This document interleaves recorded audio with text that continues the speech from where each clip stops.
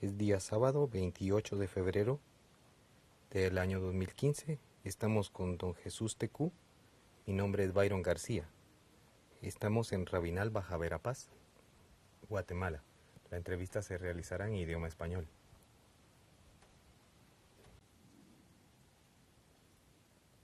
Es día sábado 28 de febrero del año 2015. Estamos con Jesús Tecú. Mi nombre es Byron García. En Rabinal, Baja Verapaz, Guatemala. La entrevista se realiza en idioma español. Es día sábado 28 de febrero del año 2015. El entrevistado es Jesús Tecú. Mi nombre es Byron García. Estamos en Rabinal, Baja Verapaz, Guatemala. La entrevista se desarrolla en idioma español. Por favor, don Jesús, si me puede decir su nombre completo y si me puede deletrear, por favor. Mi nombre es Jesús Tecú Osorio. ¿Me deletrea si es posible? Jesús Tecú Osorio. Es J-U-S-U-S. Bueno, empieza con J-S-U-S, T-E-C-U,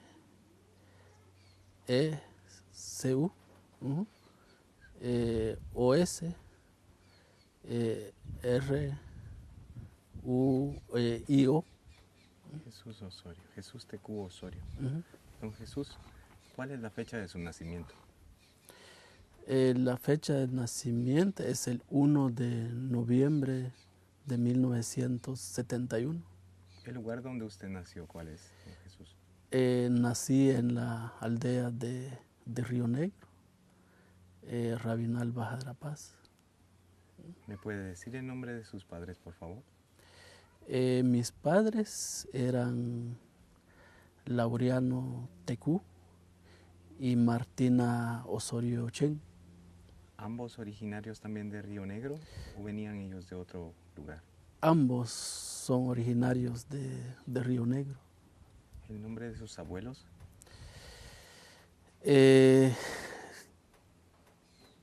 Ya no me recuerdo muy bien, pero mi abuelo se llama Jorge Sánchez y mi abuela se llama Juana Chen.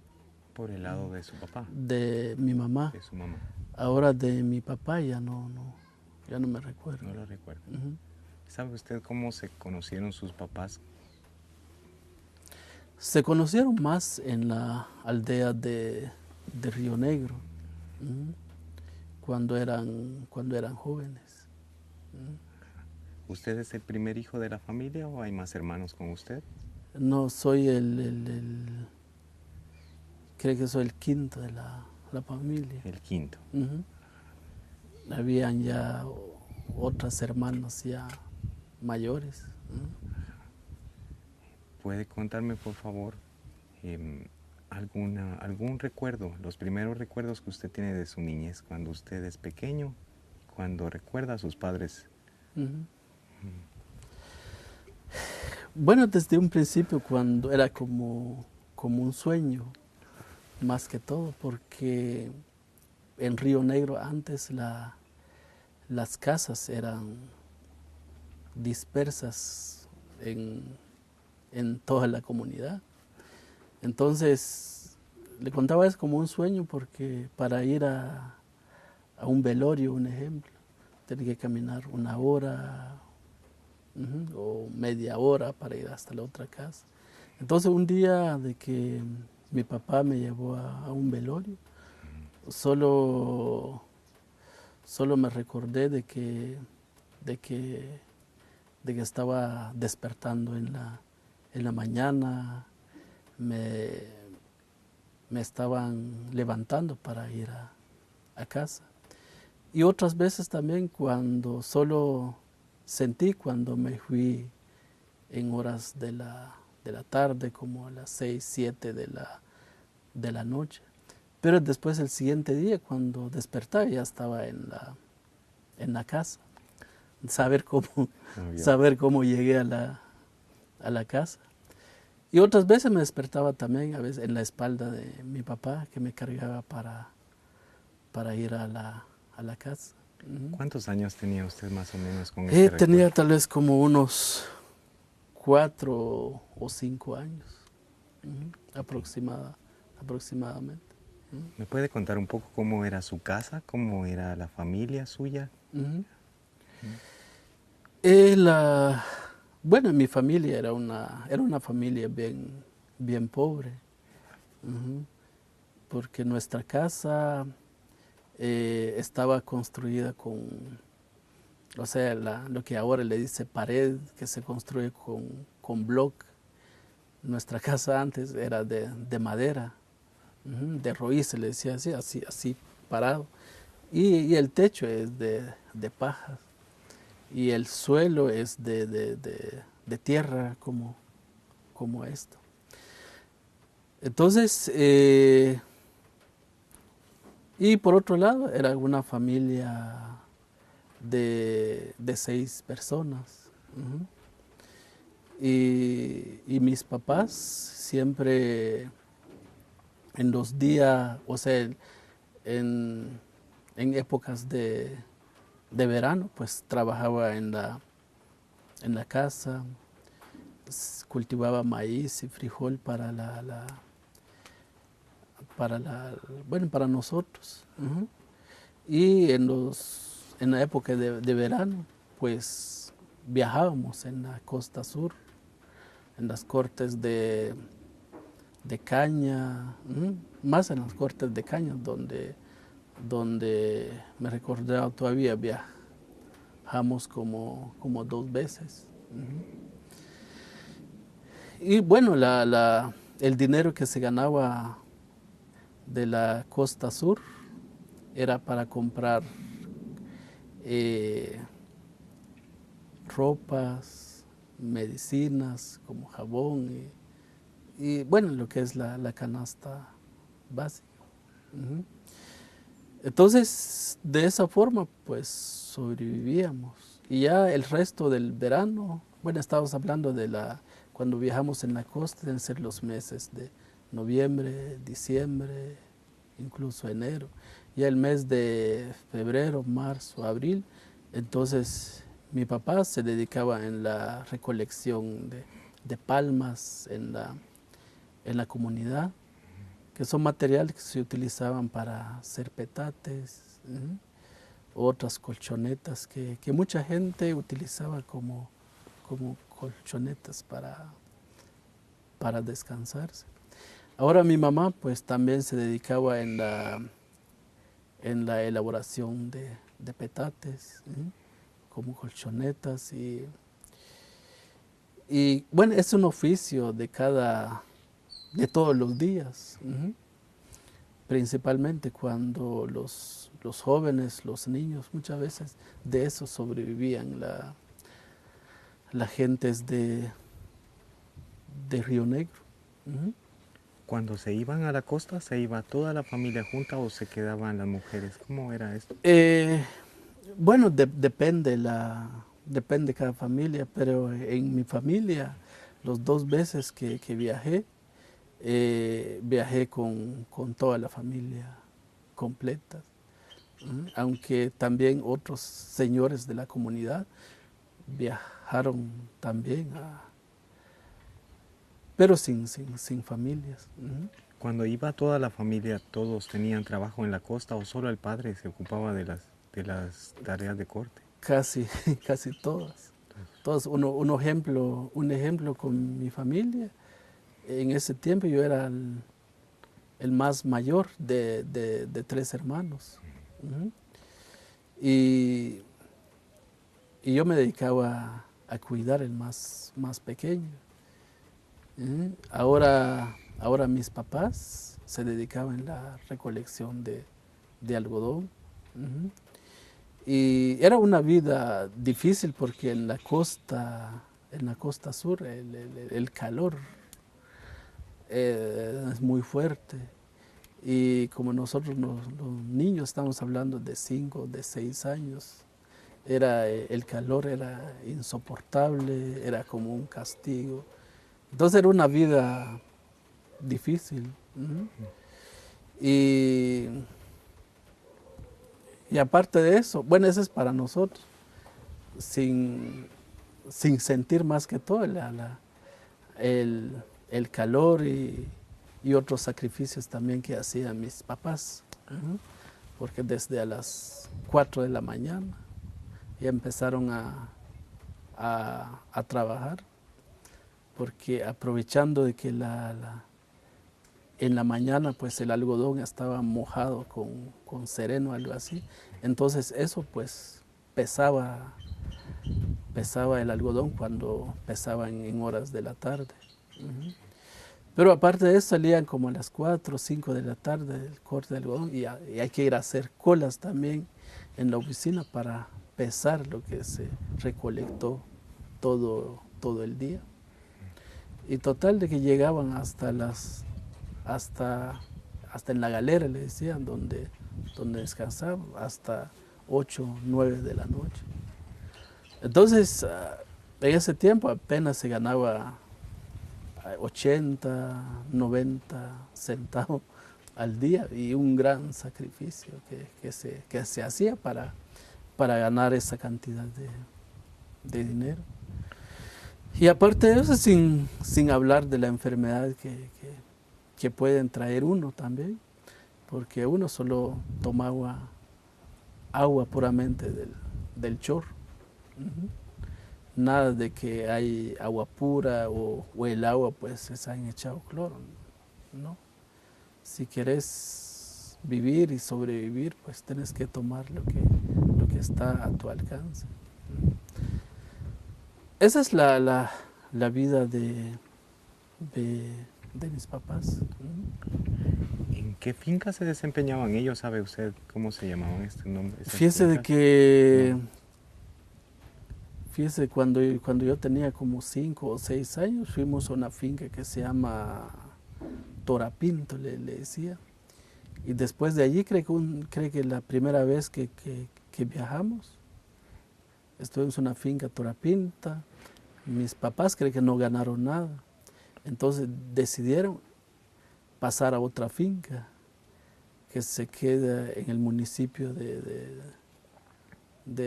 Tiquizate, que se llama Petencito, le decía. Entonces esos dos fincas donde me recordaba todavía, donde estuvieron trabajando mis papás. Cuando me menciona las galeras, era el lugar donde se descansaba. ¿Cuántas familias podían haber en este lugar? En las galeras muchas veces ingresaba alrededor de unas 75 a 100 personas, porque otros dormían aquí, otros por allí, otros por dentro de estaban como en cola la gente dentro de la galera. ¿Hay camas? No había camas, sino que no, dentro de la galera hay el suelo igual como estas, pura tierra. Y bueno, qué bueno sería si, si fuera esto. Porque uno puede descansar en este lugar, no hay tanta, o sea, no hay animalitos, pero muchas veces en las galeras donde llevaban a la gente, allí dormían perros, incluso caballos, animales. Entonces cuando uno llega, entonces tiene que casi desinfectar el lugar, poner como algún insecticidas para matar a los animales, como piojos, pulgas, incluso hasta garrapatas que habían ahí. Ya la última vez que cuando ya tenía ya como 14, 15 años, fui a una finca de café aquí por las nubes, aquí por Guazacapán, Santa Rosa. Y nos llevaron en un potrero, solo había una galera ahí. Y como dentro de la galera no entraban toda la gente. Entonces tuvimos que salir y ahí estuvimos bajo los árboles.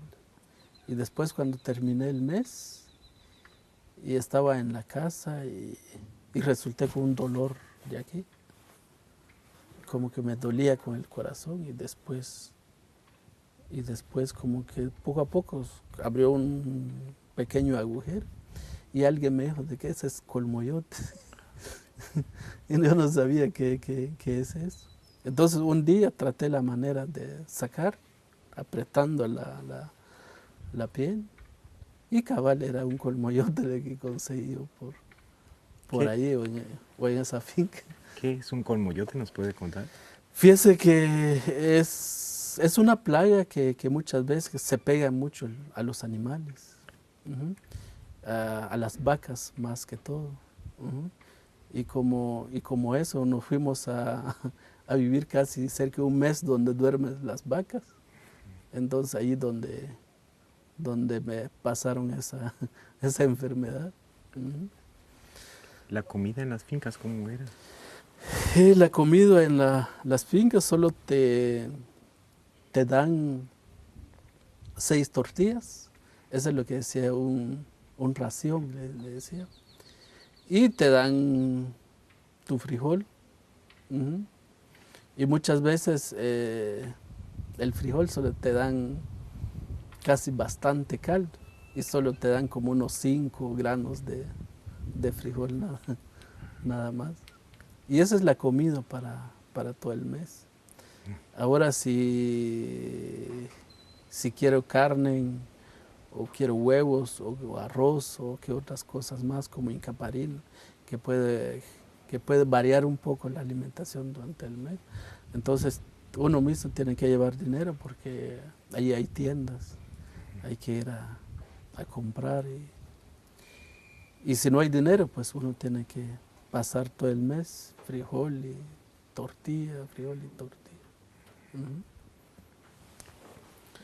Entonces esa es la vida no solo de mis papás, sino que casi es la vida de todo el pueblo maya de Guatemala.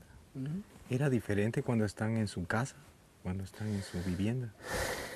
Es diferente porque cuando viviendo en mi casa, aparte de que puedo descansar y jugar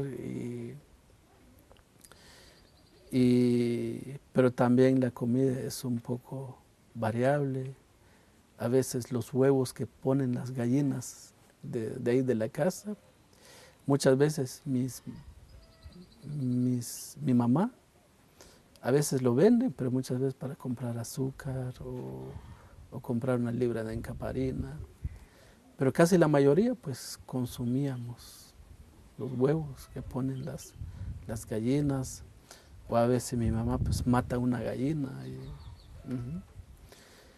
Pero aparte de esto, de que como Río Negro, ahí pasaba el río Chiquisoy, entonces íbamos al río a pescar y sacar pescados del río más que todo, y ahí y comíamos. Pero aparte de eso, también en la comunidad había muchas plantas de mangos, en épocas de mango, casi hasta se podrían los mangos también, porque casi ya la gente ya no son capaces para comer. Ujú. Entonces, esas son la vida en la comunidad, que en las fincas es diferente. Ujú. Cuando usted es niño, ¿recuerda a sus amigos, a sus compañeros en su lugar? Eh, la, la, sí, no me recuerda muy bien de que allí en Río Negro, cuando era, estábamos hablando como de 5, de 6 años, entonces la única forma para ir a jugar, muchas veces ir a jugar fútbol o ir a bañarse en el río. Muchas veces cargaba mi lazo Y como allí pasaba el río, entonces con el asa me salía desde afuera y con eso me tiraba hasta el río. Era grande el río. Ujú, era grande el río. Y por eso es de que de cuando yo era patoje, pues mucha gente de Río Negro me extrañaba mucho porque desde 5 o 6 años yo podía nadar. Ujú, y mis papás no. Y ahí nacieron Sí. en Río Negro. Ujú. Entonces era una admiración total de la gente. Y no solo yo, sino que a veces mis hermanos también y otras señoritas de ahí de Río Negro y no tienen temor cruzar el río. Ujú. Y es parte también de la parte de la vida cotidiana cuando uno era niños. Ujú. ¿En la escuela? ¿Fue en la escuela usted, don Ahora en la Jesús? escuela es otra, es otra historia, porque Río Negro se encontraba casi a 30 kilómetros de Rabinal, no hay acceso a carretera, casi es una comunidad muy abandonada. Ujú. Y los maestros no llegaban, y si llegaban solo llegaban a trabajar 1 o 2 días a la semana y se venían para sus casas. Y yo ya tenía ya casi 10 años. Tenían 10 años cuando salí de Río Negro y nunca fui a la escuela. Ujú. Igual que a mis hermanos. Y casi por todas, digo yo, o a nivel de la comunidad, casi pocas personas saben, sabían leer y escribir. Y son los que han ocupado algún puesto en la comunidad como alcaldes auxiliares o como comités o como comisionados militares. Ujú. Pero no casi toda la mayoría no saben leer ni escribir. Y eso es con relación ya puramente a educación. A nivel de salud es más peor, porque muchas veces solo, bueno, si hay medicina, pues mandan a través de los promotores de salud y si no, pues hay que, hay que traer, hay que traer un enfermo desde Río Nerias en caballo o en lo que sea, pero hay que traer al pueblo. Cuando tenía tal vez como 5 años me di cuenta de que se murió una hermana. Creo que ya llevaba casi 2 días que tenían calenturas. Y después un día como que se le quitó y se fue a bañarse en el río. Y después ya en horas de la tarde se empeoró, mucha fiebre. Y después a través de mis papás y otras personas también lo trajeron al pueblo. Y después el siguiente día cuando regresó ya estaba muerto. Ujú. Es su hermana. Porque ya no le dio tiempo para ir con un médico. Ujú. Entonces, ese es ¿cómo se llama? El tipo de desarrollo que teníamos antes en Río Negro.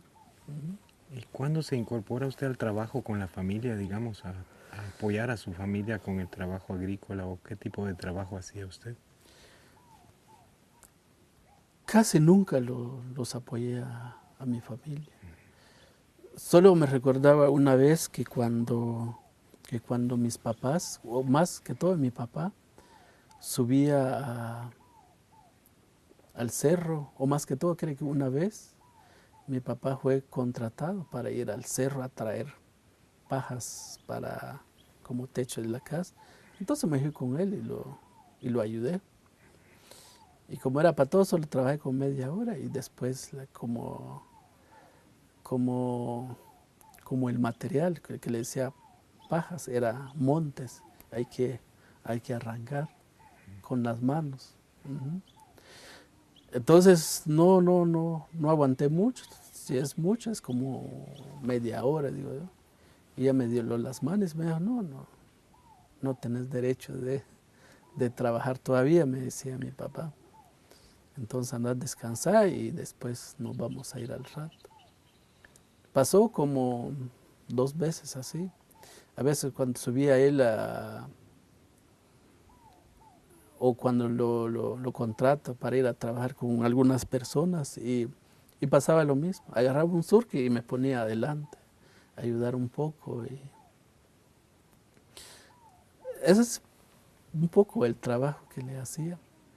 Ujú.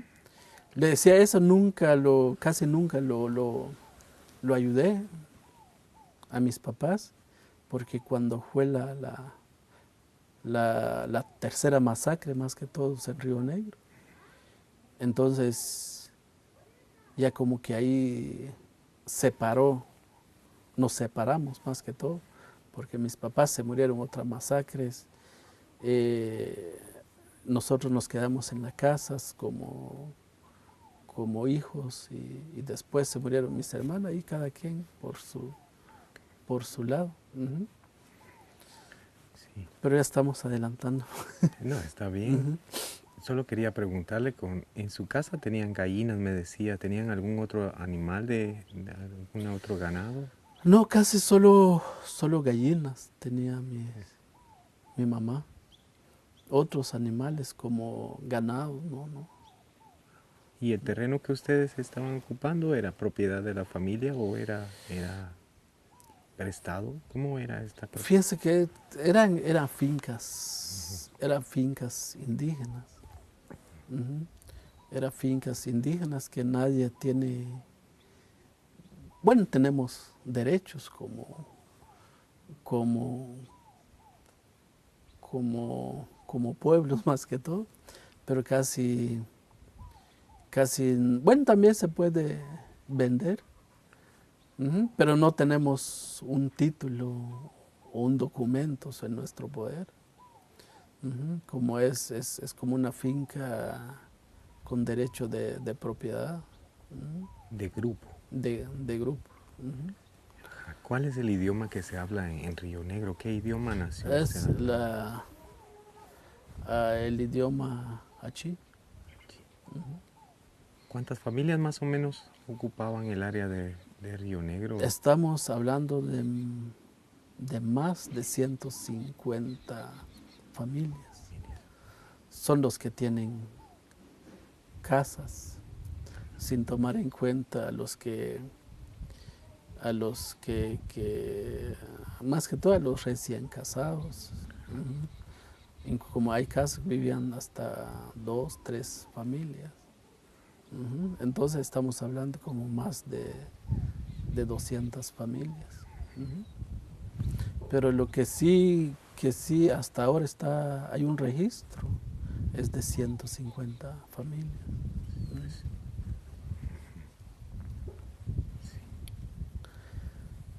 siempre. Entonces, estamos hablando como de más de 2.800 personas. Ujú. ¿Hay algún otro recuerdo que usted tenga de esa parte de su niñez? ¿Recuerdos alegres? Como con sus amigos en el río, con sus hermanos, que Ujú. me pueda contar alguna Lo que anécdota. me recordaba mucho todavía era cuando subíamos a jugar pelotas con los compañeros. Pero también a veces jugábamos en el río, muchas veces jugamos venado, le decía, nombramos un venado y, y al venado tenemos que agarrar dentro del río. Era un juego muy divertido porque a pesar de que tenemos que atrapar el venado, pero por otro lado estamos aprendiendo a nadar, conocer el área. Ujú. No es lo mismo como llega a un lugar y hasta le da miedo meterse dentro del río porque uno no sabe qué hay allá abajo, culebras o piedras o palos. Pero eso como que ya conocemos el área donde podemos bañar y existía confianza más que todo. Pero llegó un momento de que eso terminó. Terminó porque aparte de que se terminó porque sobre el río Chixoy se construyó la represa. En ese tiempo estaba hablando de la represa más grande de Centroamérica. Y nosotros no teníamos ninguna idea qué es represas, pero también nuestros papás, que solo hablaban de una represa para saber qué es, y solo decían de que algún día se va a inundar su comunidad y ustedes tienen que salir, porque si no se van a morir o se van a ahogar. Y nuestros abuelos no creían porque ¿y cómo puede ser eso de que la obra del ser humano puede llenar casi una vacía de una montaña? Entonces la gente no creía. Pero después se dieron cuenta, bueno, los que sobrevivieron se dieron cuenta y los que no, pues hasta ahora se están dando cuenta de que es una represa y con la obra del ser humano hace muchas cosas, hasta destruyen la vida, la historia de una comunidad, como lo que pasó en Chixoy. ¿Llegaban gentes a platicar con su familia de la represa para decirles qué iba a suceder o cómo ellos se enteraron de esto? Fíjese de que solo escuché de que comentaban nuestros papás, eran de que cuando empezaron a llegar era como turistas, utilizando palabras vulgarmente, llegaron gringos de turistas sobre el río Chixoy. Caminaron como kilómetros. Estamos hablando desde Pueblo Viejos. Estamos hablando como desde casi desde San Cristóbal y caminando, saliendo hasta por Quiché, hasta por Zacapules, porque el río que pasa por Zacapules es el mismo que pasa por Río Negro. Entonces armaron investigaciones para saber cómo es el río Chixoy, si tiene capacidad para generar energía para todo el año. Entonces, pero nuestros abuelos hablaban de eso, de que eran como turistas, que empezaron a llegar como turistas. Los primeros. Y después, cuando ya empezaron a decir de que aquí se va a construir una represa, y luego cuando era patojo, solo escuchaba las bombas que explotaban en horas de la mañana o en horas de la noche. Y como dentro de las montañas se escucha, tal vez por las montañas, digo yo, se escuchan los ruidos de las montañas, pero también mueve la tierra. ¿Cuántos años tenía usted ahí? Tal vez tenía ya como 7 o 8 años. Estamos hablando desde 1975, 76, 78. Entonces, sin pensar que si algún día pues salimos o abandonamos la comunidad por la fuerza, por las masacres, nunca uno imaginó eso. ¿Cuántas otras comunidades habían también de pueblos achís, de vecinos de Río Negro que son afectados por la hidroeléctrica?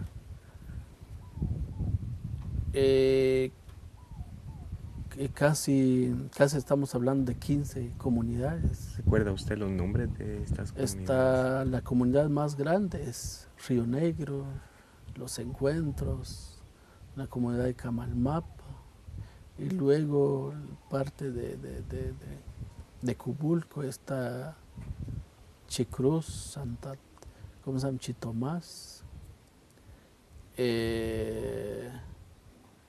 Ya no me recuerdo otros nombres de otras comunidades, pero eran como 15 comunidades que fue afectado por la represa. Todos población de origen achí. Todos son de origen achí.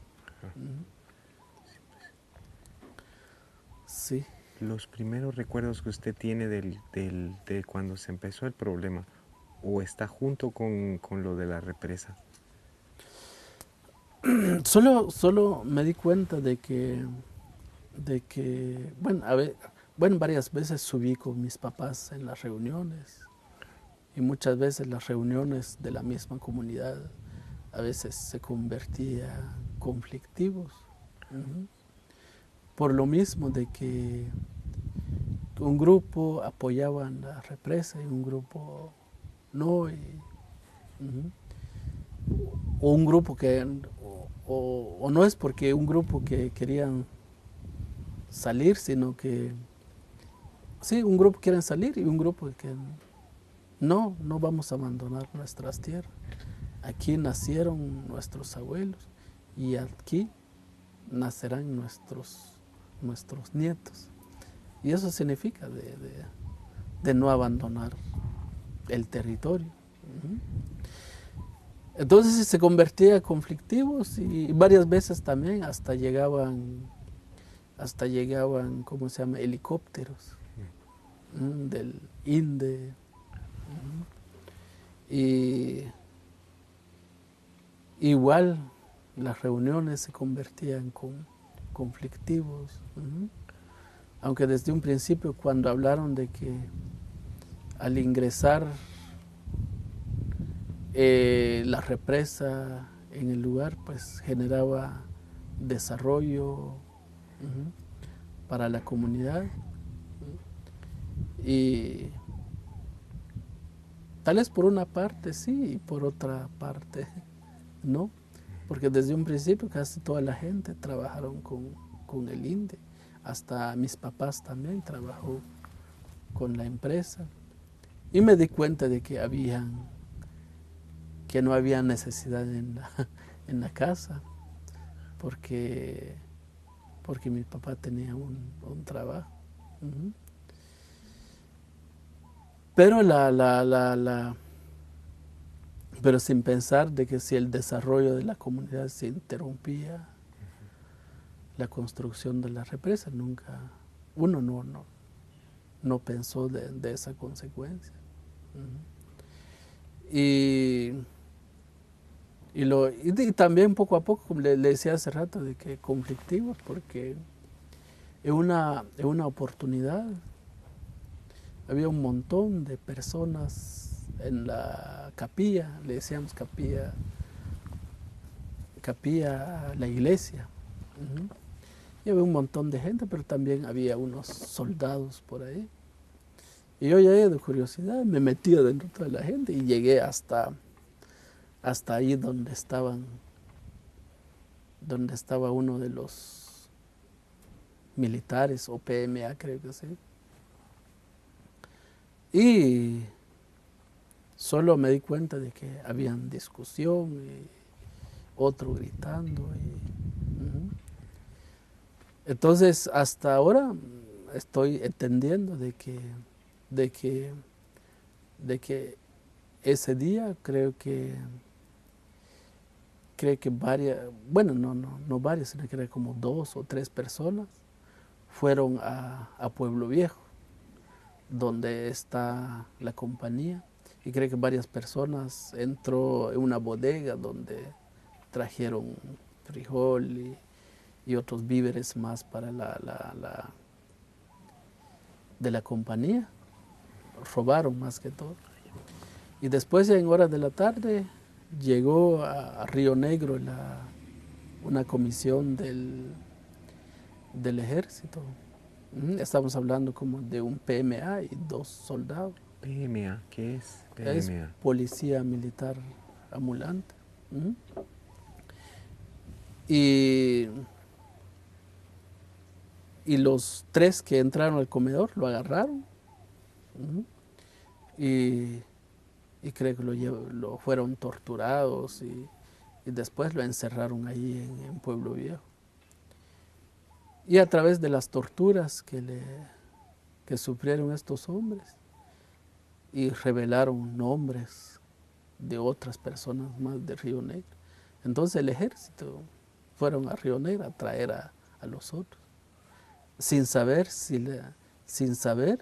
sin prevenir si la presencia de ellos generaba conflicto. Llegaron a Río Negro y la gente no dejaron salir a los que aparecían en la lista. Se organizaron y dijeron que no, y hay otras personas que estaban muy enojados por la negociación del desalojo, y dijeron de que aquí se van a ir, pero hasta que dejen libres nuestros compañeros detenidos. Y como a las 5 de la tarde salí de ahí, me fui para la casa. Era como a las 2 de la mañana, solo escuché los disparos. Se escuchó varios disparos ahí. Y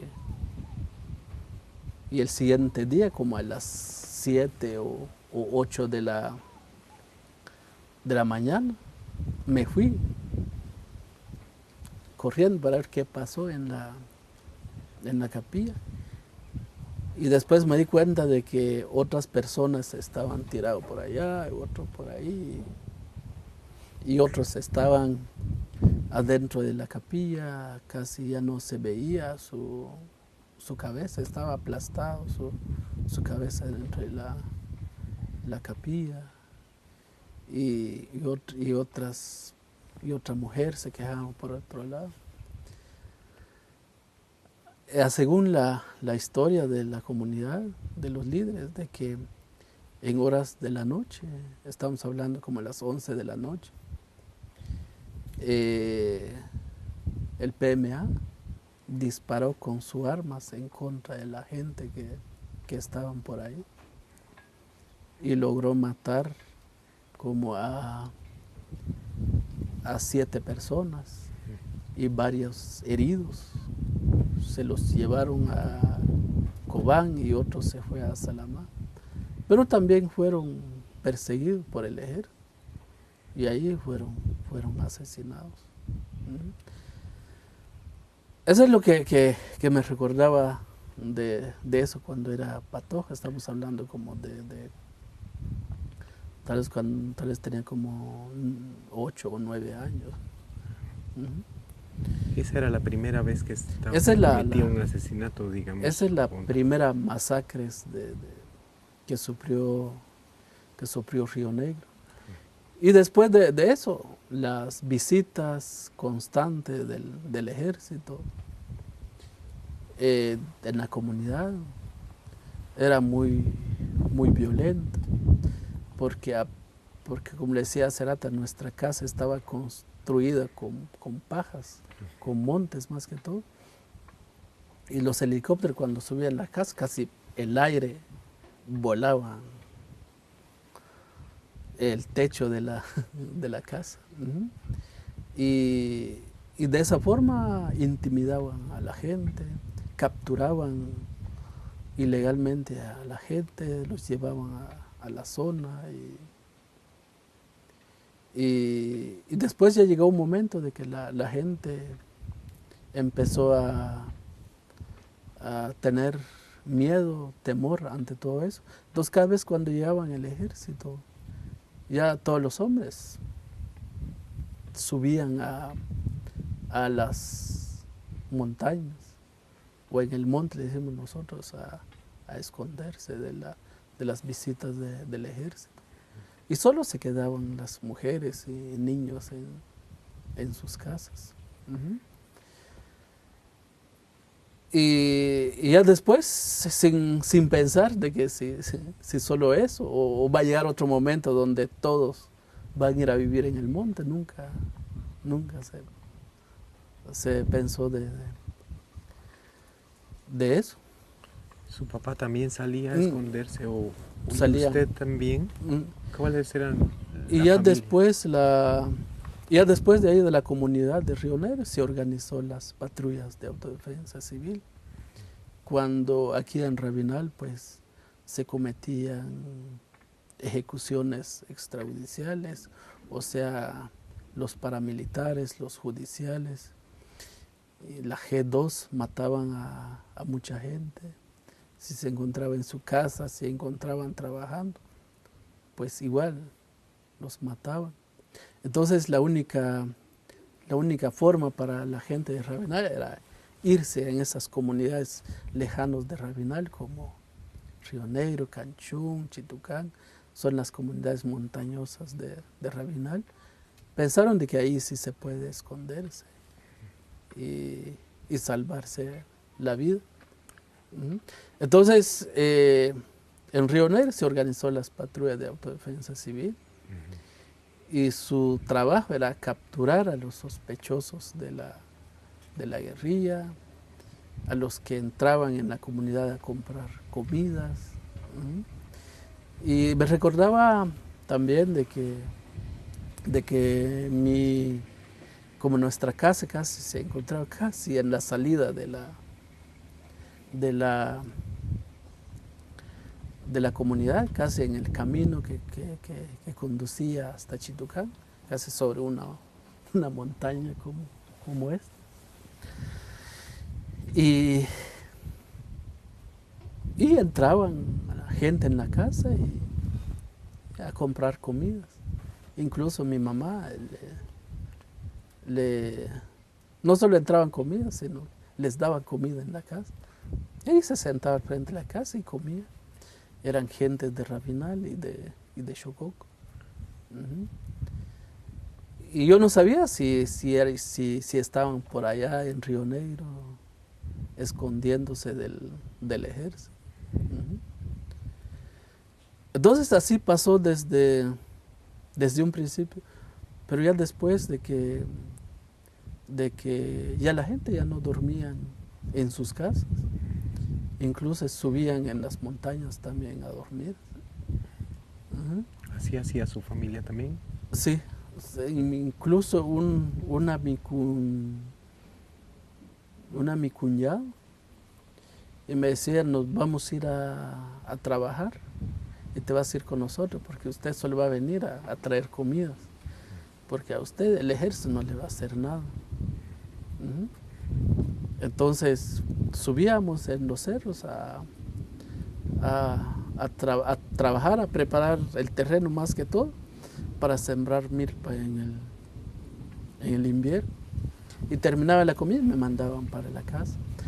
Pero también se escondían del ejército. Así empezó desde un principio, pero llegó un momento de que casi ya casi subían también hasta las familias a esconderse en las montañas. Entonces eso es lo que se pasó desde un principio. Incluso pasó otros momentos también de que eso sí no me consta, no me di cuenta quién fue, pero era también una estrategia más que todo que utilizaron la comunidad para ver si el ejército dejaba en paz la comunidad. Entonces la comunidad como que agarraron a una persona, los que estaban en Río Negro escondida, y lo mataron. Y Era como a estas horas. Igual, había mucha gente ahí, me metí dentro de la gente y salía ahí donde estaba el cuerpo de esta persona. Solo me di cuenta que estaba un poco abajo y ya no se movía. Pero utilizaron como estrategias para mostrar al ejército de que en Río Negro hay patrullas de autodefensa civil y sí actúan en contra de la guerrilla.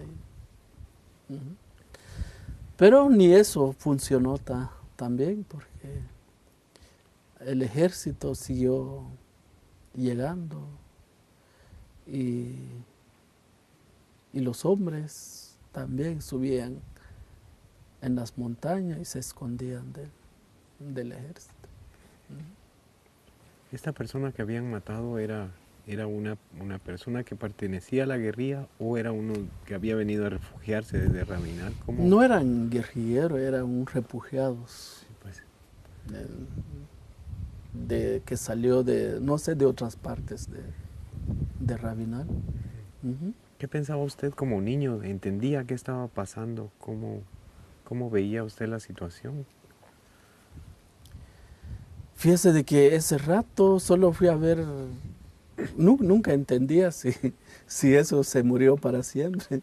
Yo pensé que eso solo por un rato y pensé que eso puede vivir o levantarse el cuerpo otro día. Solo fui un momento y después regresé. Pero lo único que me llamó mucho la atención es la actitud de la gente, porque otros estaban llorando porque reclamaban la muerte de esta persona, y otros rechazaban y otros reclamaban. Habían de todo. Eso es lo que me di cuenta en ese momento. ¿Los comisionados militares que usted mencionaba estaban viviendo dentro o eran parte de la aldea Río Negro? Eran parte de la aldea de Río Negro. Eran comisionados militares de la comunidad. ¿Cuál era su trabajo o función de ellos? Fíjese de que sus funciones era más que todo controlar a la comunidad. Y reportar al ejército si alguien de la comunidad se metían en babosada, como le decían. Eso, babosada sería la organización de la guerrilla. Entonces los comisionados eran como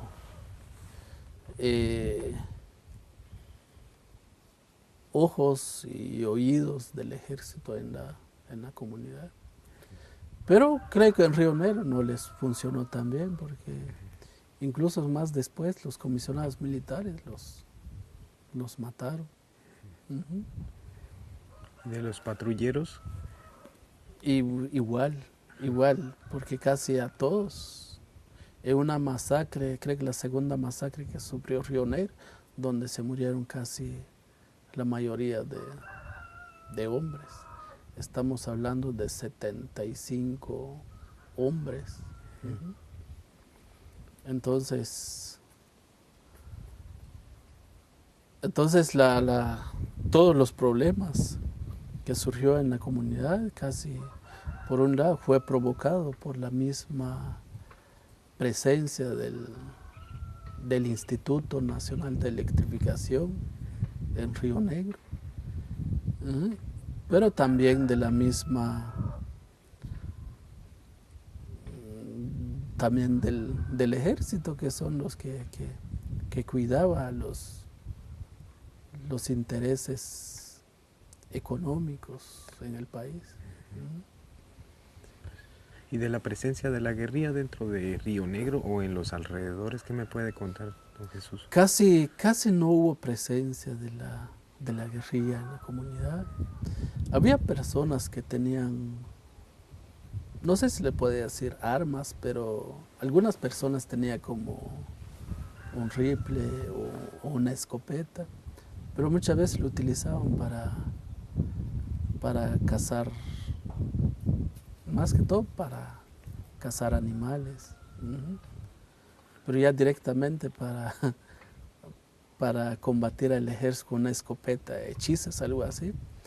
No sé si se llama, yo creo hechizas, porque me recordaba una vez que mi cuñada que se fue al campo a cazar algún venado, le colocó, como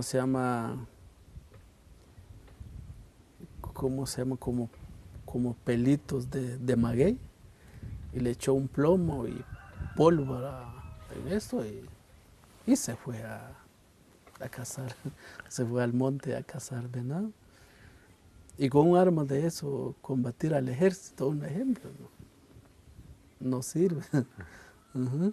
Entonces, creo que es el único armas que tenía la comunidad en Río Negro. Ujú. Pero ya movimientos o grupos que realmente se organizaban fuertemente armados, ¿no? No había. Y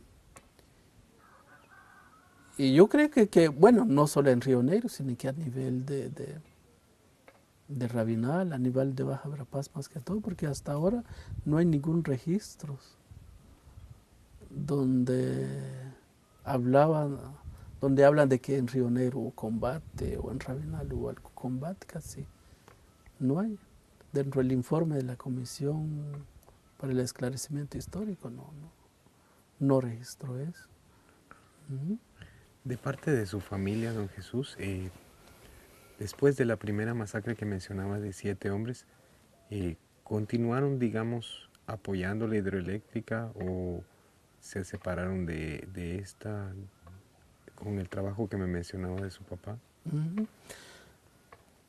Fíjese que mi papá, según me estoy recordando ahora, como regresando a casi 40 años más atrás. Bueno, mi papá era una persona muy, muy sencilla. Ujú.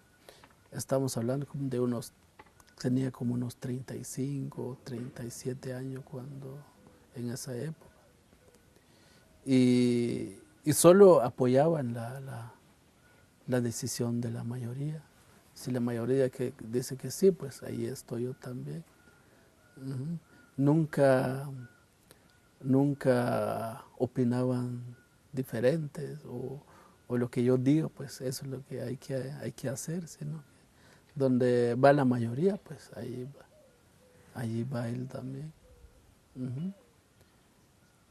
Entonces me imagino que mi papá está dentro de la opinión de la mayoría de no abandonar su territorio. Ujú. Que, bueno, el territorio estamos hablando de donde estaba nuestra casa, donde están los sitios arqueológicos. Ujú. Y la historia milenaria del pueblo maya Achí en la región del río Chixol. Ahora que me habla de esto, ¿cuál era la religión que tenían ustedes en su familia? ¿Qué religión practicaban, digamos? ¿Cuál es el...? Pues mis papás se inclinaban mucho a la religión católica. A la religión católica porque me recordaba también de que cómo adoraban también la, la llegada de los padres también. Ujú. Llegaban mucho en la iglesia y por eso muchas veces gentes los quería mucho como padrinos de casamientos, de primera comunión, de confirmación, algo así. Eran buscados me imagino por lo mismo que se inclinaba mucho a la religión católica. Aunque de vez en cuando también celebraban también como ceremonias mayas, pero eso lo hacían cuando hay enfermedad, cuando anuncias alguna enfermedad muchas veces. Y eso sí lo celebraban, porque incluso como 2 veces también logré ver todavía, subimos en las montañas a celebrar 2 ceremonias. Ujú. Muy bien. Tal vez si quiere podemos hacer una pausa un momento, tomamos un poco de agua y continuamos Muy en bien. unos segundos, ¿le parece, don Jesús? Ujú. Continuamos entonces con la entrevista a don Jesús Ujú. Tecú. ¿Me puede seguir contando en el punto donde quedamos antes respecto a la primera masacre y ampliar un poquito al respecto? Ujú. Pues fíjese de que cuando sucedió esa masacres, como le decía, de que en horas de la mañana llegué en la capilla, ujú, y, y vi a personas que estaban ya sin vidas, otros por aquí, otros por otro lado, y, y casi todo, habían otras personas ahí, pero eran otros llorando. Ujú. Entonces era como a las 10 de la mañana, algo así, saber cómo llegaron a saber, pero llegó un helicóptero. Llegó un helicóptero y creo que ahí donde iba una persona que trabajaba con el INDE, que se llama Gaitán Sánchez, algo así. Y, según entiendo yo es de que desde arriba, porque eso sí pasó, pero después que pasó como fue a dar la vuelta y se aterrizó ahí en Río Negro. Y según él es de que me bajé por aquí porque me di cuenta que había mucha gente, y para ver qué estaba pasando, entonces les vengo a ver. Pero no se aterrizó ahí donde estaban tirados los muertos, sino que se paró ahí casi en medio del río, porque el río por la fuerza agarró, agarró otro camino por un lado y otro por este lado, y en medio dejó un lugar como una playa, algo así. Y ahí se aterrizó el helicóptero y fueron a ver y le dijeron que la seguridad del Instituto Nacional de Electrificación allá en Pueblo Viejo son los que provocaron estas muertes. Y a través de este helicóptero llevaron los cuerpos a Cobán, ¿no? Varios heridos a Salamá. ¿No? Y bueno, los que llevaron a Salamá fueron asesinados ya después, porque fueron perseguidos por el ejército. ¿En el mismo Salamá o cuando volvieron? No, en el mismo hospital, En el mismo. porque la esposa de una víctima dice que después de 8 días fue a ver a su esposo en el hospital y ya estaba bien y le dijeron que lo van a dejar salir 3 días después. Y después lo mandaron a llamar que vayan a traer porque se murió su esposo. Entonces, la señora asegura de que su esposo fue asesinado por el ejército. Entonces, así sucedió y hace como 10 años, creo que sí, hace como 10 años, un señor que me decía de que, bueno, contábamos la historia de lo que pasó ese día, porque esa masacre ocurrió el 4 de marzo de 1980, y me comentaba qué pasó, y él me dijo de que de que para salir un poco del grupo, porque había un grupo en la capilla, entonces traté la manera de cruzar el río, de cruzar el río, y que ese dentro del río, el cincho de un árbol medio, se me atravesó de los pies. Entonces lo que hice, lo jalé y después me di cuenta que era un arma del PMA. Entonces lo que hizo, lo llevé con el arma conmigo del otro lado del río, allí lo escondí dentro del monte, ¿no? Y después le pregunté, entonces el arma no fue recuperado directamente por la comunidad. No, me dijo.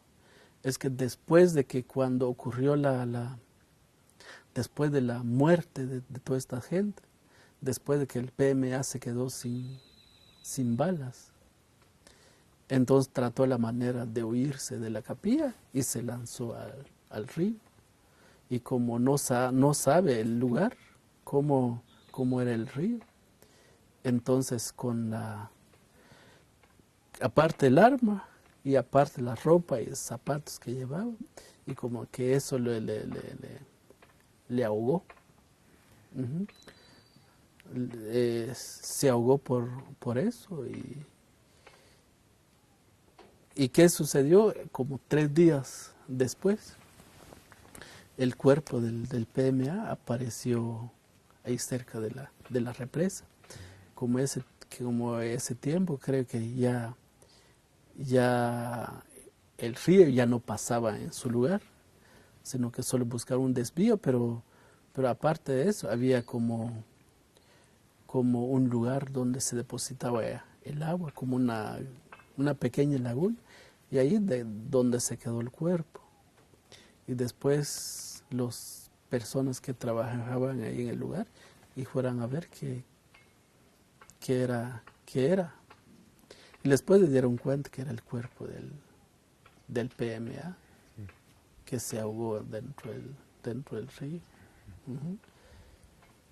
Pero después le dieron cuenta también de que también habían heridos dentro de la cabeza, no sé si piedra, no sé qué es lo con qué fue provocado, o con palos, ¿sabes? Pero sí habían heridos dentro de la cabeza. Entonces, el ejército dijeron de que el PMA se murió dentro de la turba que él mismo provocó el Río Negro. Y ahí donde se dieron cuenta de que el arma se quedó en poder de la comunidad de Río Negro. Y esas 2 armas están hablando como de un rifle, algo así, y de un galil, creo que sí, que son los... Bueno, el arma más potente es la galil. Entonces eso como que, según es que el ejército se asustaron por eso, porque a poder de la comunidad se quedó un arma que tiene mucha potencia, algo así. Entonces, y por eso empezó, como se llama, una persecución sistemática en contra de la comunidad de Río Negro. ¿Qué fue lo que pasó después, digamos, de ese marzo del año 80? ¿Con su 4 familia? El ¿Con 4. Sí, bueno, el 4 de marzo mi familia casi no pasó nada, porque como le decía hace rato, de que después fui a dar una vuelta, se vino mi papá y después me quedé otro rato para ver qué estaba pasando ahí y me vine para la casa. O sea, mi familia estaban en la casa cuando ocurrió el problemas ahí en la capilla. Solo, como le decía hace rato, solo esa vez solo ese rato como no sé si hasta las 12 o a la 1 de la mañana, se escuchó el sonido de las armas que fue disparado. Uh-huh. Pensaron de que, bueno, siempre hay en la comunidad, siempre hay gente que dispara con una escopeta. Y entonces, pero mi familia ese rato pensaron de que era algún borracho que disparó con una escopeta y ya. Pero después era como a las 2 de la mañana, una señora ahí cerca de nuestra casa empezó a gritarse y llorando. Levántese, levántese, porque el ejército ya mataron a mucha gente en Río Negro. Entonces ese rato cuando mi familia, bueno, ¿qué pasó? Pero mi papá siempre dijo de que, bueno, hasta que amanece, vamos a ver qué pasó. Ujú. Y entonces así sucedió ese día. Ujú.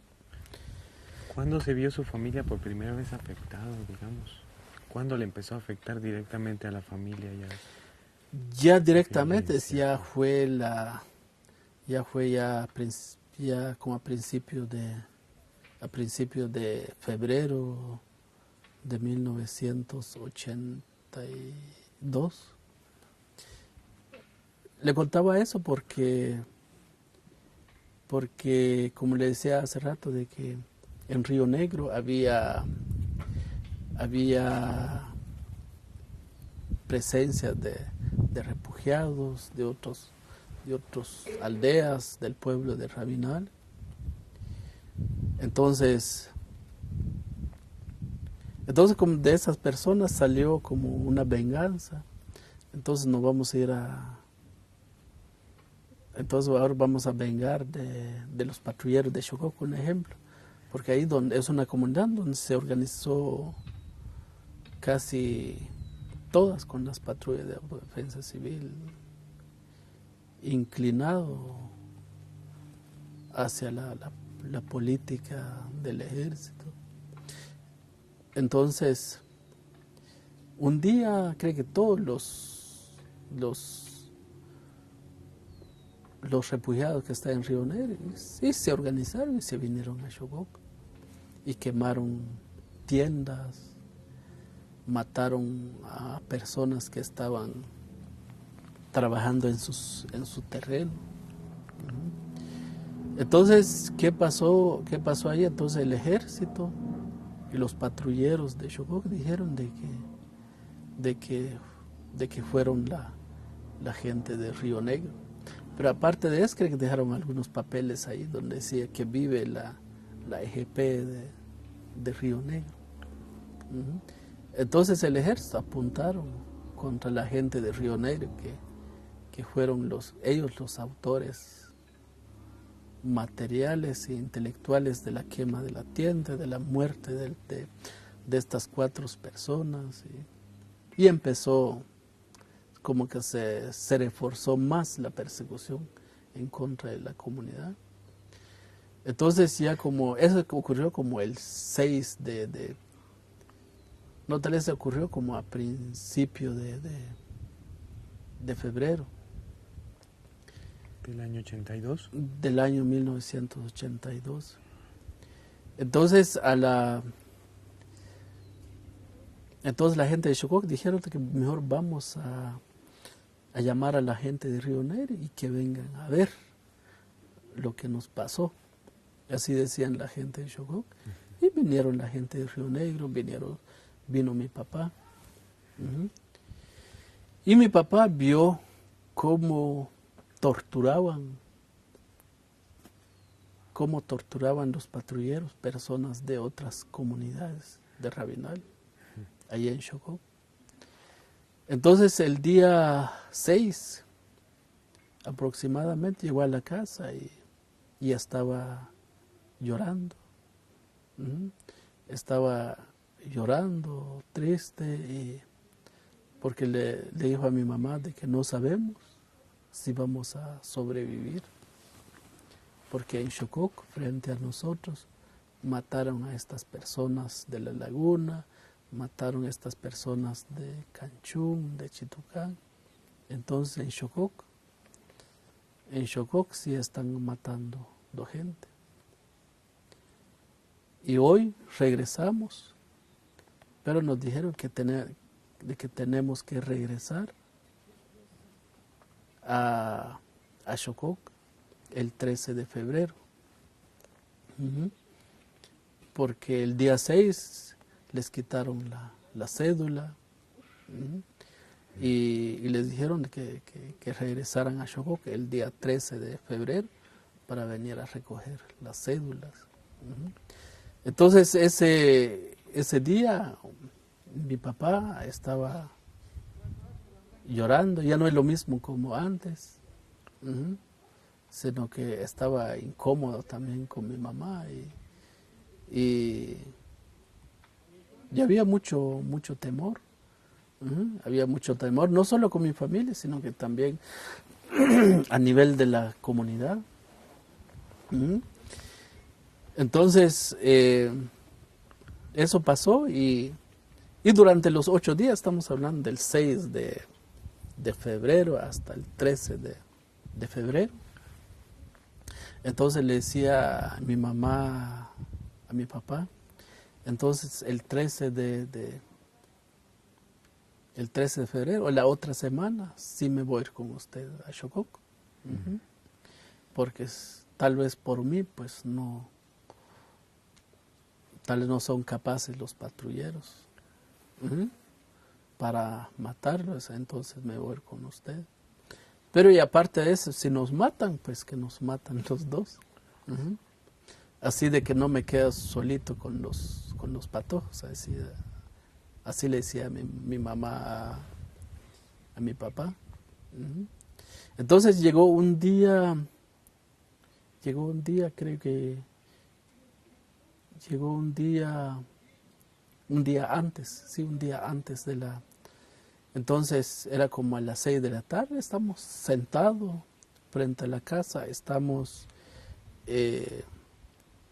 cenando. Y después, como teníamos una casa por aquí, pero también del otro lado estaba una casa de mi hermana, que estaba casada. Y mi mamá me dijo de que Jesús me dijo, anda ve en esta casa porque entró una persona ahí. Una persona vestido de blanco o algo así. Anda ve y que era, me dijo. Entonces fui a ver. Entré en la casa y no había nada, y le dijo que no había nada. Entonces, pero y ese mismo momento estaba reclamando a ellos. Estaba reclamando a ellos porque quería viajarse con ellos a Chocó. O sea, el día 12 de febrero. Entonces le dijo yo de que mañana me voy con ustedes a Chocó. Y mi mamá me dijo de que no, porque tenemos que levantar casi a medianoche. ¿Estaba muy lejos Chocó? Estaba muy lejos, casi 5 a 6 horas de camino. Entonces, si alguien sale a la 1 de la mañana de Río Negro, a las 6, a las 7, entrarían en Chocó. Entonces, y me dijo de que como solo vamos a dar vuelta a traer los papeles de papá y regresar. Entonces ese día era como a las 4 o 5 de la mañana. Me desperté y ya no había ninguno. Ya estaban llegando en Chocó cuando yo desperté. Y después hubiera venido con ellos, ya ni estarían vivos. ¿Sí? Entonces, el día 13 de febrero, ahí estuvimos en la casa, como a estas horas, esperando. ¿A qué hora llega? Y como nuestra casa está en una montaña, estamos viendo para abajo cuando llegaban. Cuando llegaban y era como a las 6, 7 de la noche, nada. Pero los perros, como teníamos perros, solo los perros salían, ya como a las 7, 8 de la noche, salían, igual como las otras veces cuando llegaban, mi mamá o mi papá cuando salía también en Rabinal o en Chocó. Entonces los perros salían a encontrarlos. Y lo mismo hacían los perros ese día. Y salía corriendo también, pensando que ya llegaron. Y me imagino tal vez es el espíritu o saber qué miraban los perros en ese momento. Porque igual las otras veces cuando llegaba mi papá, salía al encuentro. Uh-huh. Y lo mismo hacían ese día, pero ese día era falso, digo yo, porque no, ya no llegó mi papá. Entonces, ese día seguimos, nos quedamos en la casa. El día siguiente ya no llegó mi papá. Y entonces seguimos viviendo ahí con mis hermanos, porque ahí estaba mi hermano. Pero el siguiente día ya corrió la noticia en la comunidad, como a las 9, 10 de la mañana. Y corrió la noticia de que todos los hombres que viajaron a Chocó ya no van a venir porque todos fueron asesinados. Entonces, ese día se quedaron un montón de viudas. ¿Cuántas personas fueron? Huérfanos. En Chocó, ahí se murieron alrededor de 55 hombres y 18 mujeres y niños ese día. Entonces ya después de 5 o 6 días, pues que ya no llegaron a mis papás, pero siempre estamos esperando saber qué pasó, tal vez van a venir. Yo no perdía la esperanza de que puede ser vienen la otra semana. Y como ahí en Chocó, pues, bueno, que mi papá tenía familiares ahí en Chocó, y luego pensé que pues están con algunos familiares, tal vez van a venir la otra semana. Uh-huh. ¿Cuántos hermanos se quedaron? Porque se quedaron solo ustedes, digamos. Yo era el más mayor de mis 3 hermanos.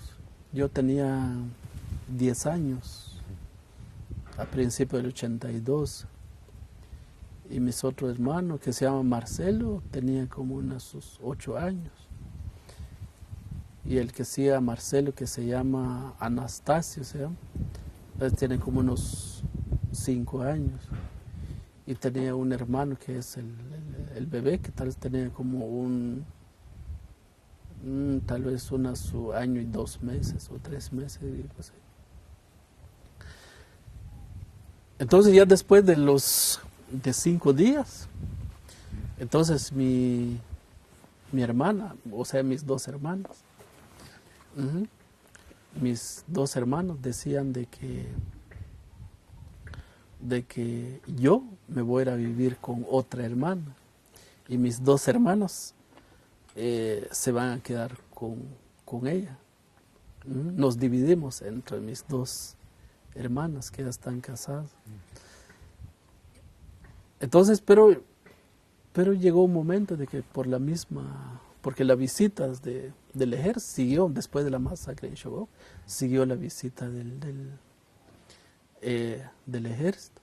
Entonces llegó un momento, nos fuimos a escondernos en un terreno o en una finca que se llama Los Pajales. Es un terreno también de Río Negro. Y no aguanté ni siquiera 15 días. Y por el hambre, porque no se podría vivirse así dentro de las montañas. Entonces solo estuve como 15 días y le decía yo a mi hermana, que se llama Laura.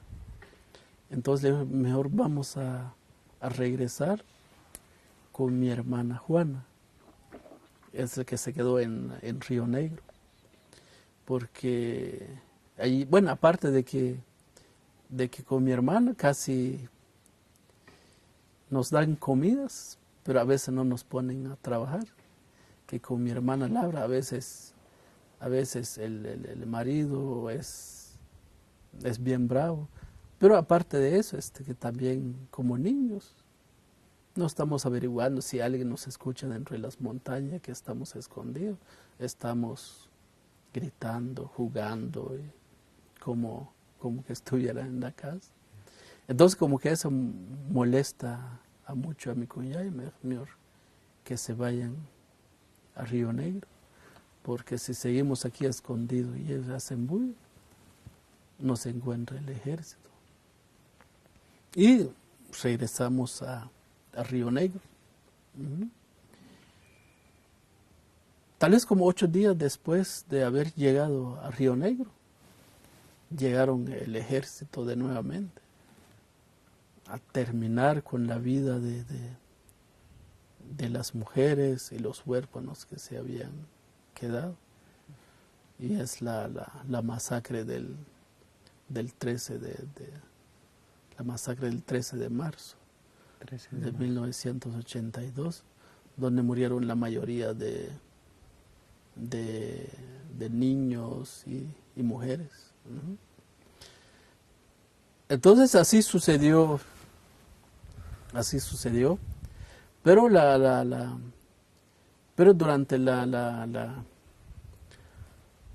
vez antes de la masacre del 13 de marzo, tal vez llegué como 8 días antes con mi hermana Juana.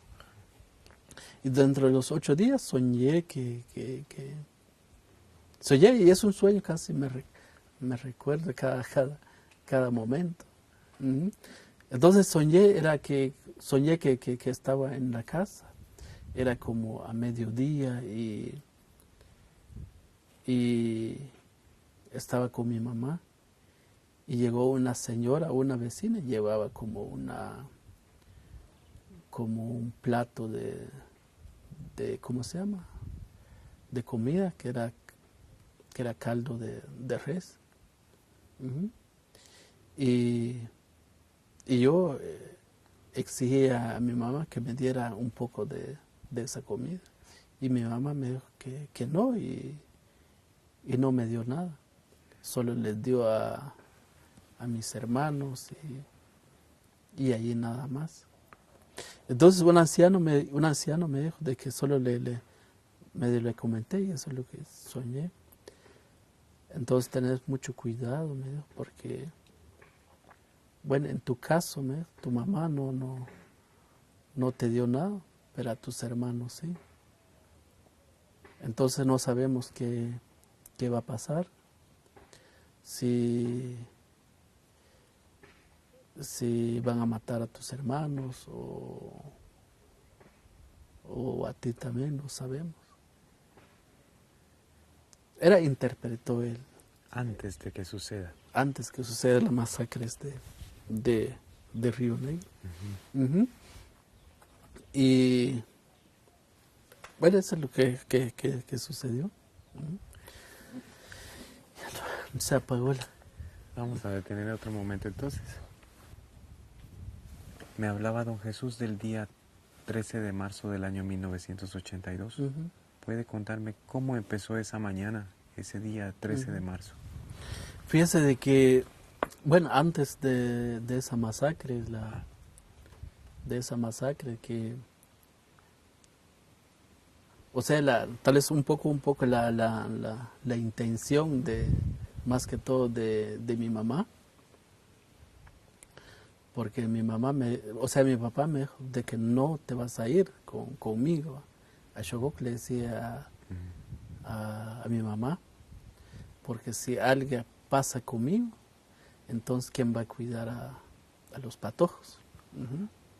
Entonces mi mamá me dijo de que, bueno, si nos matan a los dos, pues que nos matan. Hablaron de eso. Que nos matan a los dos, porque si me quedo solito en medio de los patojos, ¿quién me va a ayudar a alimentar a los patojos? Entonces Entonces mi mamá insistió mucho. Insistió mucho y lo que buscó era morirse los dos. Pero mi papá por otro lado dice que no, porque los patojos. Entonces, pero yo creo que al final de cuentas me estoy dando cuenta ahora y pensando lo que buscaba era más que todo morirse juntos, porque no, yo creo que se quería mucho. Se quería mucho y si se muera mi papá y después mi mamá, entonces como que sufriría más quedando sola. Entonces, ahora lo que sucedió el día 13 era, bueno, el día 12 como era la época de sequía, el calor, bueno, no solo en Río Negro, también en Rabinal, es la época más dura del invierno. Es la época más dura del invierno. Entonces, el día 12 mi hermano me decía mi hermana Juana me dijo de que mañana temprano te vas a ir a buscar leña en el monte, ¿verdad? Vas a ir a traer leño o a buscar leño en el cerro, porque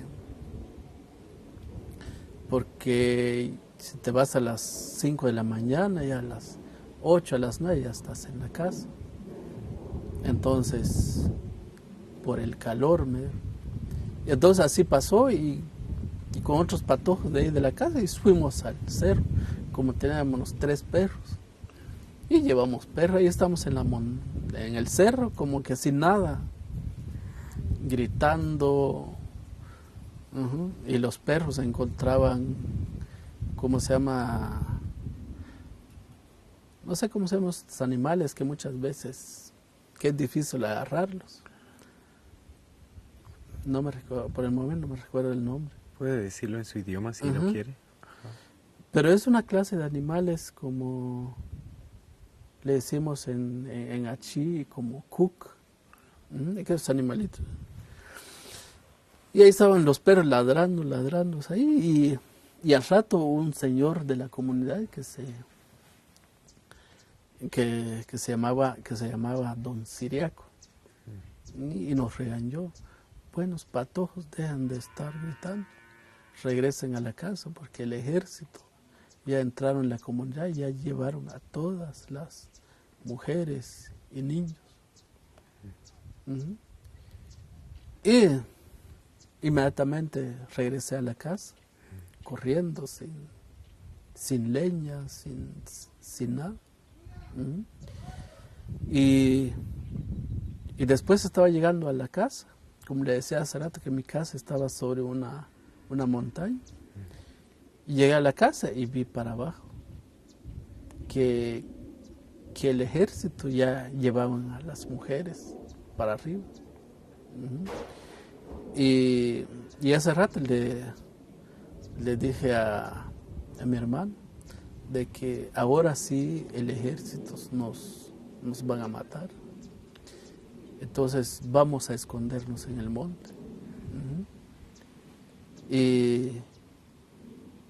Y mi hermana no quiso. Y le dijo, vámonos, le dijo yo, como vivíamos ya en la salida de la comunidad, había mucha oportunidad para meterse dentro del monte, pero son oportunidades que nunca supimos, tal vez no supimos aprovechar, sino que son momentos de que uno puede salvarse la vida y uno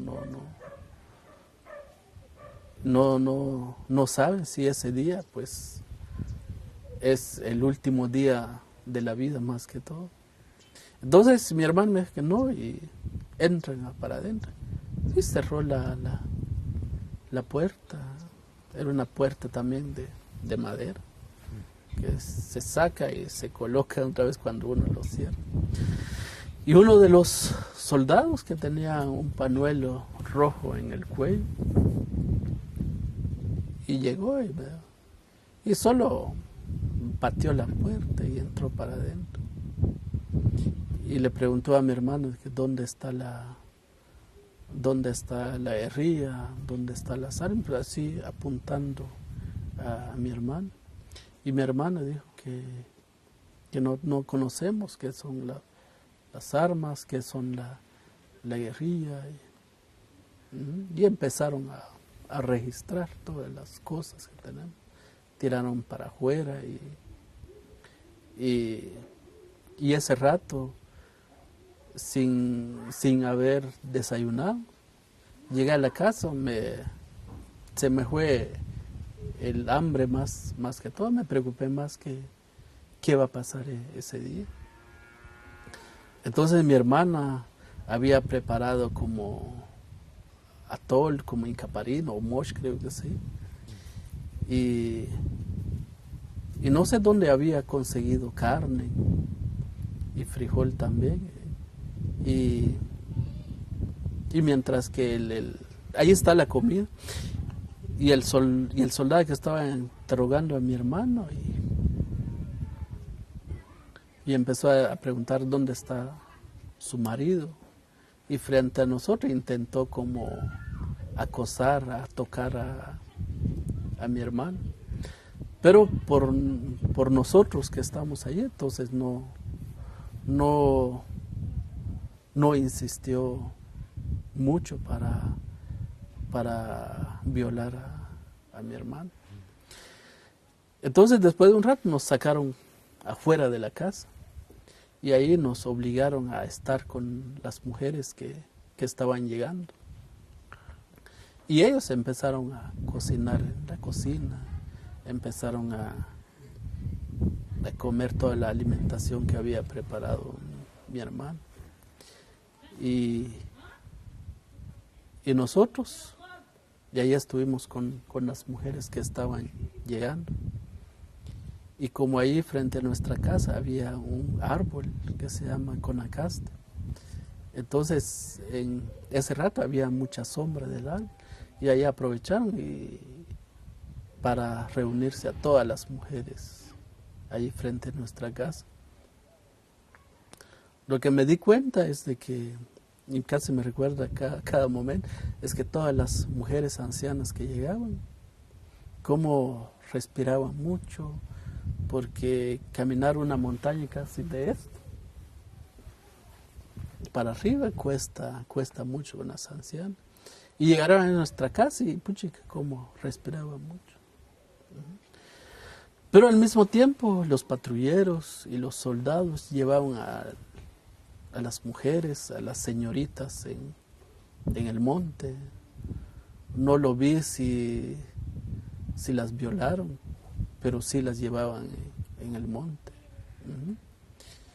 Y eso lo hacían los patrulleros y los mismos soldados.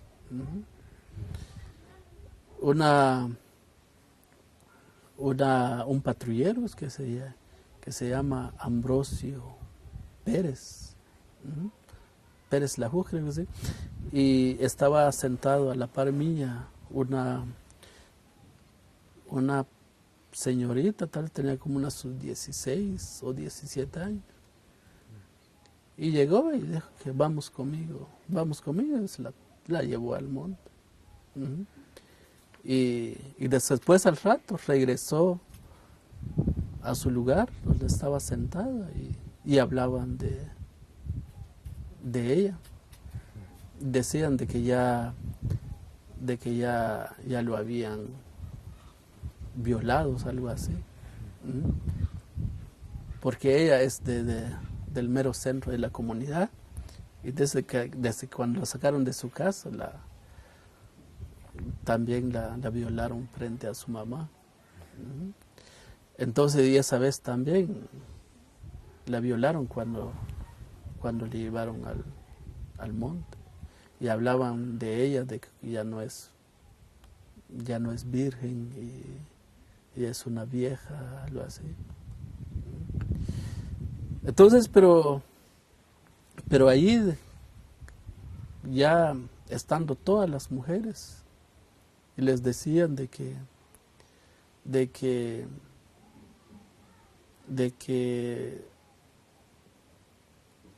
desde Río Negro los van a llevar hasta Pacush.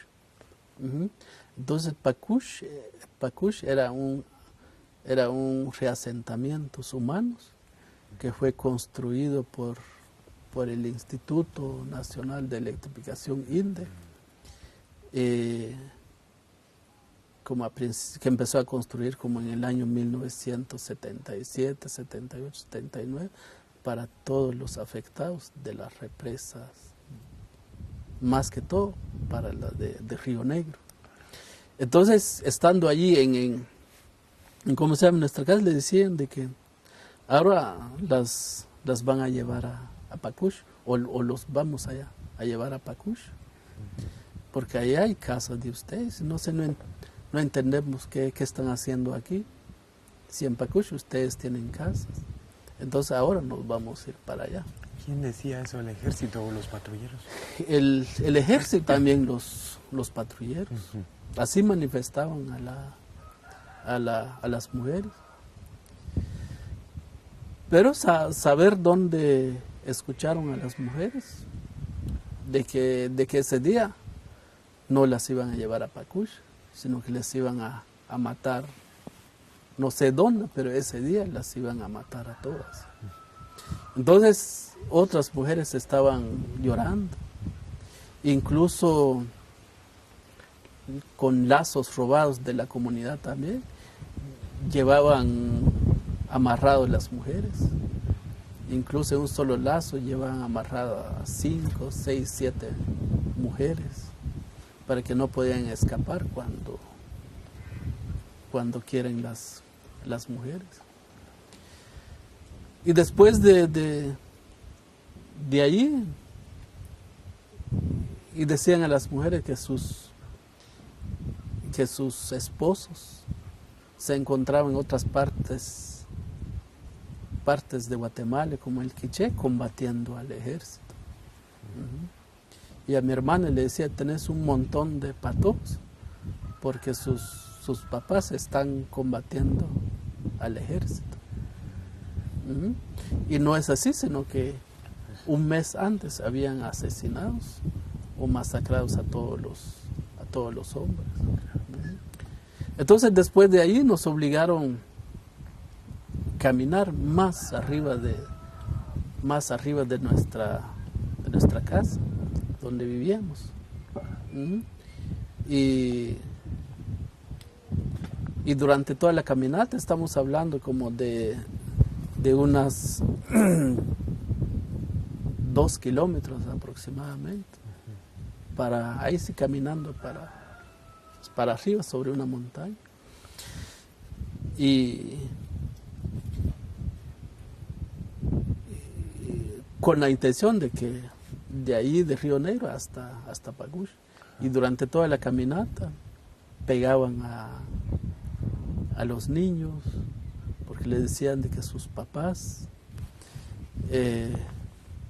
estaban combatiendo el ejército en otras partes del Quiché. Y si no entregan las armas, se van a morir. Entonces, y eso ocurrió hasta sobre una montaña que se llama Pacoshom. Pacoshom es casi a la mitad de una montaña. Entonces, llegando a Pacoshom, como ahí habían unas quebradas, en el invierno, pues ahí corrían agua que salen del cerro. Entonces en el invierno se seca la quebrada. Entonces ahí pero también había un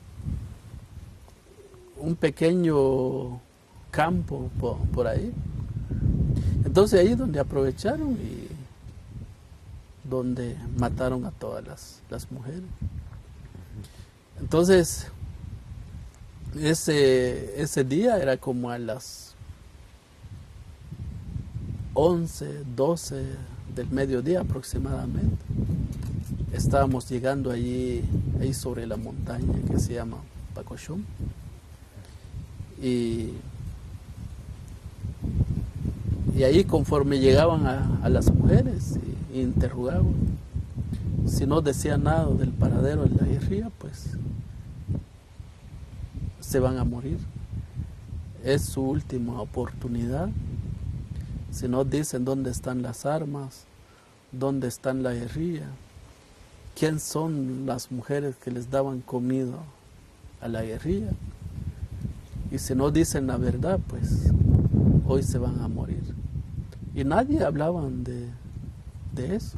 Nadie hablaban de quién daba comida al ejército, quién tiene las armas, quién son la guerrilla. O sea, no hay nada, nadie les daba respuestas. Y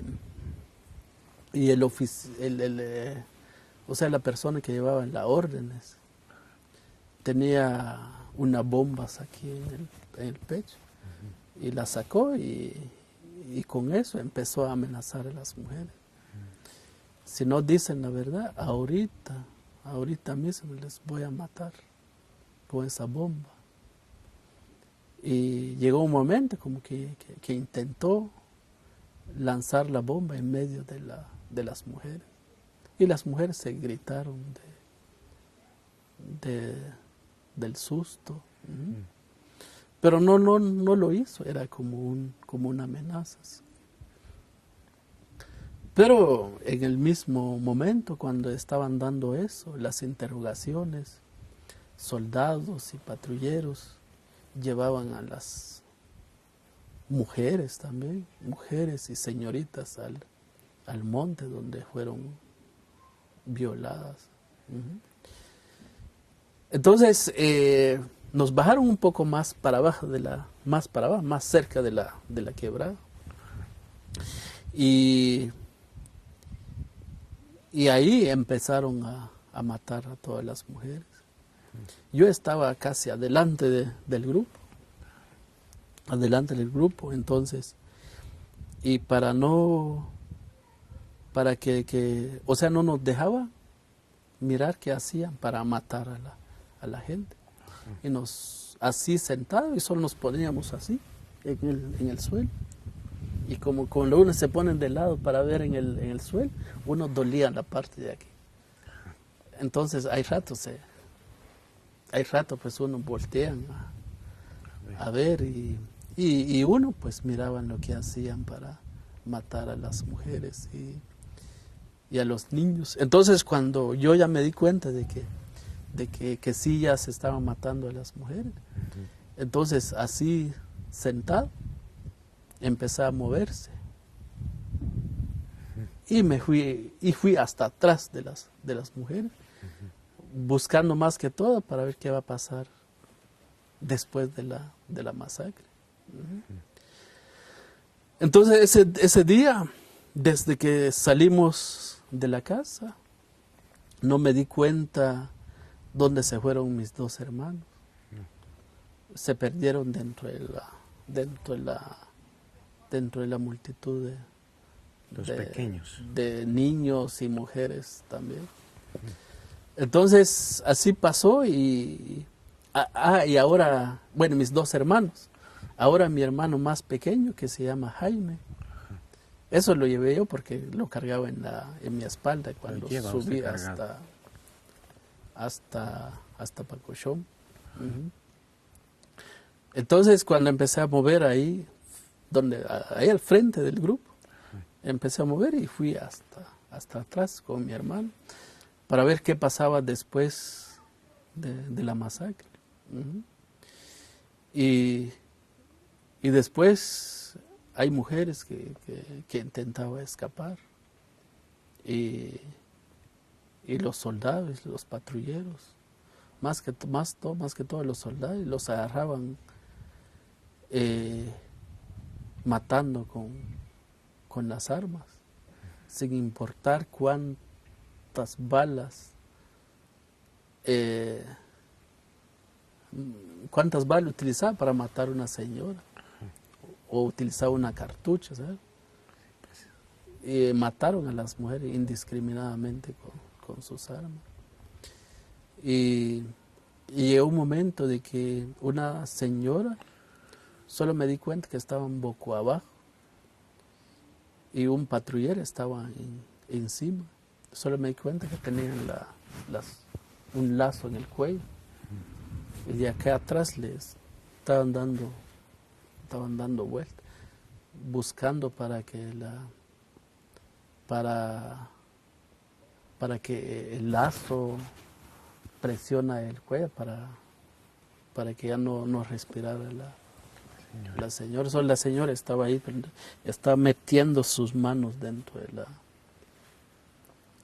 la tierra. Y saber si se murió, no sé si se murió por eso o no. Y después lo que me di cuenta es que la señora, después de un rato, empezó a moverse los pies y temblaba su cuerpo. Más que todo no quería morirse, no quería morir la señora. Y después cuando el patrullero se dio cuenta de que no se murió la señora, empezó con el mismo garrote que tenía, empezó a golpearse en la cabeza para matar por completamente. Y así pasó con muchas mujeres. ¿Cuántas mujeres fallecieron ese día? Era como 70 mujeres y 107 niños y niñas. Y así pasó y hay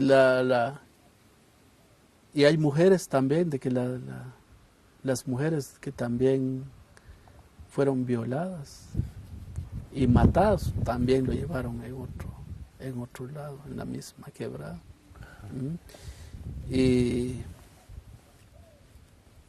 otra, bueno, eso ya ocurrió ya después, de que yo ya no podía, uno no quería ver lo que estaba pasando. Entonces llegó un momento, estaba un patrullero allí, le dijo yo de que, como es de Chocó, que hablan el idioma, y le dijo yo si me daba permiso. Si me daba permiso para ir al monte con mi hermano, para hacer su necesidad, y me dijo de que, andate, me dijo. Y fui y llevé a mi hermano dentro del monte. Pero era una mentira, porque lo que buscaba era un espacio donde puede escapar. Entonces ya me metí dentro del monte y después me di cuenta de que donde quería escapar, ahí estaban unos soldados escondidos dentro de un árbol de pino. Entonces allí me quedé y estoy buscando de qué forma puede escapar. Y después subí más arriba. Y cabal me fui a encontrar con un soldado. Estaban violando a una señorita. Estaba encima de ella. Estaba encima de ella y después solo me di la vuelta, subí un poco y allí me quedé sentado. Y estaba pensando de qué voy a hacer. A ver si no hay, a ver si dentro de los árboles, a ver si no está otros soldados por ahí o no. O solo él que estaba violando a la compañera, le dijo yo. Pero ahí me quedé.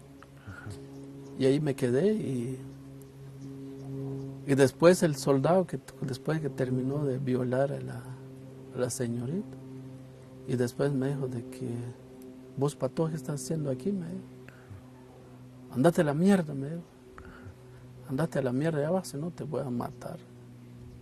Entonces bajé otra vez para abajo, pero ya no salí en el mismo lugar donde entré la primera vez, sino que salí en otro sitio.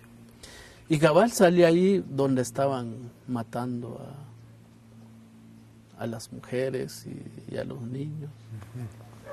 Y todo lo que estaban, todas las mujeres que ya estaban muertas, estaban tirados dentro de la quebrada. Otros encima de otras mujeres y otros ¿cómo le dijera yo? Y otros tenían cortado la garganta. Y otros agonizaban, pero muchas veces por la sangre, por el pesor también de otros cadáveres se fue encima. Y eso, me imagino, tal vez no permitió respirar, imagino se murieron por él. Entonces, después de eso, uno de los patrulleros que se llama Pedro González Gómez, y me dijo que, vos, pato, ¿qué estás haciendo aquí? Me dijo, andate para allá, me dijo, y me fui corriendo. Pero que con la misma intención, no me quedé al frente del grupo, sino que me fui hasta atrás otra vez con mi hermano. Pero ese rato, cuando me dije que andate a la mierda, ahí estaban otra señora. Y después cuando me dije andate a la mierda y con el machete en la mano. Y después pues volví a ver si no me alcanzó con el machete. Y después, pues ese rato cuando volví a ver, me di cuenta de que le zampó, no sé, 1 o 2 machetazos a la señora, que la señora cargaba un bebé en su espalda. Y solo me di cuenta de que ese rato cuando volví a ver atrás, la señora se cayó de lado, es como que se cae así. Y el bebé también se cayó la mitad en el suelo, metido dentro del peraje. Entonces, ese rato no me di cuenta si la señora se murió o saber qué pasó con ella. Vamos a detenernos un momento para cambiar la batería. Vale. Don Jesús, disculpe. Vale. ¿Me cuenta más o menos a qué horas estaba sucediendo esto que me cuenta? Tal vez como aproximadamente como a 12 a 1 de la tarde. ¿Hay más niños que están como usted dispersos en medio de la situación o es usted el único que está intentando escapar, digamos, de esta situación? No me di cuenta. Ahí ese rato solo buscaba, solo esperaba en qué momento le tocaba su turno. Entonces, ese rato lo que me di cuenta es de que varias mujeres estaban llorando, niños también. Incluso llantos también de niños recién nacidos, como de 3 meses, de 2 meses. Y lo único que más se escuchaba era el sonido de las armas que utilizaban para matar a las mujeres. Entonces con esta señora, ya después ya no me di cuenta, pero sí se cayó de lado, más que le cortó el cuello, saber qué pasó. Pero lo que logré ver todavía es de que ella se cayó de lado y la mitad del bebé se cayó en el suelo. Y la otra mitad se quedó prendido en la espalda, porque la mitad del del peraje, creo que se quedó prendida como por aquí, creo. Entonces así pasó, y ahora con los niños era más fácil, porque los soldados, los patrulleros solo llegaban y a veces con la culata de las armas los somataban en la cabeza, en la parte más peligrosa de la cabeza. Y con eso ya después de que se mueren los niños, solo jalaban de sus pies y lo tiraban en la quebrada. Uh-huh. Y muchas veces también solo llegaban y el lazo con un nudo, llegaban y los colocaban en el cuello y los llevaban en las zanjas o en la quebrada. Y muchas veces los niños, porque el lazo lo apretaban en el cuello, ahí iban pataleando. Uh-huh. Y ya después, no sé cómo los terminaron, cómo terminaron después de quitarse la vida. Y ya después, tal vez ya solo había como unas 50 mujeres, tal vez. Y ellos estaban sentados en medio de varias señoras que ya de edad, o sea, ya son mayores de edad, estamos hablando de 50, 60, incluso una señora que era mi tía, y una señora también es comadrona de la comunidad, que se llama Petronila Chen, y otra mi tía que se llama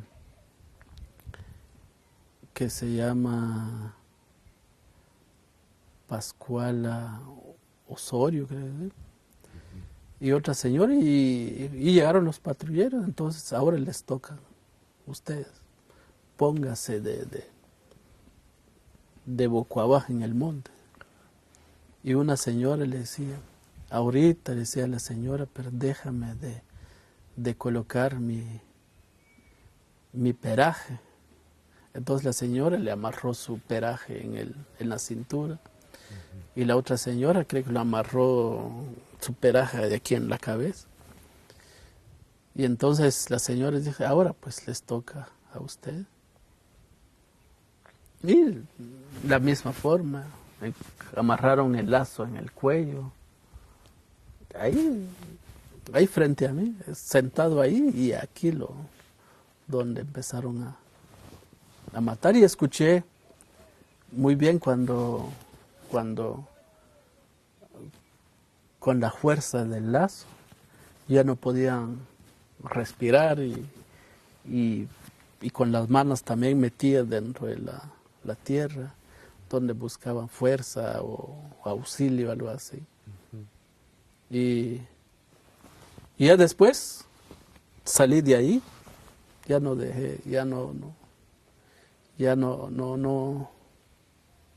quería ver, entonces me fui, volteé para el otro lado.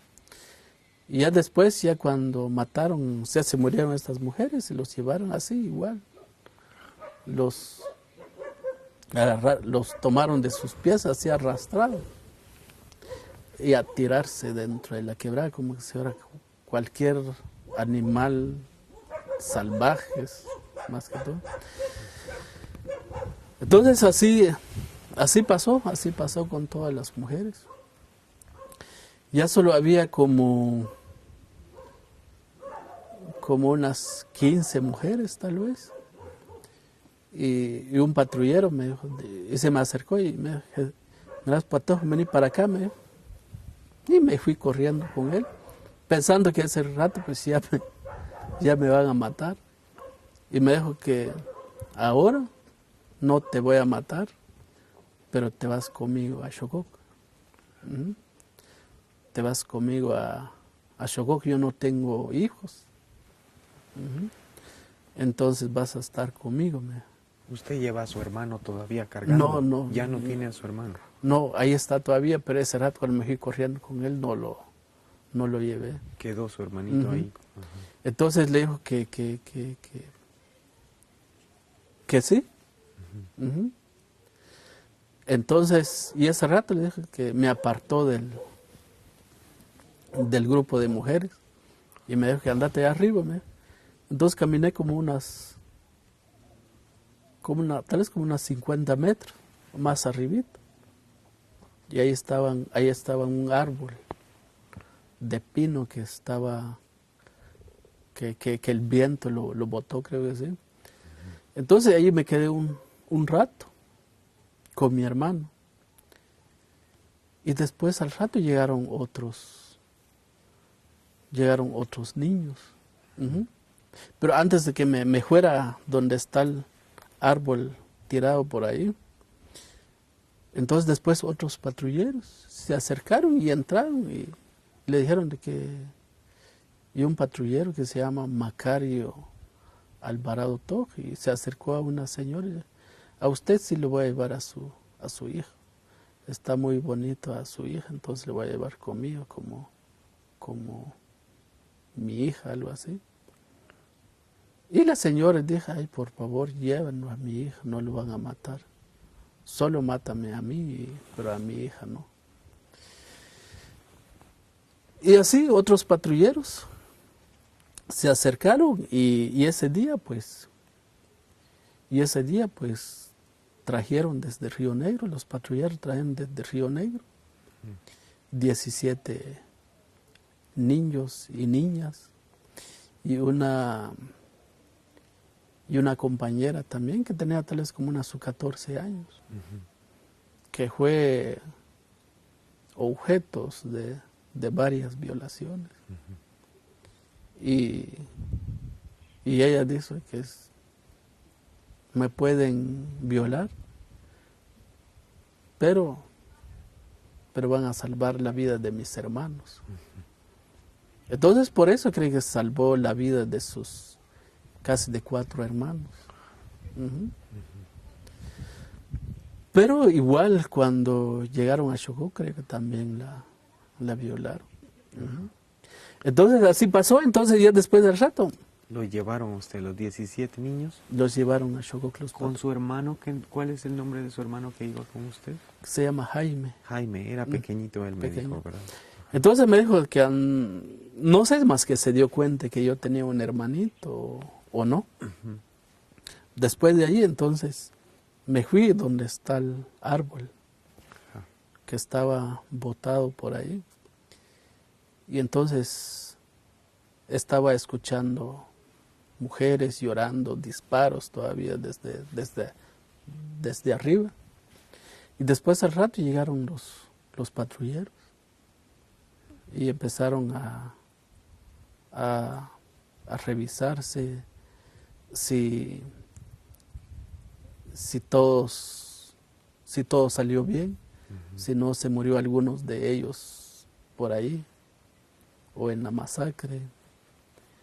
Y entonces ahí estaba sentado, entonces, pero ya no lo reconocía el patrullero quién fue me sacó la primera vez. Sino que después se acercó otro hombre conmigo donde está el árbol. Pero después me di cuenta que es la misma persona. Y me dijo de que ahora no vamos a Chocó, pero no vamos a llevar a tu hermano, porque tenemos que caminar toda la noche. Y además yo estoy cansado, yo no puedo llevar a tu hermano. Nosotros no tenemos hijos y no queremos mantener a tu hermano. Y así que vamos a dejar a tu hermano por aquí. Entonces, y ahí estaban los otros niños. Y los otros niños cuando estaban hablando, negociando con el patrullero con relación a mi hermano, y los otros decían de que la compañera que tenían 14 años, y no lloren, decían su hermano, porque no sabemos todavía si nos van a salvar o nos van a matar. Entonces, y así me dijo, volvimos a retomar con ellos la negociación. Y le dijo yo de que no, porque si usted no puede llevar, yo puedo llevar a mi hermano hasta Chocó. Yo lo voy a cargar. Sí, pero si no querés, mejor se van a quedar los dos. Se van a quedar los dos aquí de una vez. Entonces yo estaba sentado ahí sobre el árbol, el botá, y llegó y colocó el lazo en el cuello de mi hermano y lo llevó. Y ya no lo viste qué pasó. Porque otros niños lo agarran, si no se muere por el lazo colgado en el cuello. Y llega al lugar donde está, lo agarran de sus pies y los somatan en las piedras o en los árboles que había por ahí. Y puede ser, pasó lo mismo con él.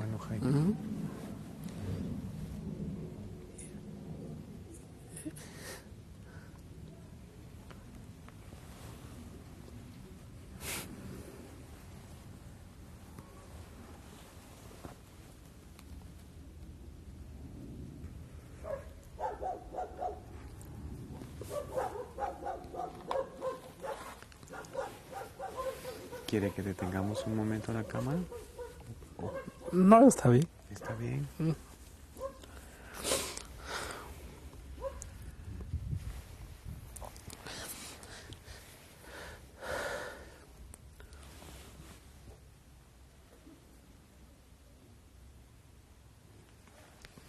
Entonces, así pasó.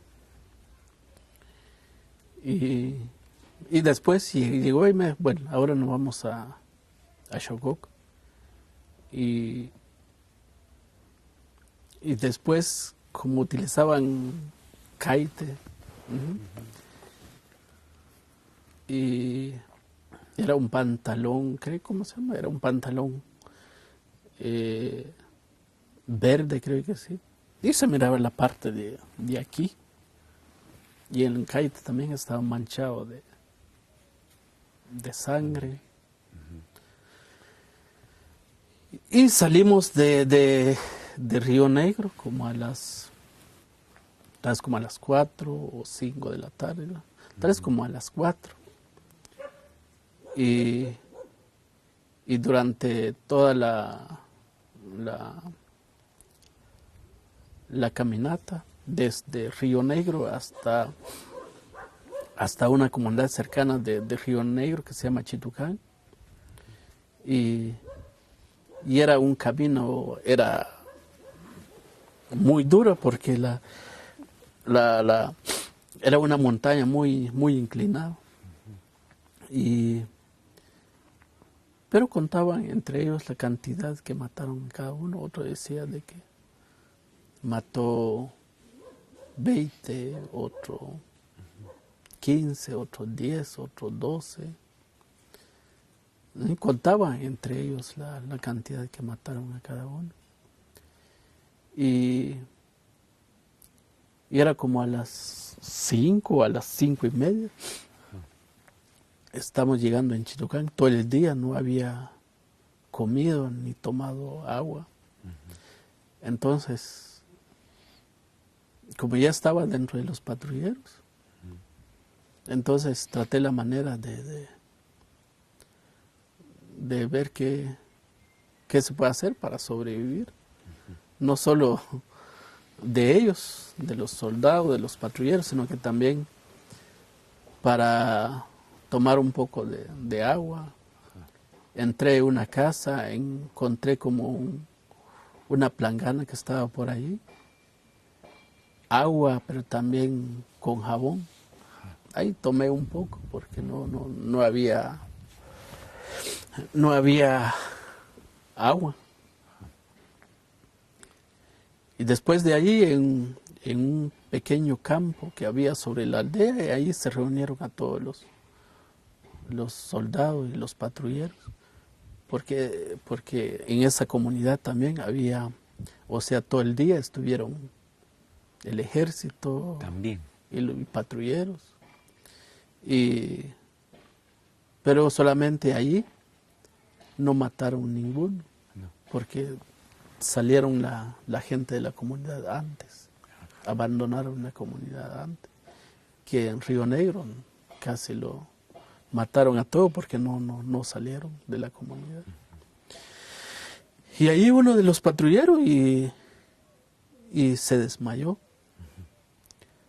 Se desmayó, no sé más que del sed, de hambre, o por toda la masacre que hizo en Río Negro, ¿saber? Pero los patrulleros, otros se orinó y le dieron orina para recuperarse.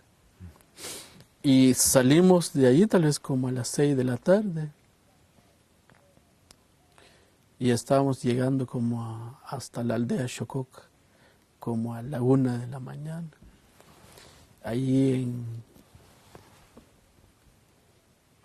en Buenavista, es una comunidad antes de Xococ. Y los patrulleros de ahí de la comunidad fueron a traer 2 tinajas de fresca y les dieron a los soldados y dijeron de que, solo escuché yo de que vayan a traer fresco, vayan a traer agua para nuestros soldados, decían los patrulleros. Y nos dieron agua. Como a la 1 estábamos llegando en Xococ. Allí entramos en la iglesia y la comida que nos daron era carne de res o caldo de res, algo así. Pero después me puso a pensar de que por todo lo que pasó en Río Negro, después pensé que será que realmente es carne de res o tal vez de carne de seres humanos. Como que me afectó mucho la sangre, ver cuerpos de mujeres con heridas de machetes. Entonces, ya con la comida que nos dieron ahí, entonces ya no podía comer. Y después de eso, y aún no sabemos todavía si ya si ya estamos salvados o todavía no. No se entiende. Porque la última decisión era del jefe del destacamento. ¿Y el nombre de esa persona no lo sabe? Es el que se llamaba, que se llama Capitán Solares, le decía. O sea, que se llama conocido más como José Antonio Solares González. Y después, ya en horas de la noche, aún no sabemos, y fui a dormir a la par del patrullero. El patrullero que me trajo de Río Negro se llama Pedro González Gómez.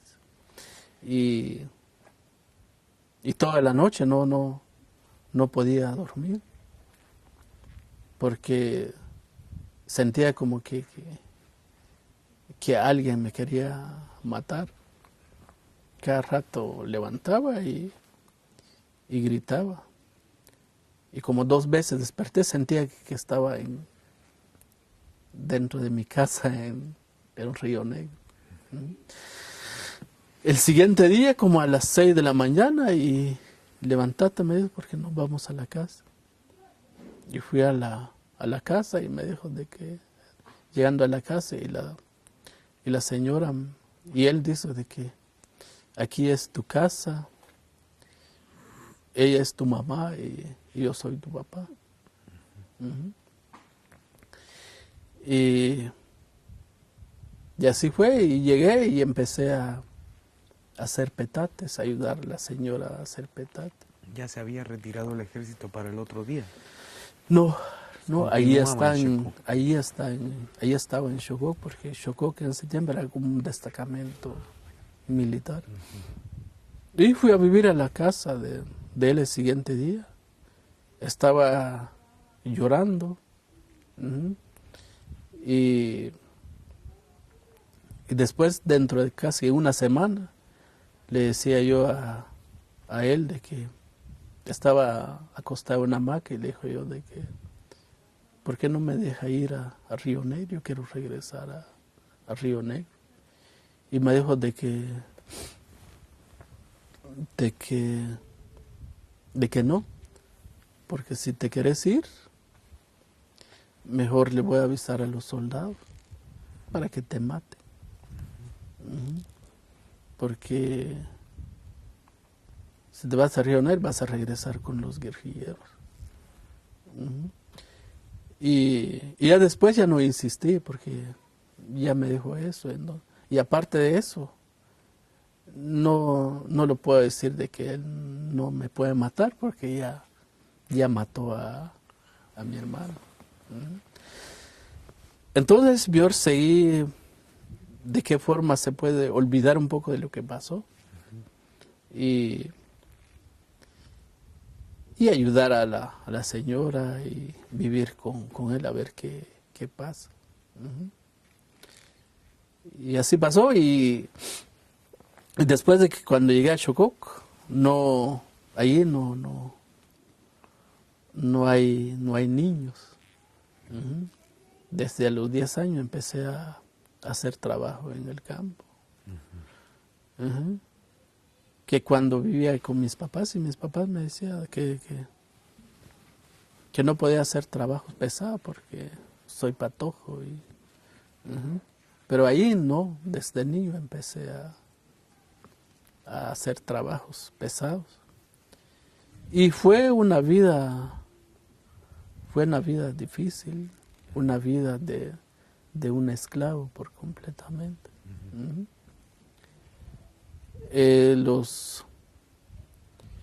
Durante el mes durante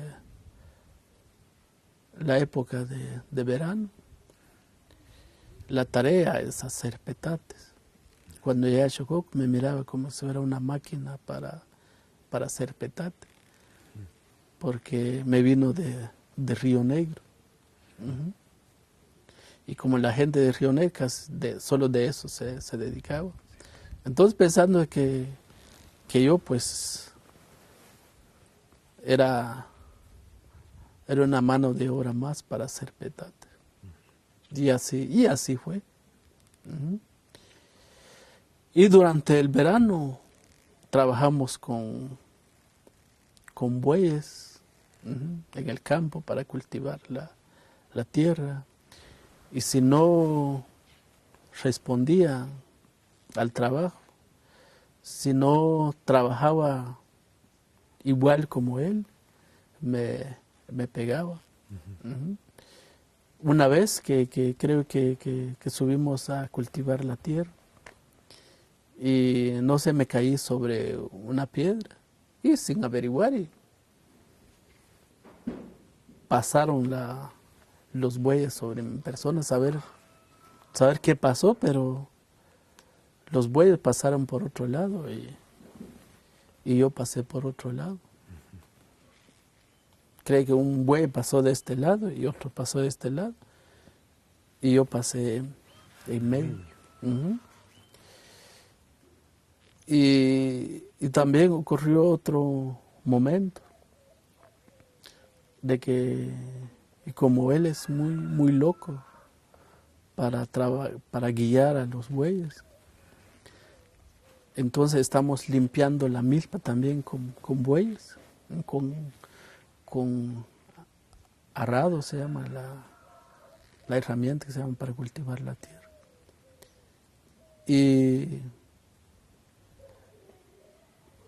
Y los bueyes se metieron dentro de la milpa, arrancaron, ¿sabes cuántas matas? Y me dijo de que mis papás eran unos guerrilleros, porque nunca me enseñaron a trabajar. Y con el mismo palo que utilizaban para pegar a los bueyes, casi un palo casi igual con eso, es más grande con eso. Y me dio, pensó de que me iba a pegar por la espalda y no, sino que me dio en la parte de acá. Y después al rato empecé a vomitar sangre. Saber de dónde me salió la sangre, más que en los pulmones, ¿sabes? Pues empecé a vomitar sangre. Entonces, debido a eso, ya me empezó a dar miedo. Porque ya estamos casi a finales del 82, casi ya. Y aún me di cuenta que es peligroso vivir con él. Entonces una vez creo que uno de los bueyes, creo que lo robaron, y me dijo de que no sé cómo, pero tenían que encontrar, porque si no encuentro, entonces a mí me toca. Y un día me dijo de que si no lo vas a encontrar los bueyes, entonces tal día me vas a esperar tal lugar, porque ahí te voy a encontrar. Entonces lo que sucedió es que me dijo eso, entonces ya no fui a ver a buscar los bueyes. Creo que fue un 1 de mayo, creo que sí. Que aquí en Rabinal, el 1 de mayo es el día de la Santa Cruz, pero también estamos en la puerta del invierno, o en la entrada del invierno. Y me dijo de que así pasó. Entonces ese día ni fui a buscar el buey para encontrar en tal lugar, no fui, sino que fui a una aldea que se llama Buenavista. Y fui a acompañar a los bailadores del costeños, que se llaman, que son los bailes que salían para la fiesta de la Santa Cruz. Y entonces ahí pasé todo el día y me regalaban comida, ¿sí? Entonces ahí pasó el día. Y después, el siguiente día, fui a la casa de él y la señora me dijo, ay, mira, si te vas a quedar ahí en la casa, porque ahora está muy, muy enojado. Y yo incluso ya no quiero vivir en la casa, porque si no ha hecho muchas cosas y puede hacer lo mismo a ti o a mí. Entonces lo que hizo, fui a la iglesia, o sea, el centro de la comunidad, había una iglesia por estar al mercado, pero allí mismo donde se juntaban todos los patrulleros, y también utilizaban también un mercado como destacamento militar. Entonces fui por ahí, entonces encontré con otros pastores y solo me vio y me dijo de que encontraste los bueyes. Me dijo, no, fui a buscar, pero no los encontré. Entonces ya se los robaron. Y así fue, y después el siguiente día regresé a la casa y como que no hubiera pasado nada. Entonces así pasó. Pero otros momentos también de que ahí en Chocó, como no tienen hijos, me utilizaban para otras cosas, para hacer trabajo en el campo, pero también me mandaban a llevar maíz para hacer tortillas en el motor de Mixtamal, algo así. Así se llama en Chocó. Y como otros patojos allá en Chocó, jugaban con discos, estos discos que utilizaban para moler maíz. Y después pensé de que, pero esos patojos, esos discos que utilizaban para jugarse en las calles, entonces lo tomé uno. Y con eso empecé a jugarse en las calles con el disco. Y después la señora creo que se dio cuenta que yo tomé el disco y se quejó al patrullero. Un día bien temprano llegó y estaba era como a las 5.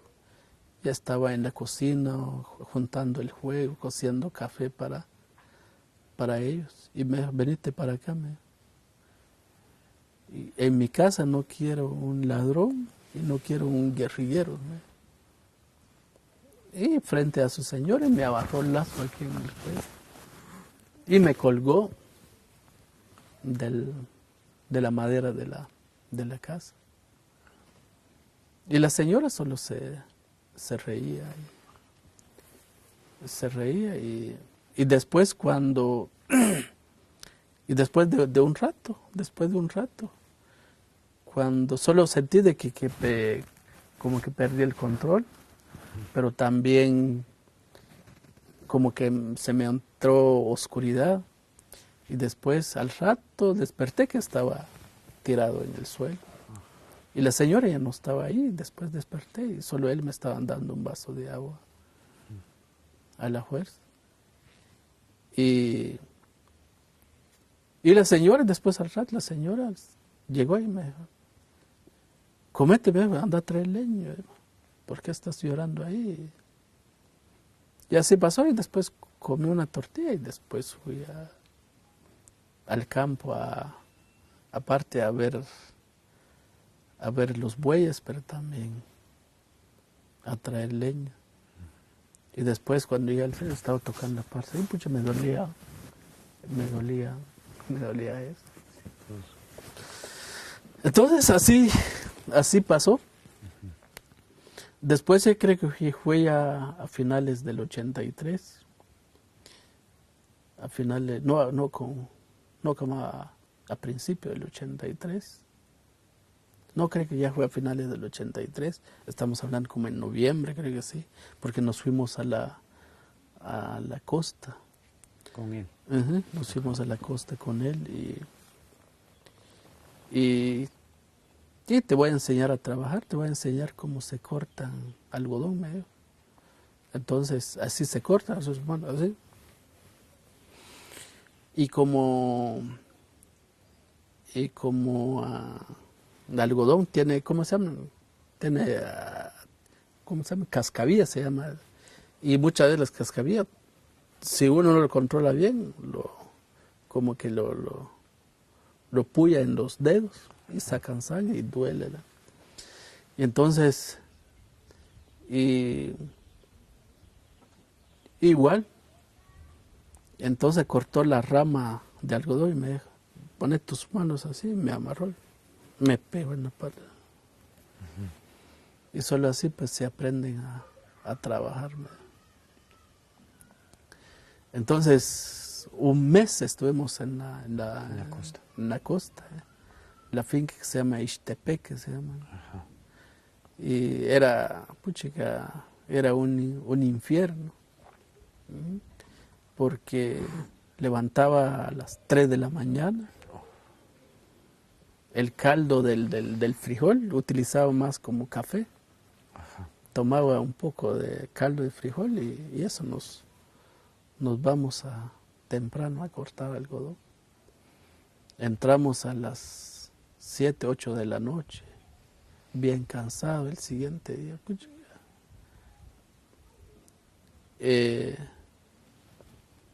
Creo que entre todos que ganamos como 70 quetzales. Pero bien. De todo el mes. De todo el mes, pero bien matado. Bien matado.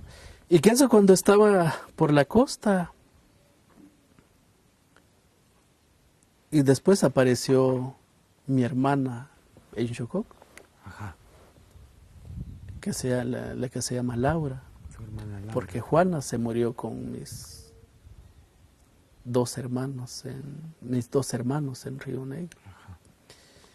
Y después mi hermana llegó a Chocó y mi hermana Laura llegó a Chocó y preguntó a los patrulleros de que yo solo vengo a buscar a mi hermano que se llama Jesús y vive con don Pedro González. Ya lo sabía ella. Ya lo sabía. Entonces mi hermana cuando Ríos Montt llegó en el poder, a través de un golpe de Estado.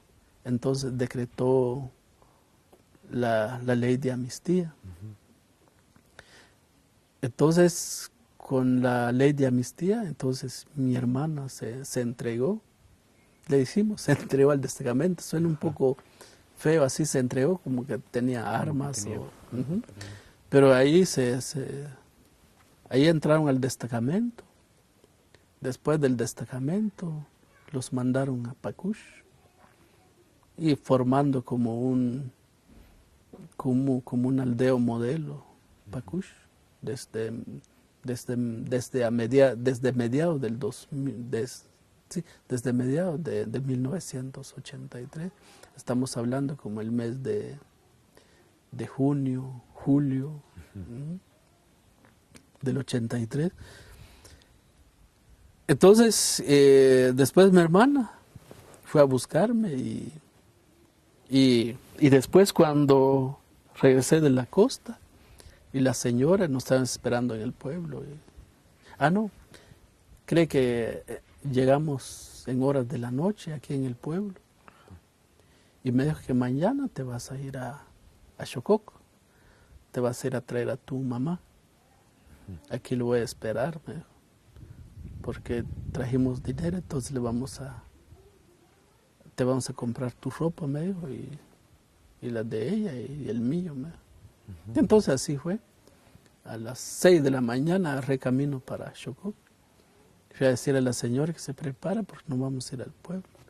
Y así fue, nos venimos. Y la señora empezó a decirme, ¿qué vas a hacer? Me dijo. Si algún día aparece algún familiar, ¿te irías con ella o con él? Me dijo. Y luego pensé, le dije que no. La primera vez, antes que me preguntara, le dije que no.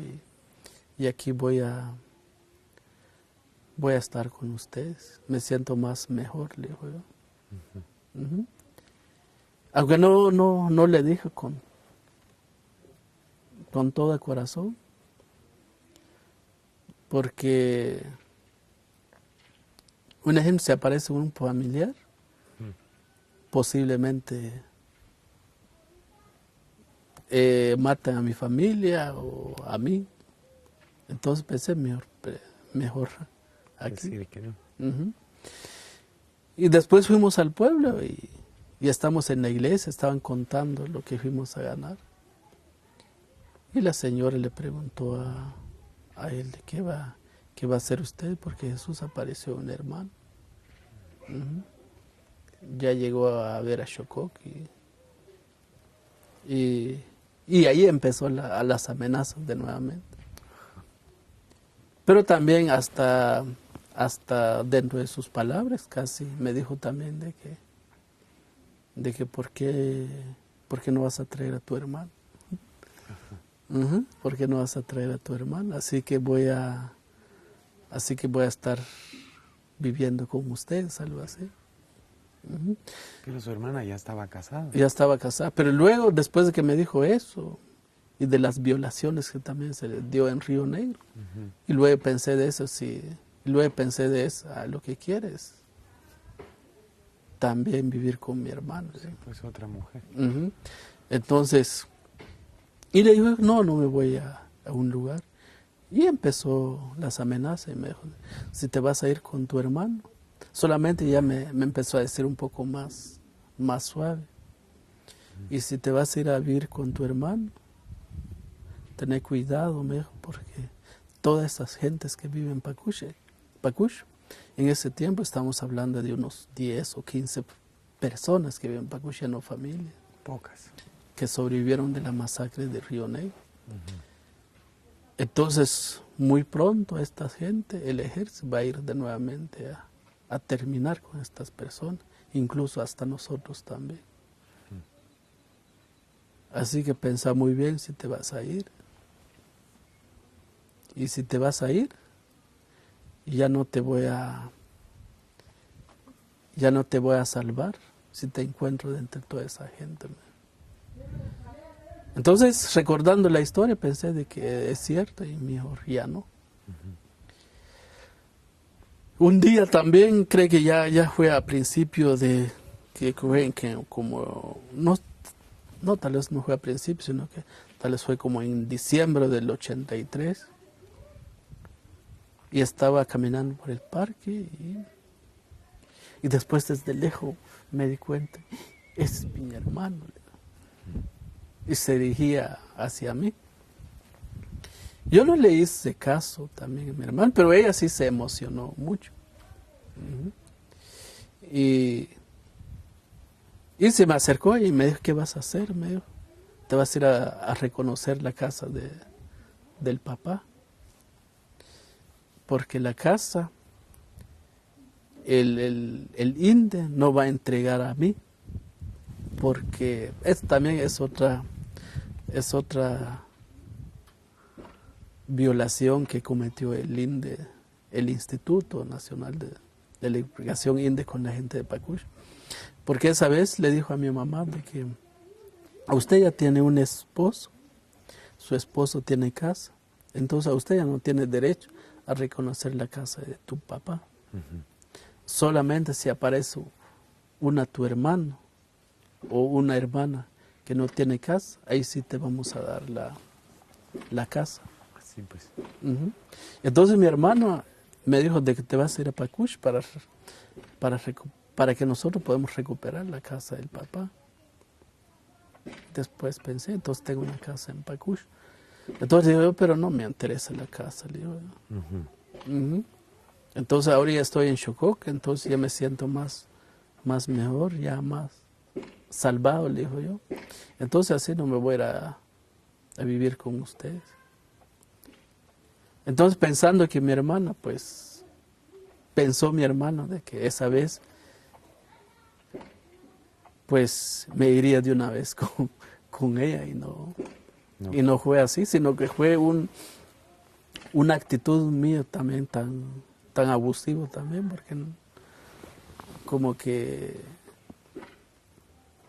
como que los mismos criterios del patrullero, lo mismo que utilicé yo.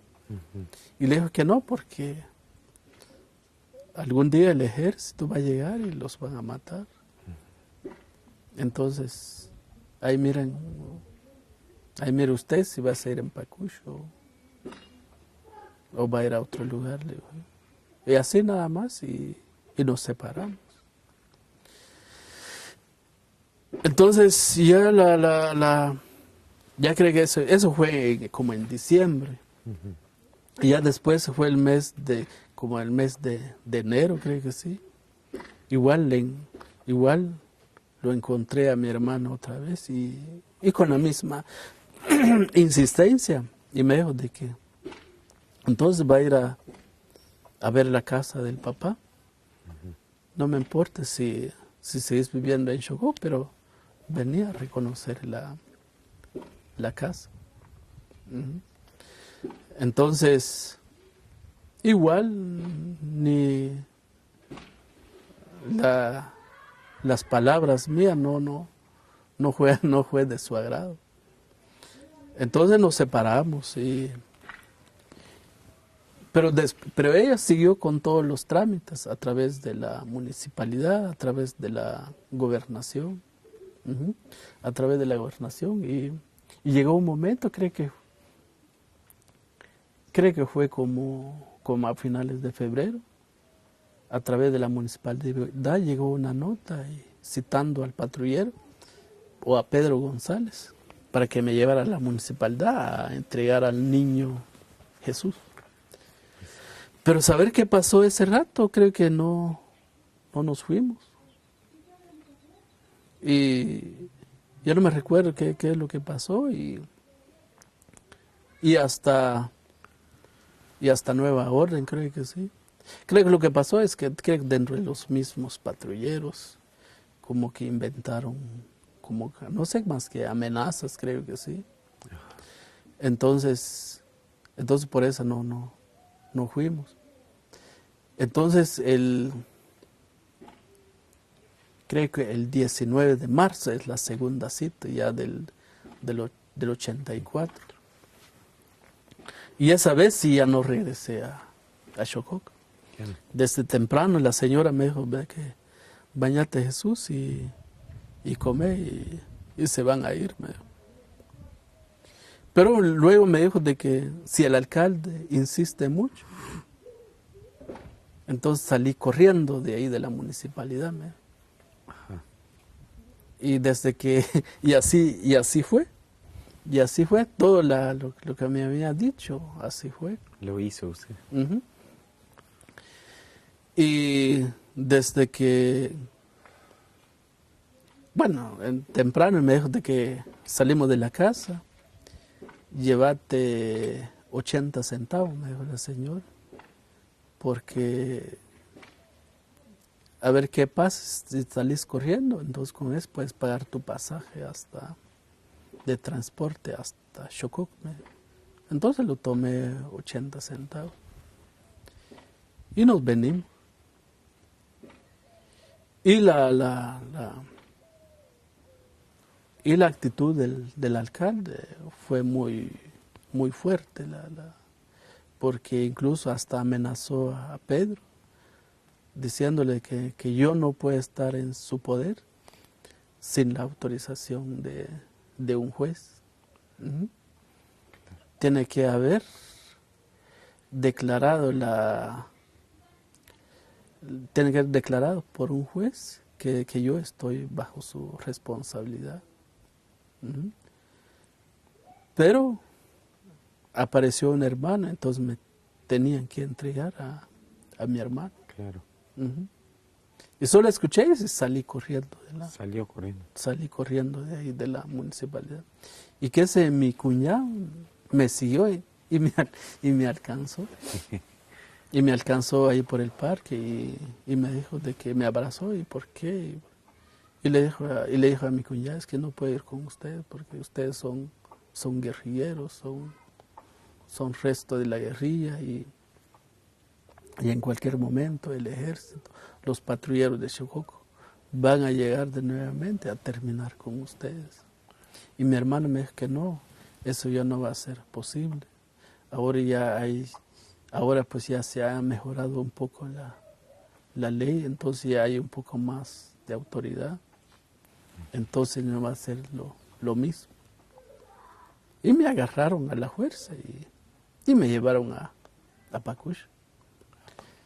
Desde el primer día que llegué, entonces como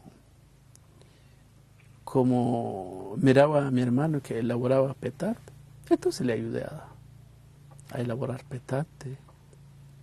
Y me dijo, y mandó a comprar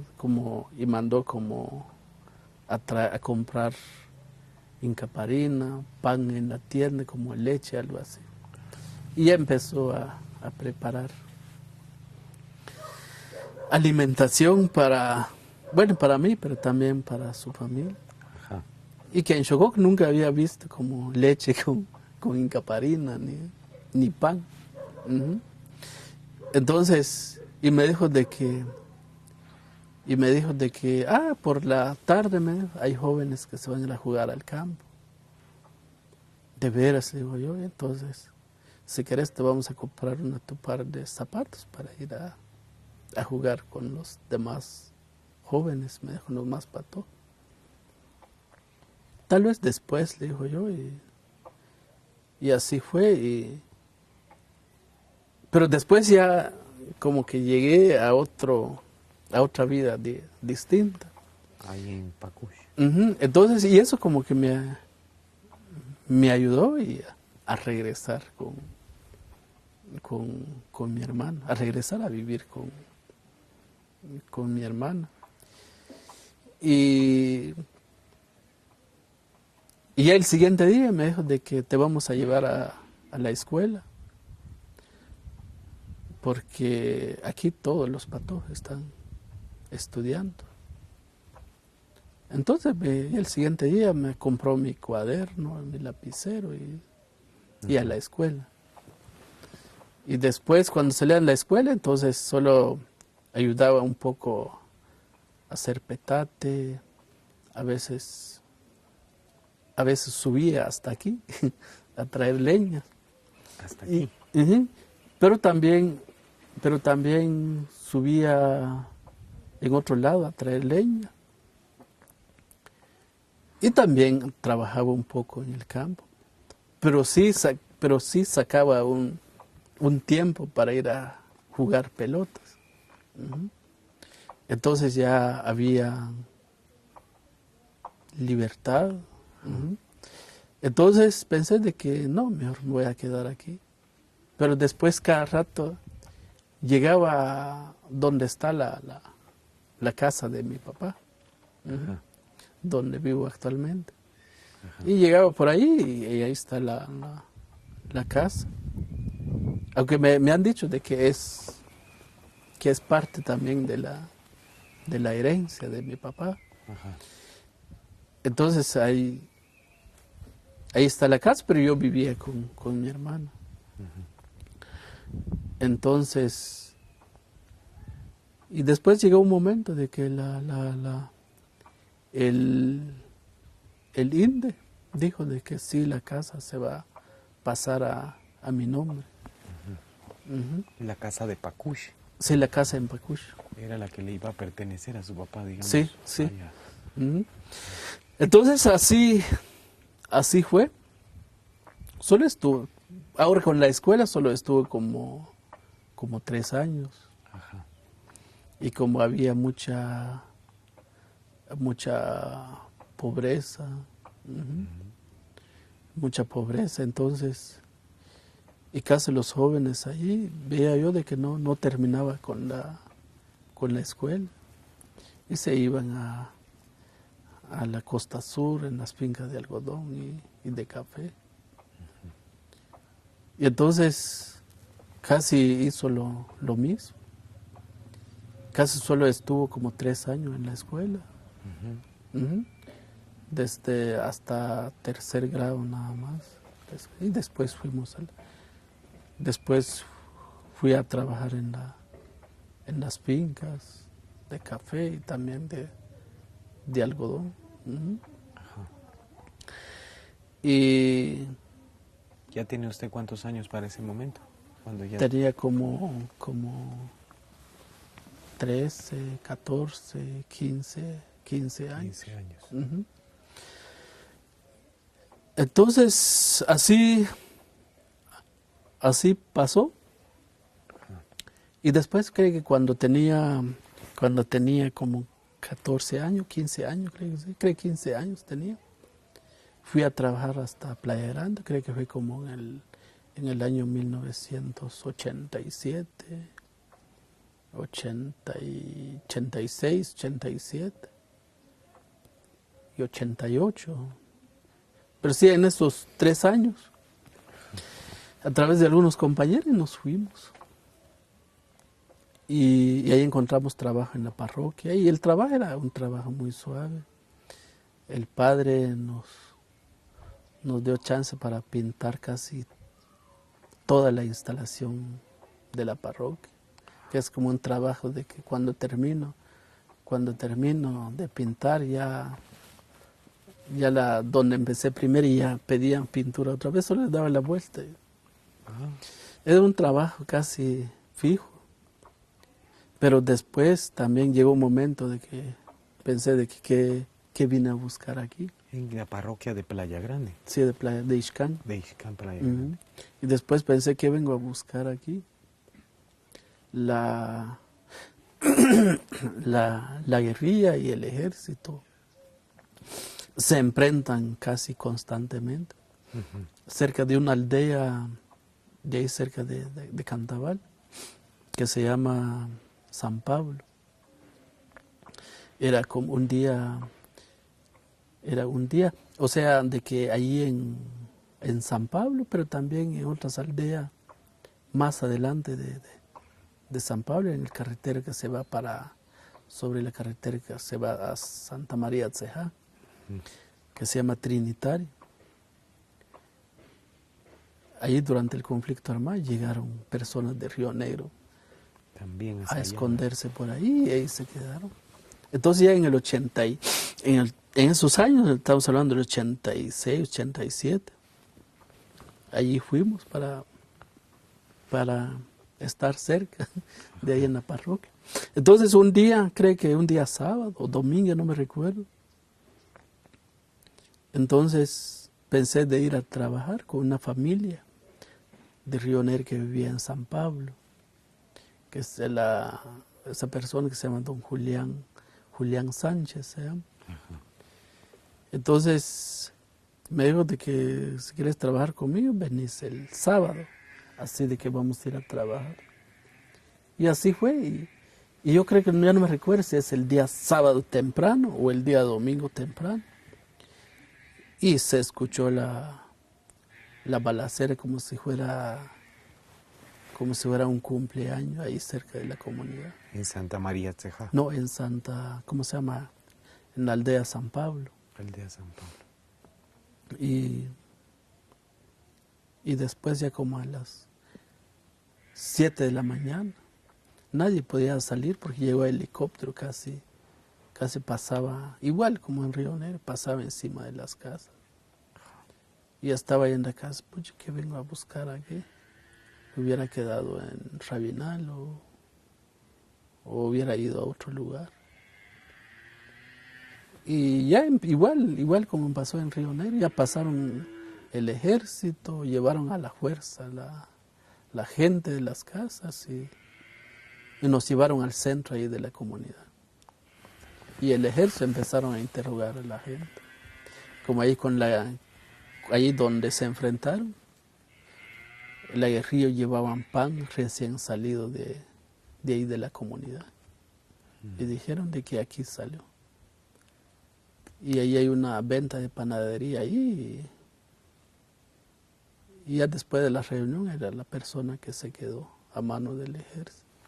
Saber si lo mataron, saber qué pasó. Y ya después de ahí mejor decidí regresar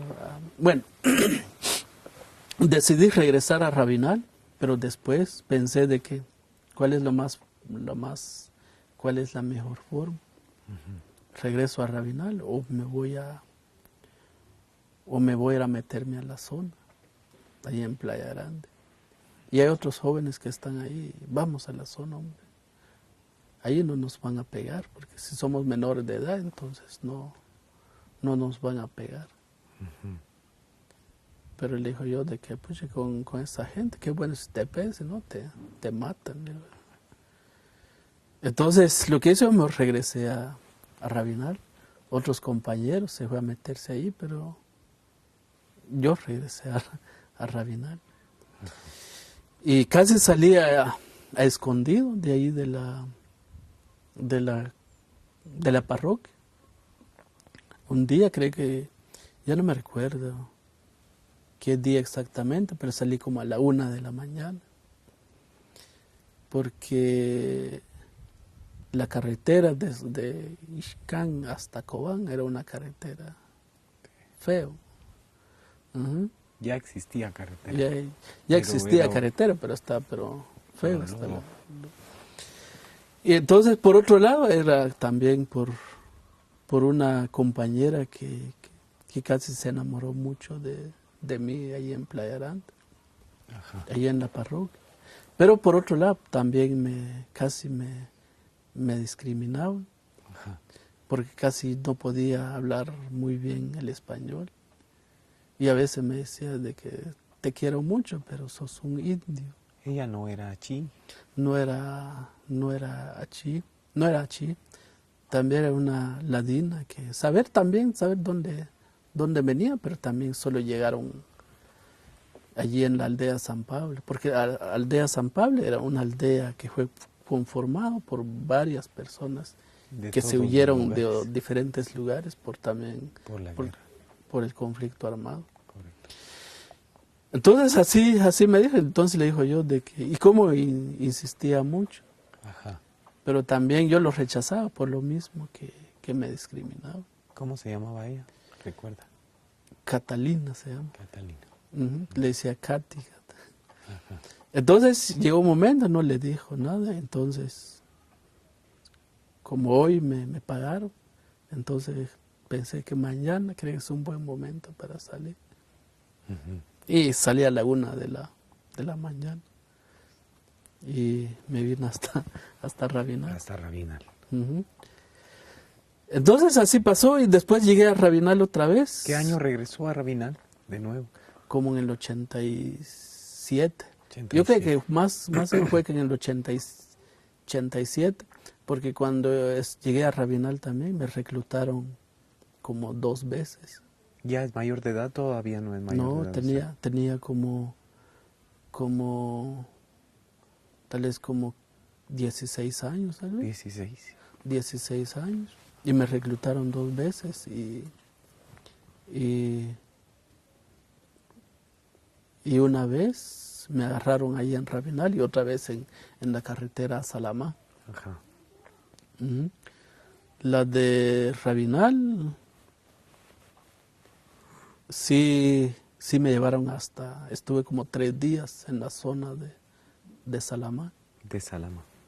De Salamá y desde el primer día que nos llevaron, pues, nos levantaron temprano y una compañera también de Rabinal está en el ejército, una compañera, no sé si es soltera o casada, y a las 3 de la mañana así con el zapato del ejército y para despertar nos pasaban encima de nosotros y donde pasaba era aquí.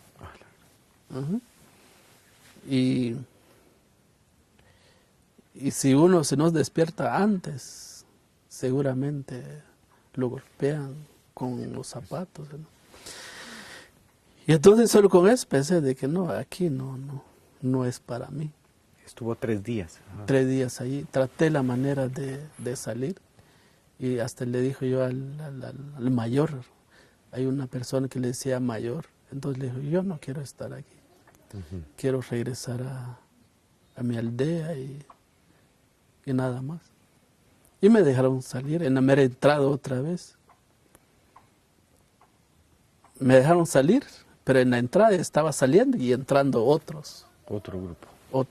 Ajá.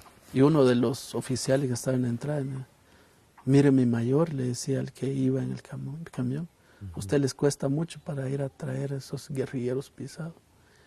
Y estos ya quieren salir.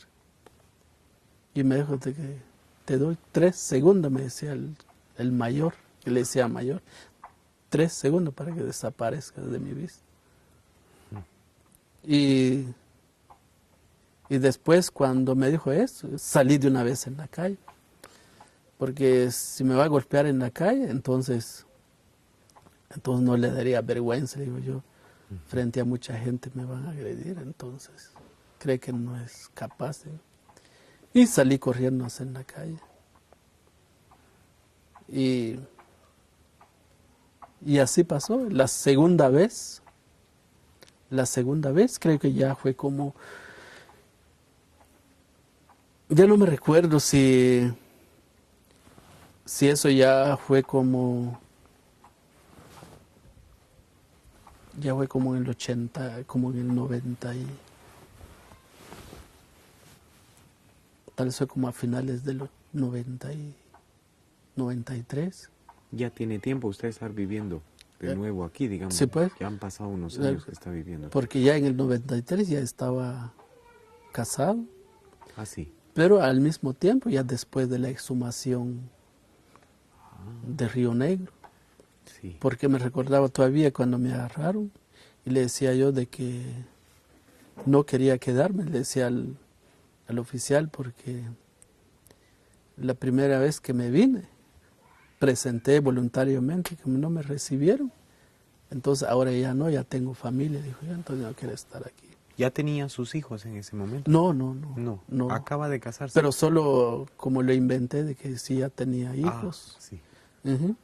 Y le dijo yo, aunque la primera vez también me agarraron, diciéndole que presenté con mi voluntad, Sí, pues. con el pretexto de salir de ahí. Pero le dijo yo de que ahora tengo familia, pero también tengo un trabajo. Y allí con el arzobispado, creo que allí trabajaba un conocido, un padre de Rabinal, que se llama Fernando Suazo. Ujú. Pero también otras personas de ahí del arzobispado me conocieron cuando fue la exhumación en Río Negro. Así. Y entonces le dijo yo de que ahora ya no quiero prestar servicio militar. Aparte tengo una familia, pero también tengo un trabajo. Y me dijeron, ¿dónde estás trabajando? Y dije que soy portero de una oficina en el arzobispado. Y un oficial, vaya, estás trabajando con los oscuros, me dijo. Así me dijo, ¿y tenés algún número de teléfono? Y tenía un número de teléfono, y le di el número de teléfono del arzobispado. Y le di el nombre a Fernando para ver si podía. Pensé de que tal vez pueda hablar por mí, le digo. Ujú. Pero saber qué pasó, y solo con el número de teléfono, y como si fuera amigo del oficial, vení para acá, me dijo. Entonces nos fuimos caminando hasta la entrada. Ajá. Y me dijo, entonces estás trabajando con el arzobispado. ¿Qué trabajas ahí? Yo estoy cuidando, soy portero nada más. Entonces ustedes que abren portones cuando entran los carros, me dijo. Y le dijo yo que sí. ¿Y cuánto ganas ahí? Me dijo. Y le dijo, gano 800 quetzales. Entonces ganas muy bien. Y mientras que aquí solo se pagan 200, 300 quetzales al ejército. Entonces, pero mira, no tengas pena, me dijo. Te vas a ir y no le digas nada lo que viste aquí. Uh-huh. Y me acompañó hasta la entrada, o hasta la salida más que todo. Así pasó. Ajá. Uh-huh.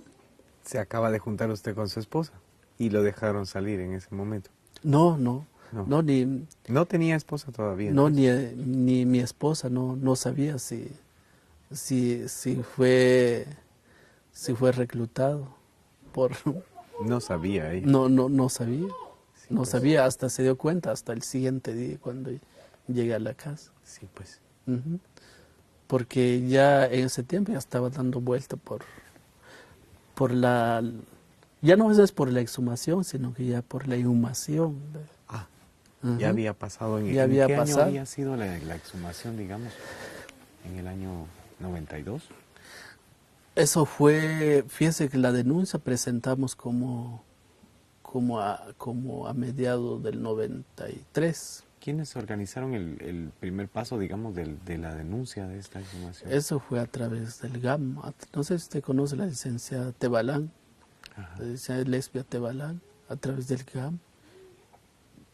Y también el CONAVIGUA y otra organización que se llama CONDEG. Son los que colaboraron en la exhumación en Río Negro.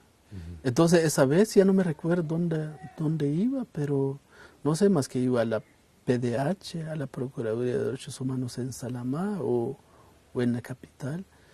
Pero ya después, cuando regresé a la casa, le conté a mi compañera que fui agarrado por el ejército. Uh-huh. Uh-huh. Entonces así pasó.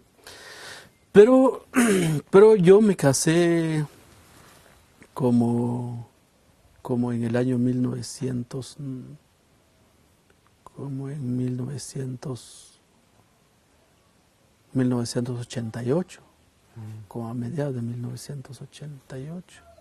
Ya no me recuerdo, pero sí, si no fue en el 88, fue en el 99. ¿Cuántos años tenía usted? Casi tenía los 17 años. ¿Cuándo se casó? Uh-huh. Sí, pues. Cuando me casé. Entonces así pasó en la vida en Pacush, mi recorrido cuando era jóvenes. Y hasta ahora me pongo a pensar de que muchas veces los jóvenes, no sé, hay más libertad, pero no lo aprovechan. que en ese tiempo no hay oportunidad, pero también no había libertad. Porque por las masacres. Entonces, pero ahora los jóvenes muchas veces quieren dinero fácil, que en ese tiempo uno quería trabajar, pero no hay oportunidad, no hay libertad. Entonces es eso, porque me quedé sin nada. Solo mi hermana me decía de que tenés que trabajar, tenés que hacer eso, no te metes en cosas que no que causan daño a otra persona. Pero nunca me metí con algún grupo como las pandillas ahora. Aunque después de la masacre de Río Negro, estando en Chocó, traté la manera de buscar, de preguntar. Bueno, en caso no le preguntar, sino que solo estaba escuchando las conversaciones de la gente. ¿Dónde están la guerrilla? Para ver si puedo ir con ellos. ¿Está pensando usted en ese momento? Pensé de ir con la guerrilla, para ver de qué forma se puede hacer algo, vender, ¿es cómo se llama? Vengarse la muerte de mis papás, de mis hermanos, de toda la gente. Pero nunca conseguí la oportunidad, porque hubiera conseguido la oportunidad, saber dónde estaría. ¿Dónde estaría? Jugaría el mismo papel como jugaron los patrulleros, digo yo. Bueno, sí es porque uno encuentra el camino para hacer eso. Entonces así pasó. Entonces, como le decía hace rato, me casé como en el año 1988. Y después fuimos a vivir en la casa de mi papá, aunque sin documentos todavía, pero ahí fui a vivir. Y después de ahí, ya después de la exhumación, y después de que ya con familia, con una esposa, entonces creo que fue en el año 1989, que es la primera vez que regresé a Río Negro, con la intención de regresar a trabajar con un grupo de ahí de Pacush, de ir a sacar minas de yeso, algo así. Fuimos a sacar minas de yeso porque una persona lo compró. Pero mi intención mía era ir hasta Pacoshón. ¿Qué pasó con estas personas? Claro. ¿Dónde se quedaron sus cuerpos? Porque la gente ahí en Pacush comentaba de que las mujeres o los restos de las mujeres estaban tirados por todos lados, siguiente día después de la masacre. Los animales entraron ahí y sacaron los cuerpos. Y cuando después de la masacre los patrulleros solo agarraron piedras, ramas de los árboles, tiraron sobre los cadáveres y ahí dejaron nada. Así se quedaron. Entonces la primera vez que regresé en el año 1999, justamente creo que fue un mes de marzo, y fui a ver dónde vivía antes. ¿Es 89? En 89. 89, ¿verdad? Fui a ver el lugar donde vivíamos, donde estaba nuestra casa. fui hasta ahí también donde fue la exhumación. Así hacer un recorrido, Ajá. recordar de la vida cuando era niño. Y como donde estaba nuestra casa era un lugar bien bonito, Ajá. a pesar de que nuestra casa era muy humilde, pero vivíamos en un lugar bonito porque había una montaña por este lado, otra montaña de este lado, como que nosotros estamos en medio, pero al mismo tiempo el río, que actualmente que casi es un lago. Entonces hacían recuerdos de todo. Y después fui hasta Pacoshom, y lo que me sorprendió mucho es de que después de casi 10 años, estamos casi 9 años, menos de 9 años, porque estábamos en el 82, 83, 84, 85, 86, 88, 89, casi 8 años después, llegué al lugar, puchica, me sorprendió mucho los restos, cráneo de las mujeres. Estaban en la tierra, tirados afuera. por ahí, otro tirado por ahí. Sí, pues. Y lo que le decía yo de que tal vez me inyectó energía o no sé. Ahí estaba una cabeza. Desde afuera se miraba como si fuera una piedra de cal. Ajá. Todo blanco. Blanco. Entonces fui a ver y es lo bueno porque lo agarré con mis manos. Porque si fuera otro hubiera llegado y zampar una patada. Ajá. O moverse con las patas. Pero yo llegué y lo agarré. Y después cuando me di cuenta no era una piedra, era un cráneo. Y después cuando le di cuenta era un cráneo.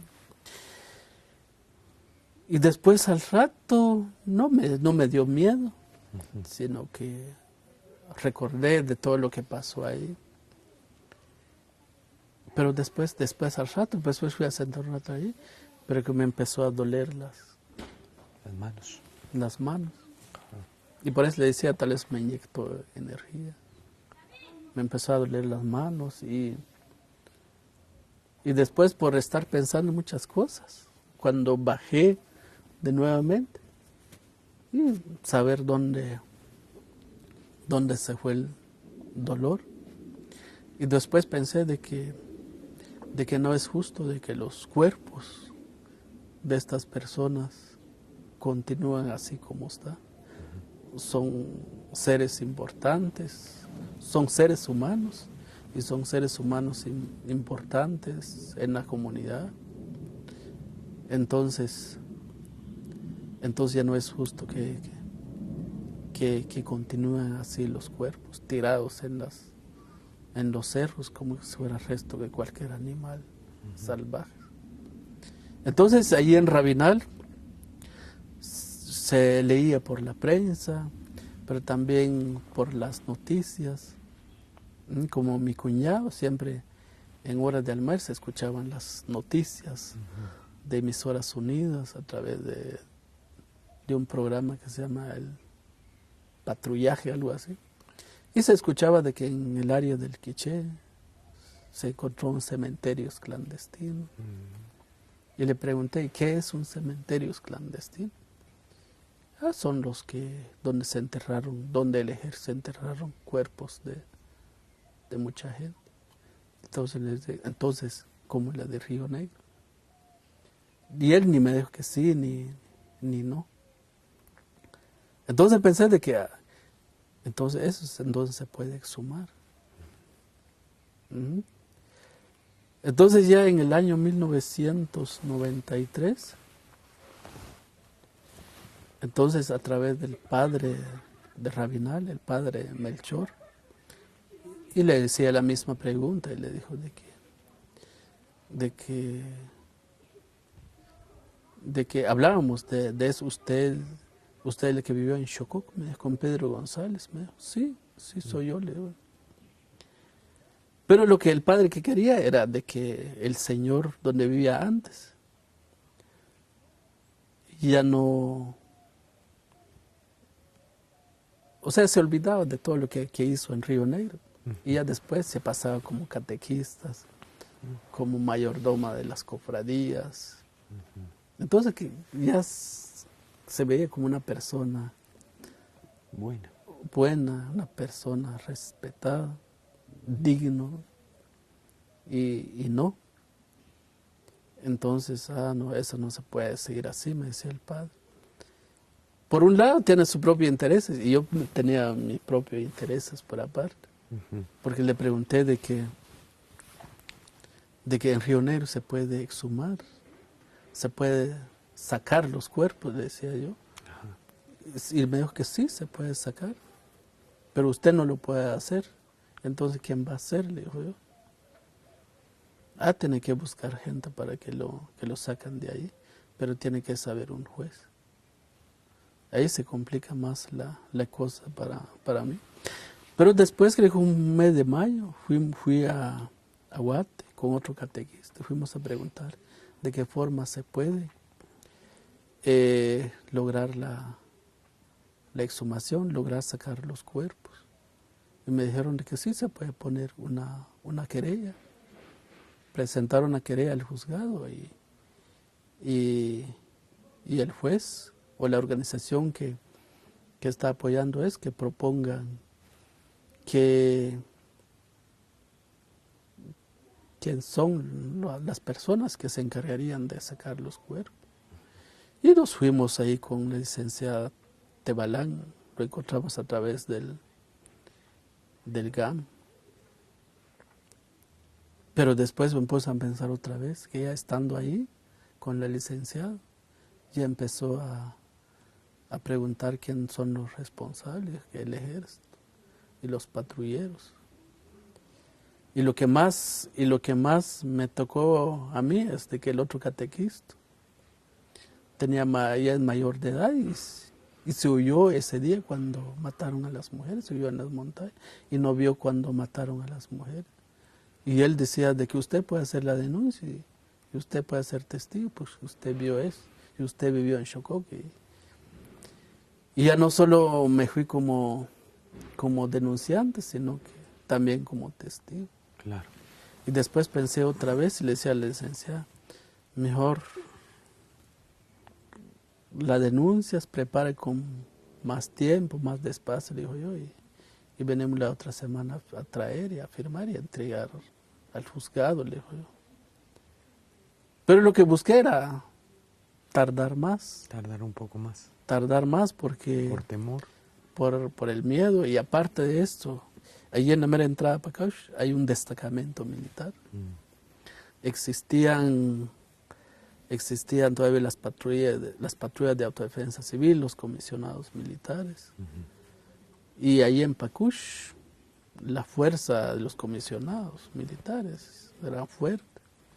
Entonces pensé de que mejor no, esperamos un poco. Pero después es como que se metió dentro de mi cabeza que regresar en el lugar y ver los cuerpos de tanta gente. Entonces no es justo de que se continuara. Entonces como que eso me obligó de ir de nuevamente otra vez a Guate, capital, a la ciudad capital, y a firmar la denuncia o firmar la querella. Y llegó un momento, le dije a la licenciada, bueno, vengo a firmar la denuncia y si es posible lo voy a llevar hoy mismo y lo voy a presentar al juzgado. Y la licenciada me dijo, bueno, está bien, pero tenemos que coordinar con lo de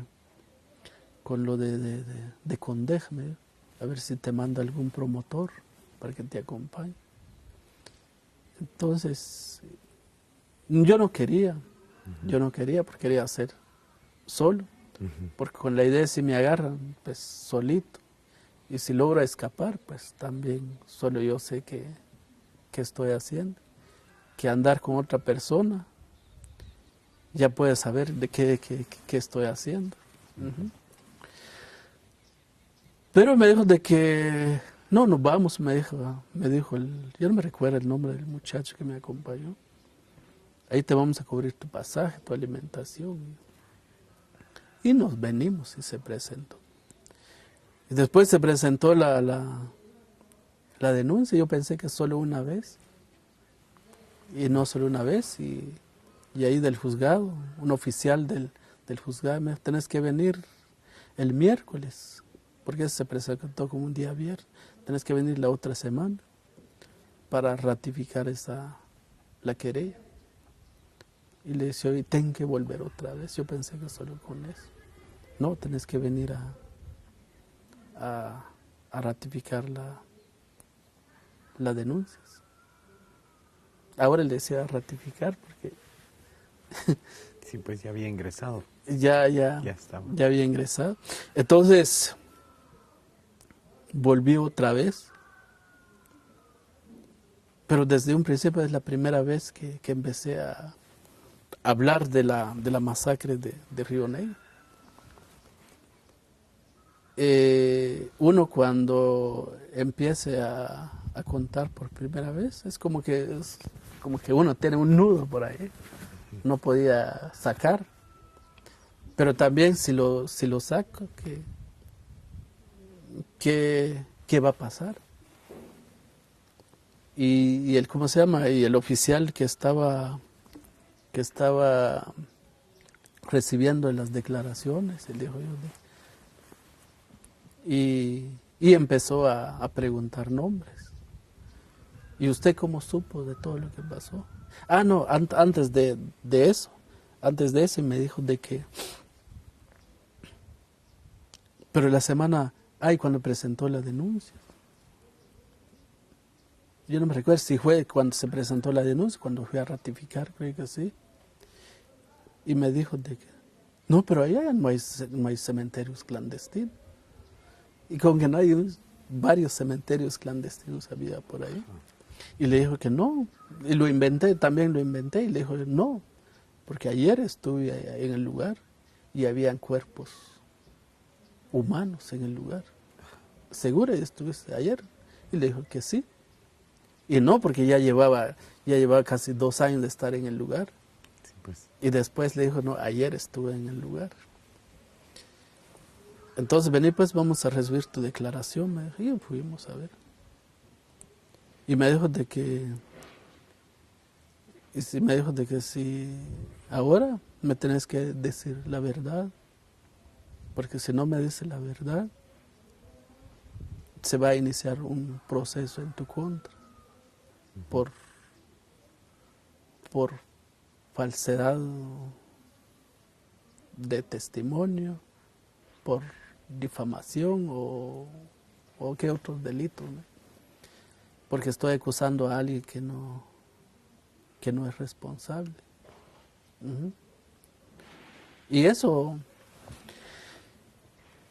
cuando le dicen a uno que no sabe nada de leyes, pero aparte de eso, de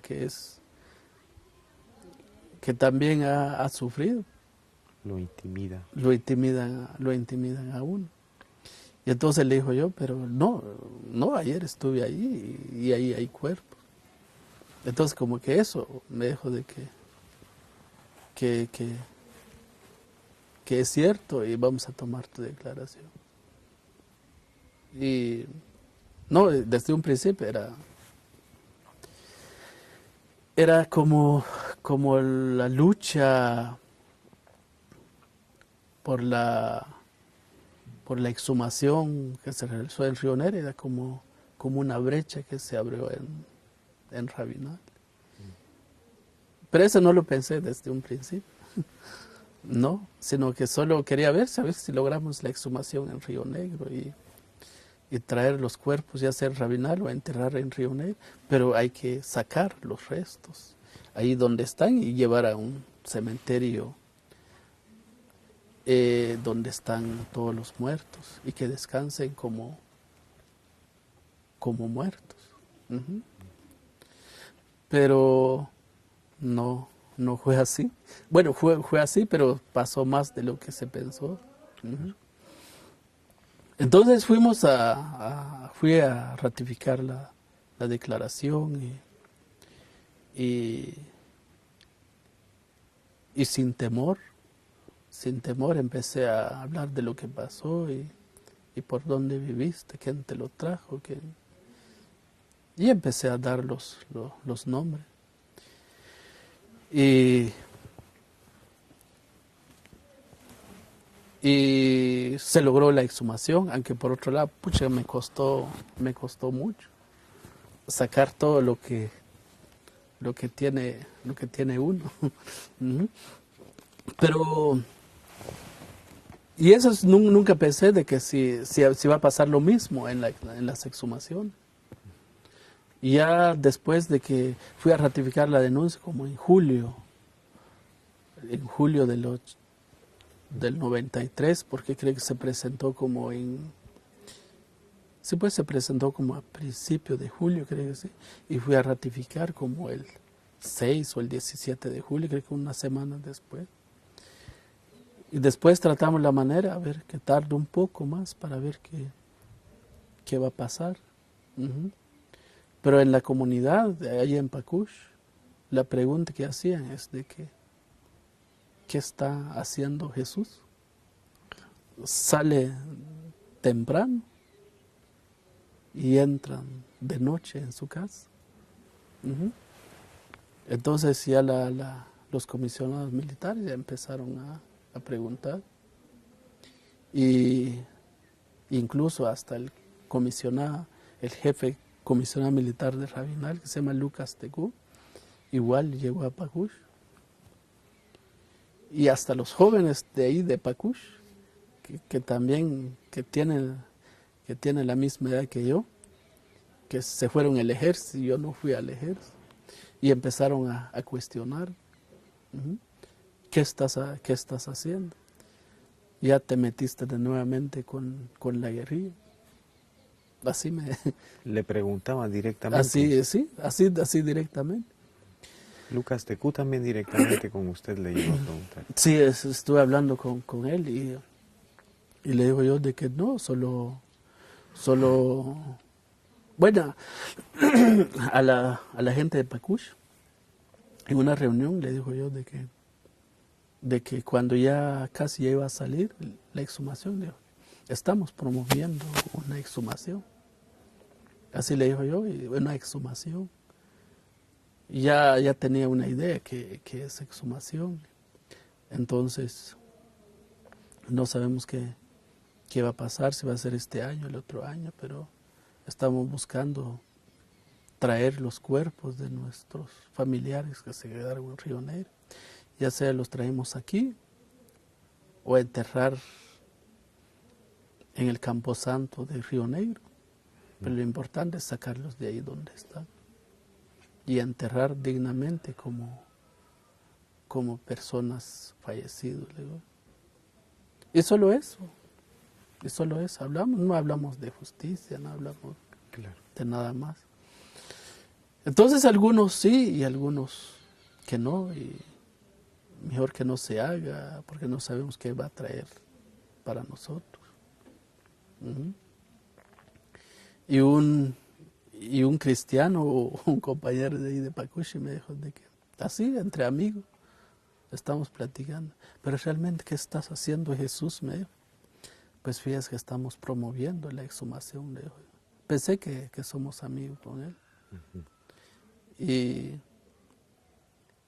Pero tener cuidado, me dijo, porque si algún día el ejército viene a preguntar a mí, me dijo, el ejército va a venir un día y me pregunta hacia mí, ¿dónde está tu casa? Yo mismo voy con el ejército a enseñar tu casa. Que vos sos el que promoviste la exhumación. Pucha, pensé que en Río Negro mataron a su esposa y a sus hijos. De él. De él. De su amigo. Sí. Entonces, no, le dijo yo, de que todo lo que estamos haciendo sabe el Ministerio Público, sabe el juez, dijo yo, y no estamos haciendo nada a escondido. Tal vez a escondido, pero de los autores, le dijo yo. Sí, pero no sabe el ejército. Tenés razón, le dijo. No tenés razón, le dijo yo. porque ¿cómo va a ser eso? Le digo yo. Cuando quieres denunciar a alguien, no vas a pedir permiso a él para que vayas a poner la denuncia en tu contra, si no, no te dejaría. Le digo. Igual que pasa el ejército, le digo yo. Él les da mucha vergüenza por toda esa cantidad de personas que mataron en Río Negro. Y así era mucha discusión, mucha dificultad, amenazas. Y ¿Su esposa le apoyaba? ¿Estaba de acuerdo su esposa con usted? sí, sí. Y no solo, bueno, a mi esposo, también a mi cuñado,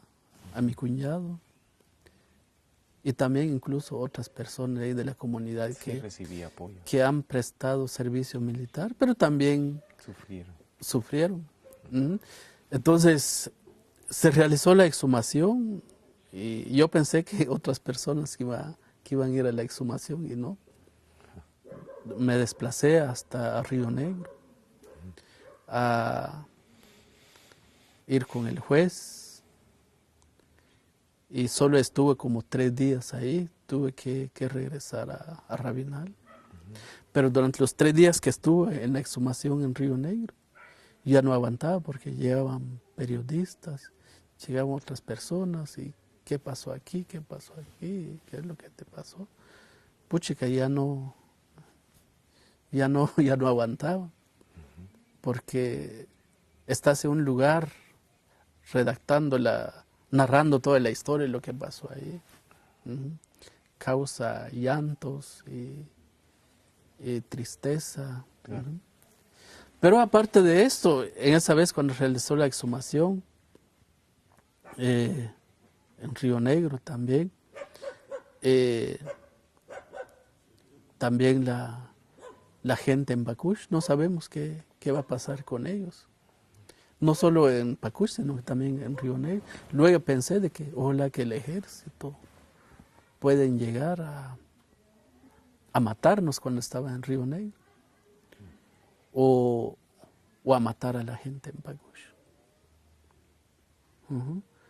Entonces uno está pensando aunque no me querían, pero estoy pensando de ellos. Entonces, ya solo regresé una vez en la exhumación, pero casi ya estaban terminando y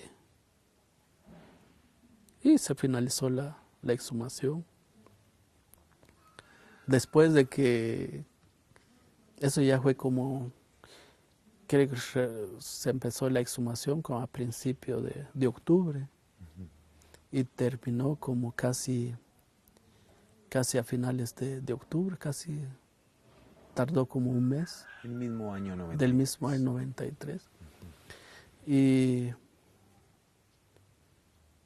Y luego algunas personas también se quedaron en Río Negro porque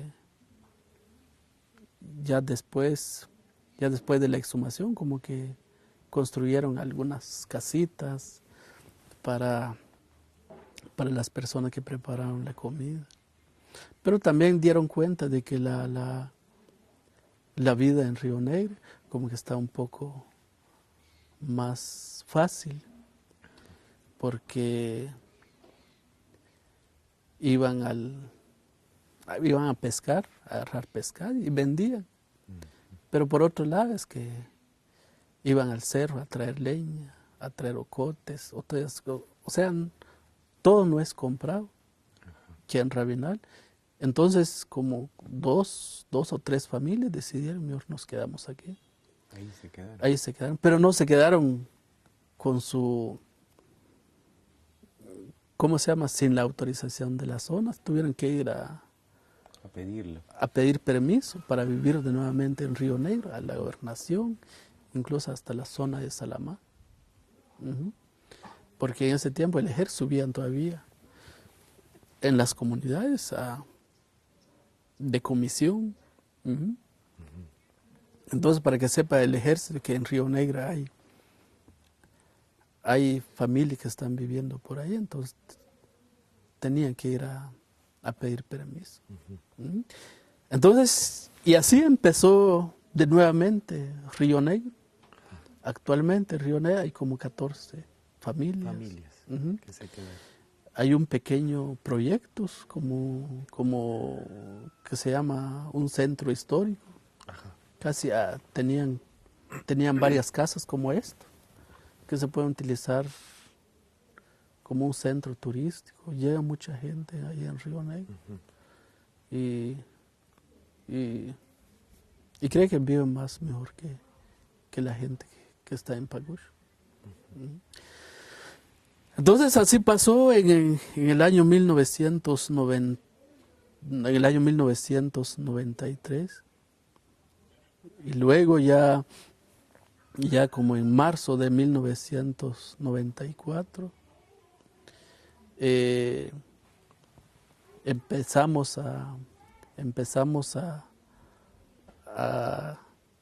empujar no solo la inhumación, el proceso para volver a enterrar los restos de nuestros familiares, sino que también se dio continuidad con el proceso penal.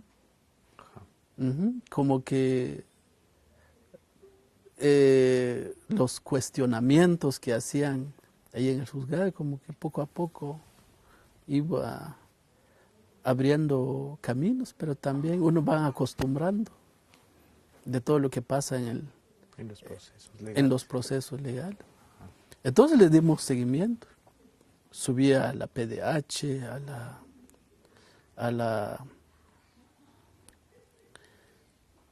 al Ministerio Público, que no es justo de que cientos de personas que fueron asesinados y los responsables siguen libres. Y entonces ya creo que fue como en agosto de 1994, salió las primeras órdenes en contra de los patrulleros, 3 patrulleros de Chocó. Pero antes de eso, creo que fue como el 24, el 25 de mayo, fue la inhumación de los cuerpos. Igual fue un momento difícil. Es lo mismo cuando uno da cristiana sepultura a un familiar que se muere de una enfermedad. Pero en este caso estamos hablando de grandes cantidades de cajas mortuales de mucha gente. Entonces muchas familias estaban llorando y como uno piensa de que ahora sí le digo un adiós a nuestras familias. Pero lo que ayudó ahí es que todos empezaron como que cuando fue la inhumación, como que todos llamó a la unidad de todos los familiares, porque todos colaboraron, y como que llegó un momento que ya no existía miedo ni temor, a pesar de que a unos 100 metros ahí está un destacamento militar. Pero la gente empezaron a hablar y a colaborar para dar cristiana sepultura a sus seres queridos. Entonces, así sucedió. Y luego después de la inhumación, se colocó una pequeña plaqueta donde en el texto decían de que quién son los responsables materiales e intelectuales de estas masacres. Y luchamos para que eso nunca vuelva a repetir en la historia de los pueblos. Solo ni siquiera aguantó un día. Ya lo quitaron. Lo destruyeron. Y luego siempre con la idea de que eso no vuelve a repetirse. Y es importante construir un monumento más. Construir una pequeña, pero es importante construir uno más grande. Y se logró. Creo que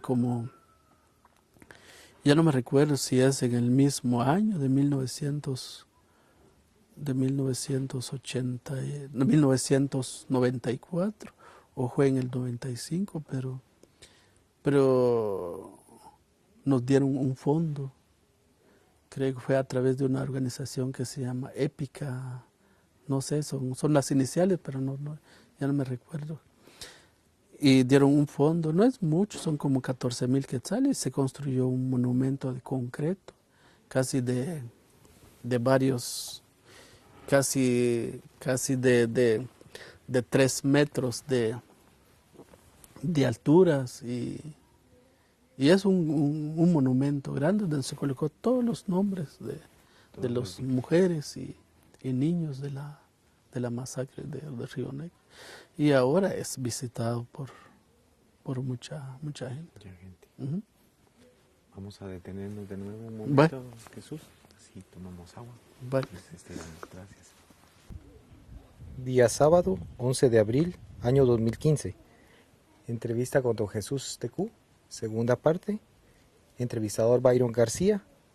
Estamos en Rabinal, Baja Verapaz, Guatemala. La entrevista se realiza en idioma español. Hoy es día sábado 11 de abril, año 2015.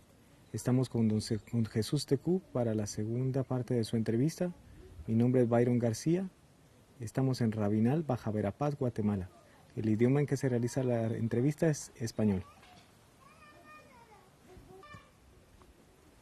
Buenas tardes. Hoy es día 11 de abril, año 2015. La entrevista se realiza con don Jesús Tecú. Estamos en una segunda parte de su entrevista. Mi nombre es Byron García. Este lugar es Rabinal, Baja Verapaz, Guatemala. La entrevista se realiza en idioma español. Don Jesús Tecú, buenas tardes. Buenas tardes. La vez anterior nos quedamos con la parte en la que nos habla de la inhumación de los cuerpos de la masacre de Río Negro. Uh-huh. ¿Me podría usted comenzar a contar desde esa parte cómo ha sido su vida desde ahí para acá? Uh-huh. Bueno, la lucha por la justicia, la lucha para recuperar los cuerpos de nuestros seres queridos, desde un principio estamos hablando, desde que cuando se presentó la denuncia. ¿En el año qué año es? En el año 1993, como a mediados del año 1993. No se contó con el apoyo más que todo de la mayoría, por razones de miedo, amenazas, porque en la entrada a Pacush había un destacamento militar.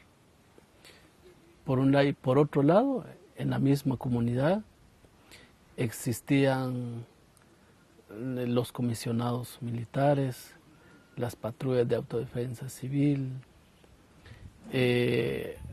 Había un control del ejército a nivel de la comunidad. Pero después de que ya se realizó la exhumación, entonces ya pasó la exhumación y como que no pasó nada conmigo, con otras personas que colaboraron en la exhumación. Entonces como que eso motivó más que todo a la mayoría para apoyar más que todo la organización logística de la inhumación, porque estamos hablando de 147 cuerpos incompletos encontrados. Entonces tenía que construir como cajas mortuales donde se colocarían los cuerpos de nuestros seres queridos, y aparte de eso hay que abrir casi unas zanjas para enterrar los cuerpos. Entonces todo se contó con la colaboración de la mayoría, que antes no se dio. Todos familiares de las víctimas. Todos familiares de las víctimas. Pero también en el momento cuando se realizó la exhumación, o el día que realizó la exhumación, ya después llegaron otras personas también, de otras comunidades de Rabinal, principalmente familiares también de personas que se murieron y que también fueron desaparecidos en Rabinal. Entonces ese día llegaron una multitud de personas en la exhumación. Entonces, por un lado, motivó a la mayoría de seguir participando en el proceso. Después de la exhumación, estamos hablando como una hora después, se colocó como una pequeña plaqueta que solo duró como una semana. Luego fue destruido. ¿Qué decía la plaqueta? Lo que decía la plaqueta exigían la justicia para las personas que cometieron las masacres en Río Negro.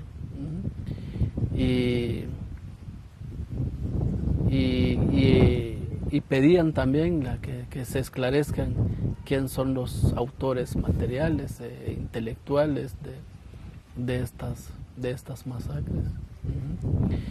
Pero también la gente como que reafirmaron sus luchas para buscar e investigar quién son los responsables de estas masacres. Eso es lo que decía la plaqueta. Pero luego no nos quedamos así callados ante todo eso, sino que empezamos a buscar apoyo de qué forma podemos construir un monumento más grande donde nadie puede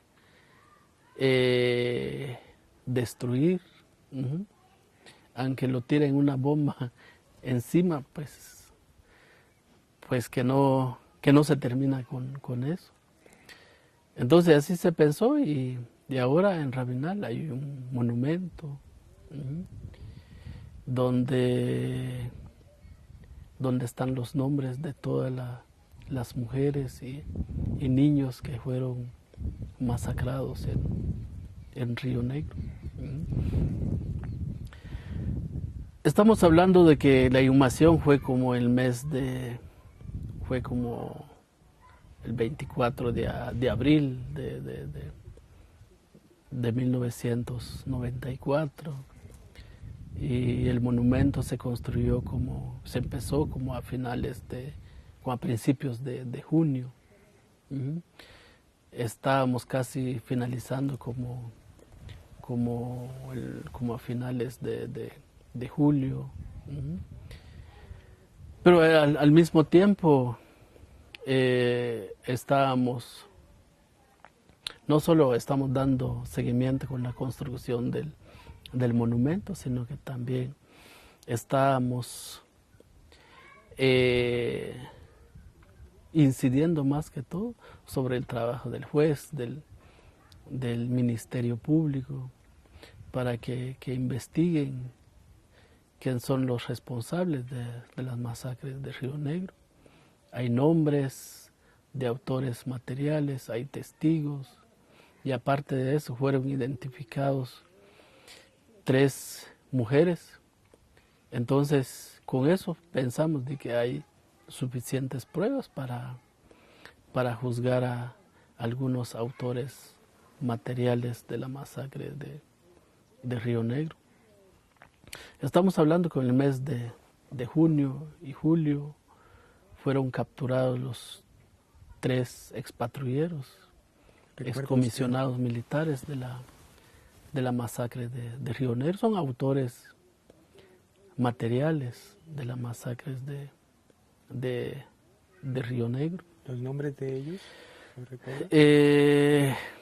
Los nombres de estas personas se llaman Carlos Chen Gómez, Fermín Lahu Chitimul y Pedro González Gómez.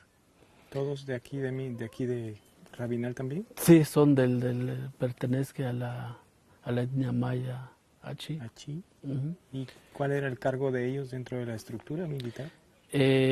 Carlos Chen era comandante de las patrullas de autodefensa civil y Fermín Lahu Chitimul era comisionado militar. Y Pedro González Gómez era un colaborador, era un patrullero. Uh-huh. Entonces así sucedió, pero antes de que fueran capturados, el apoyo del ejército hacia ellos era muy, muy fuerte, porque antes de que eran capturados, el comandante de la zona militar de Cobán vino a Rabinal, reunió a todos los patrulleros en el campo de Rabinal, donde reafirmó de nuevamente las amenazas en contra de estas personas que querían buscar a sus seres queridos, acusándolos de sobrevivientes de la subversión. Y si no dejan de luchar por denunciar más que todo en cementerios clandestinos, eran asesinados y secuestrados desde sus casas. Entonces, pero también ante eso, también no nos quedamos callados. ¿Ya para ese momento ya era una organización con la que usted trabajaba o trabajaban solo como grupo de víctimas? No, en Rabinal no había organización todavía. En ese tiempo solo habían varias luchas, pero venían directamente de diferentes líderes, como de Río Negro, como de Plan de Sánchez, como la masacre sobrevivientes de la masacre de Chichupac. Uh-huh. Entonces están surgiendo líderes. Ahí se están juntando ustedes, uh-huh. Ya son un grupo. Uh-huh. Entonces pero las luchas más que todo para dar respuestas al comandante ante sus amenazas salió más que todo desde ahí de Pacush.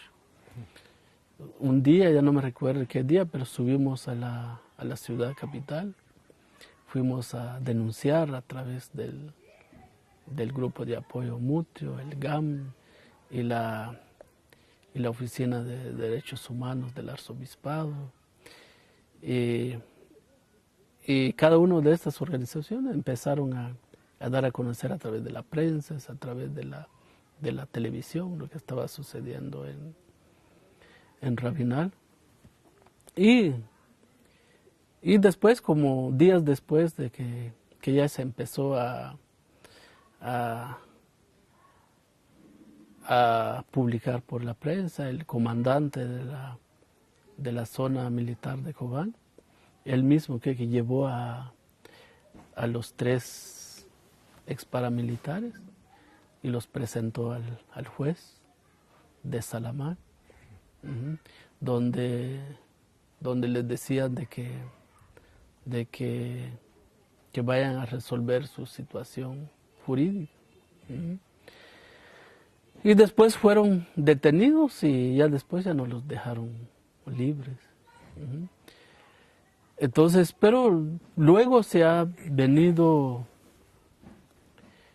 o más que todo, se ha venido pidiendo al juez, al Ministerio Público, que se esclarezca más la responsabilidad de más autores materiales, buscando de qué forma pueden culpar a algunos autores intelectuales, porque sabemos que Xococ era una comunidad aparte de que casi la mayoría eran que han prestado servicios con el ejército, pero también la ideología militar se han penetrado mucho en esa comunidad. Entonces, de alguna forma saben quién son los autores intelectuales de las masacres de Río Negro.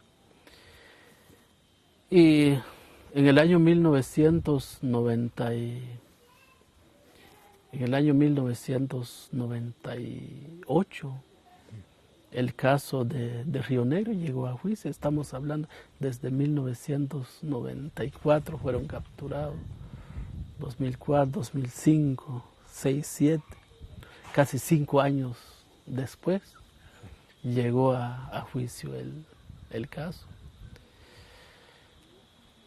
En el país no es porque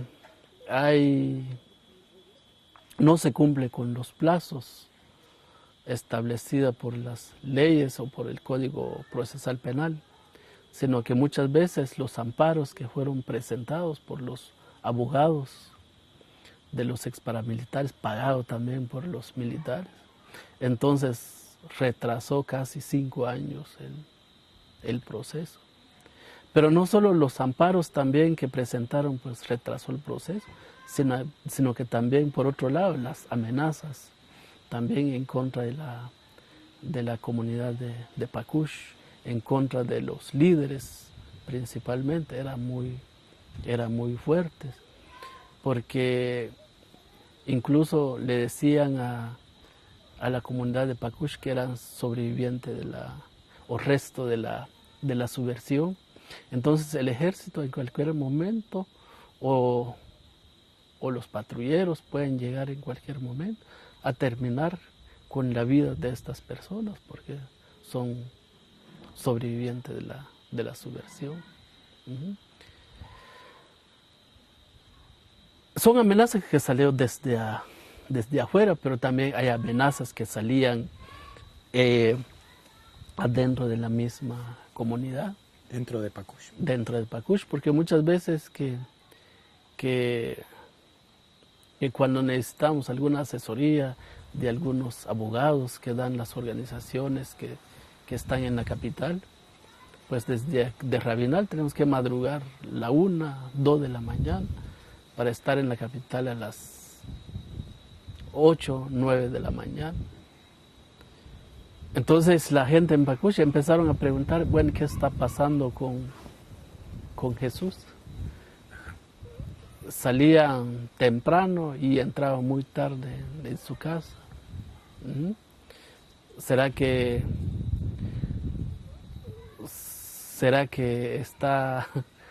no está metido en algo o en alguna organización ilegal? Entonces ya empezó los comentarios de la gente. Entonces llegó un momento donde pensé de que como que no tiene mucha importancia para la comunidad, para la población lo que estamos haciendo. Entonces pensé de que es mejor retirarse de estas luchas, mejor ir a buscar trabajo en la capital o en las maquilas o a ir en otro lugar donde uno puede empezar a trabajar en otras cosas que menos comentan la gente.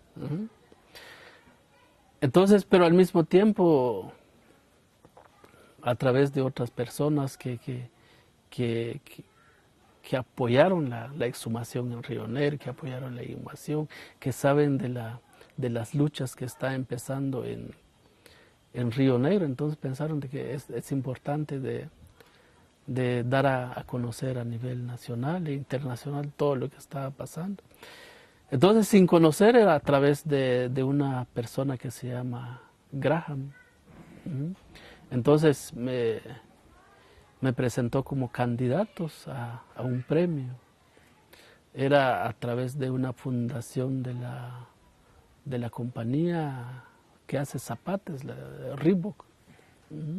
Esa fundación pues dan premios a jóvenes que son activistas a derechos humanos. Entonces era un mes de octubre, creo que fue en el año 1995. No, creo que fue en el 96. 96. Sí, en el 96.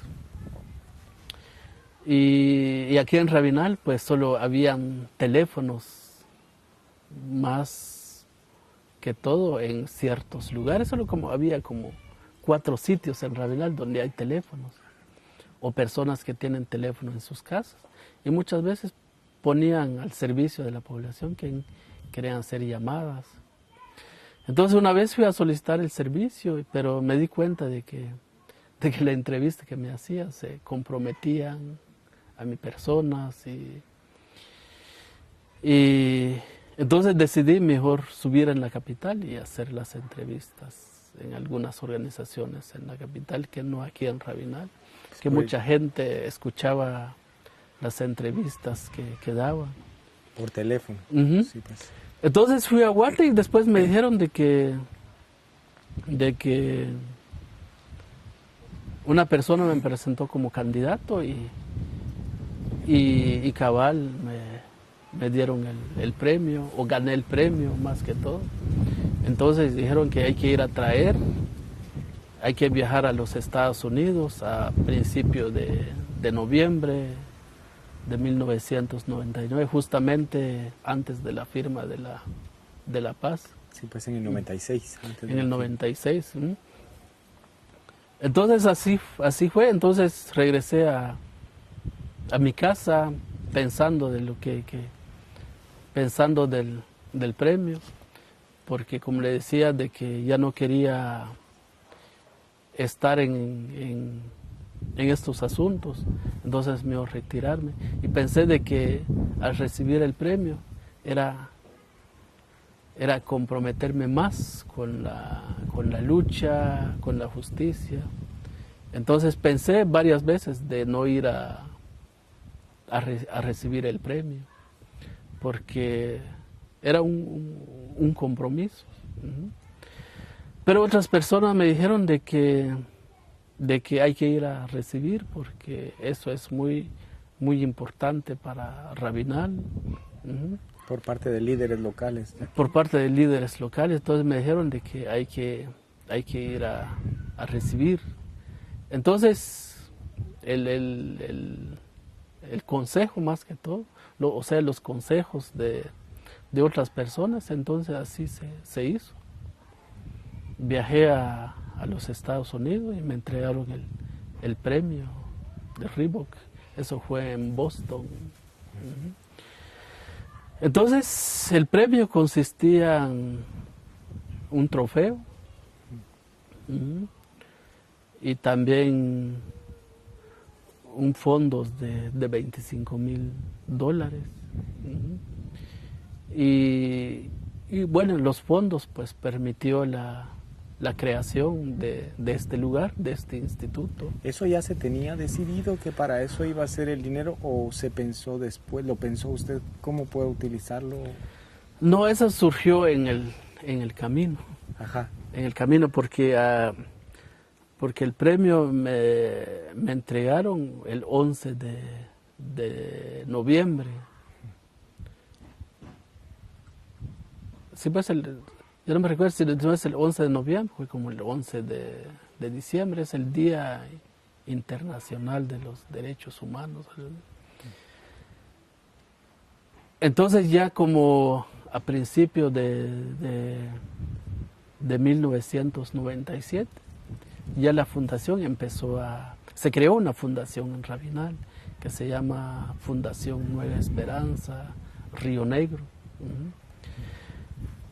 Entonces se pensó así, con el nombre de Río Negro, para honrar la memoria de los niños, de las mujeres, de los hombres que fueron masacrados, desaparecidos, ejecutados durante el genocidio que cometió el Estado en contra de la comunidad de Río Negro.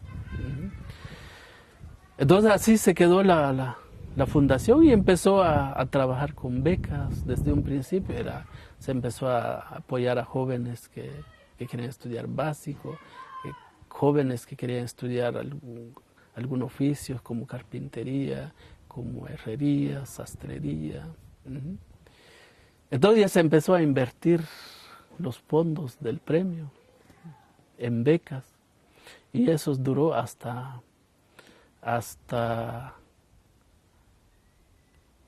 en el año 2002, porque después nos dimos cuenta de que muchas veces los colegios en Rabinal, incluso los institutos que también es del Estado, muchas veces discriminaban a los jóvenes. A los becados.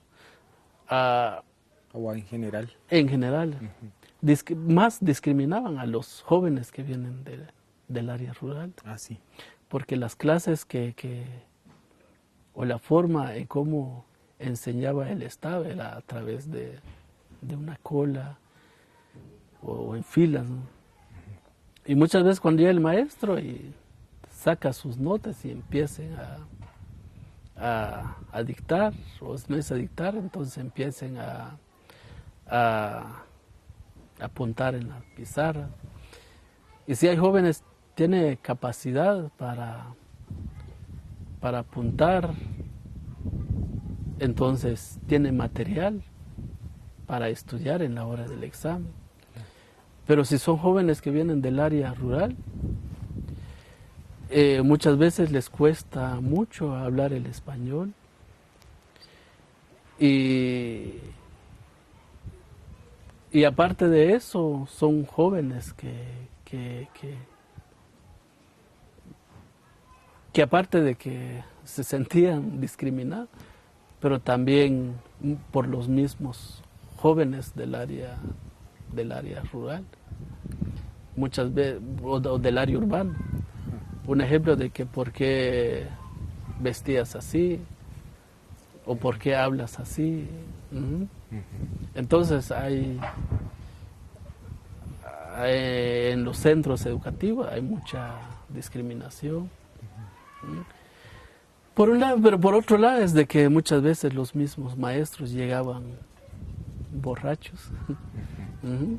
Y muchas veces a la hora del examen pues sacrificaban a los jóvenes. Y si no ganan los jóvenes, porque ¿a quién le echaban la culpa? A los jóvenes que no estudió y él es el culpable. Entonces, y luego pues analizamos y de qué forma se puede apoyar a los jóvenes de Rabinal, brindar una buena educación.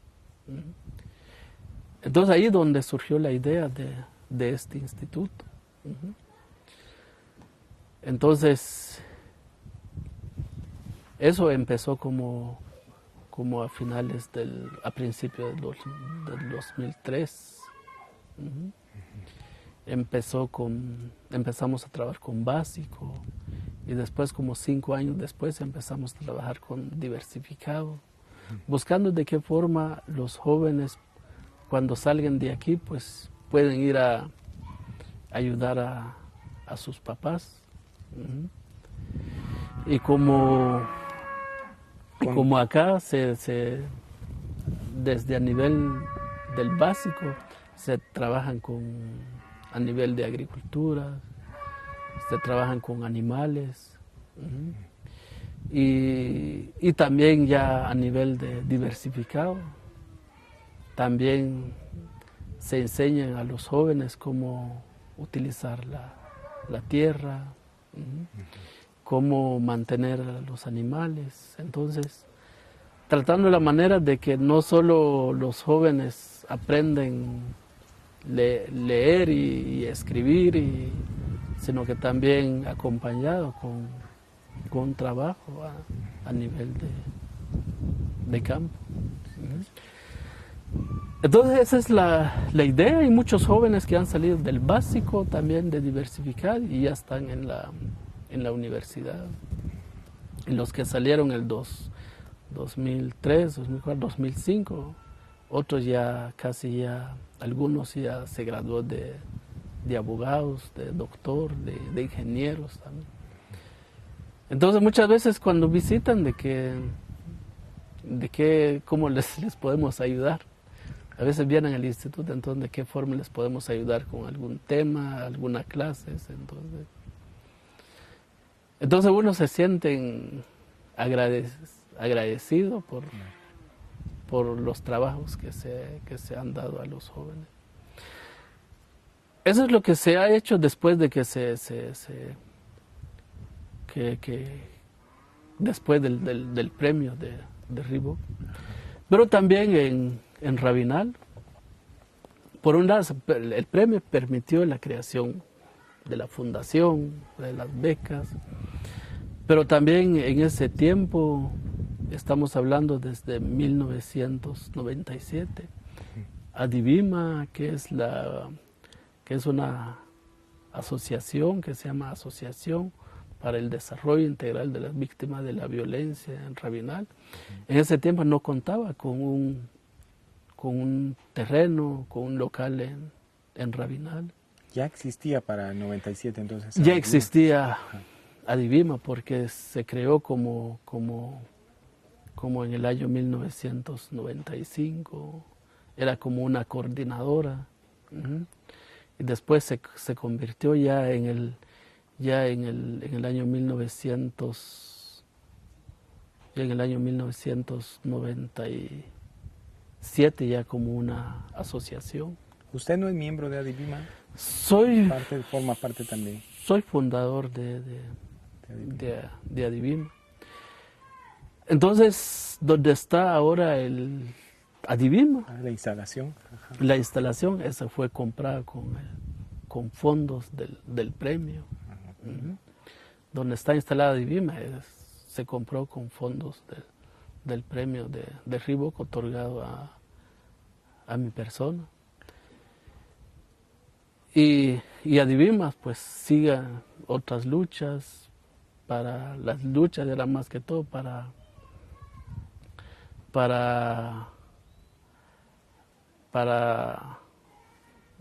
buscar justicia, esclarecer la muerte de muchas personas en Rabinal que se dio durante el conflicto armado.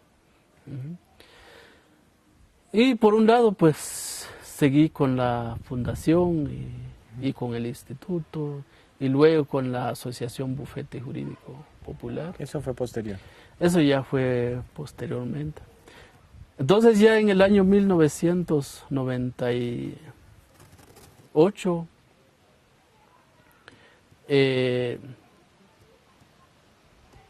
después de que se recibió el premio, casi 2 años después de que se recibió el premio, estamos hablando desde 1998, estamos hablando como casi todo el mes de noviembre de 1998. El caso de Río Negro llegó a juicio. En ese tiempo nos costaba mucho entender cómo se juzgan a un hecho tan inhumano en Guatemala, porque desde un principio cuando cayeron los 3 expatrulleros pensé de que ya se fueron a la cárcel, pues ya eran suficientes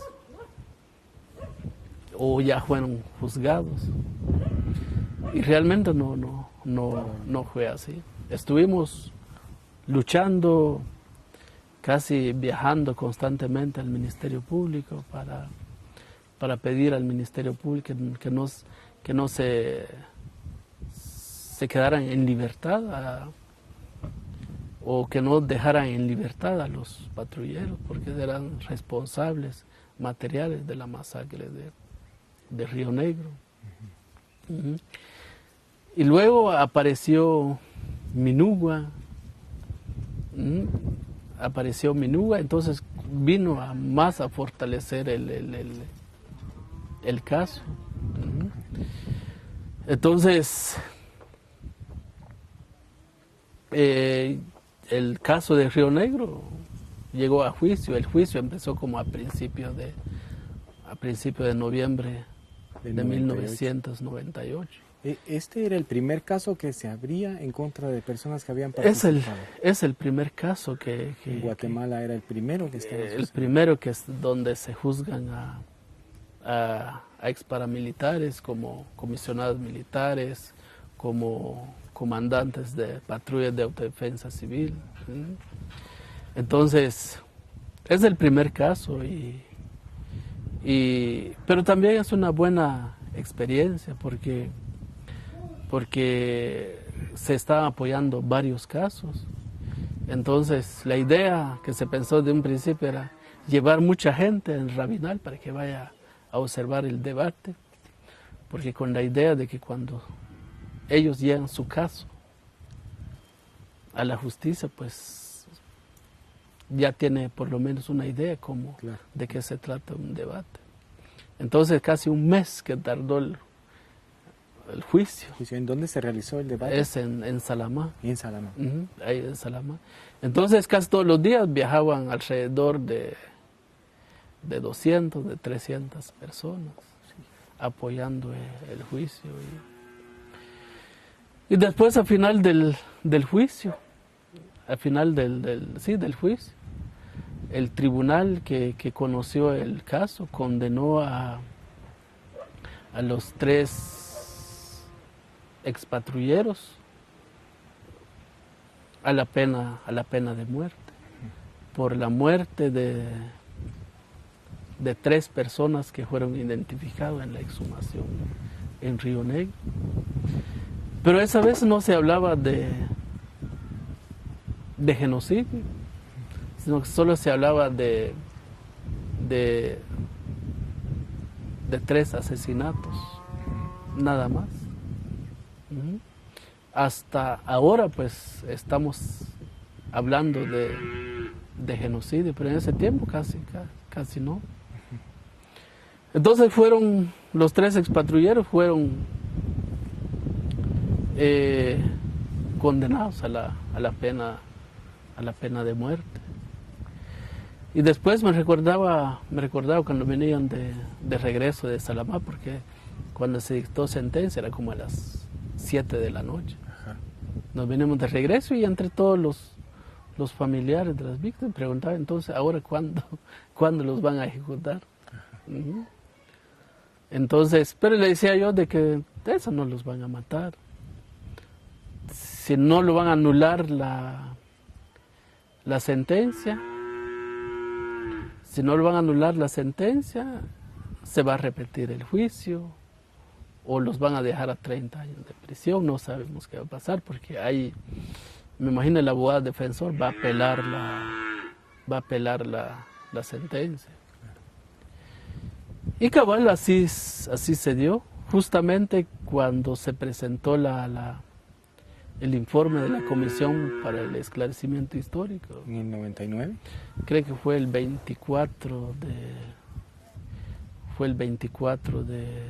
de febrero, creo que sí, de 1999. La sala de apelación de Cobán anuló el juicio y nombró otro tribunal.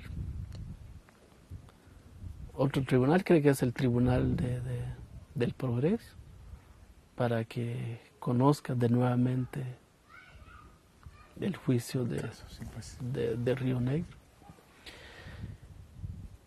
Y así se dio, y después de que anularon la sentencia, también era un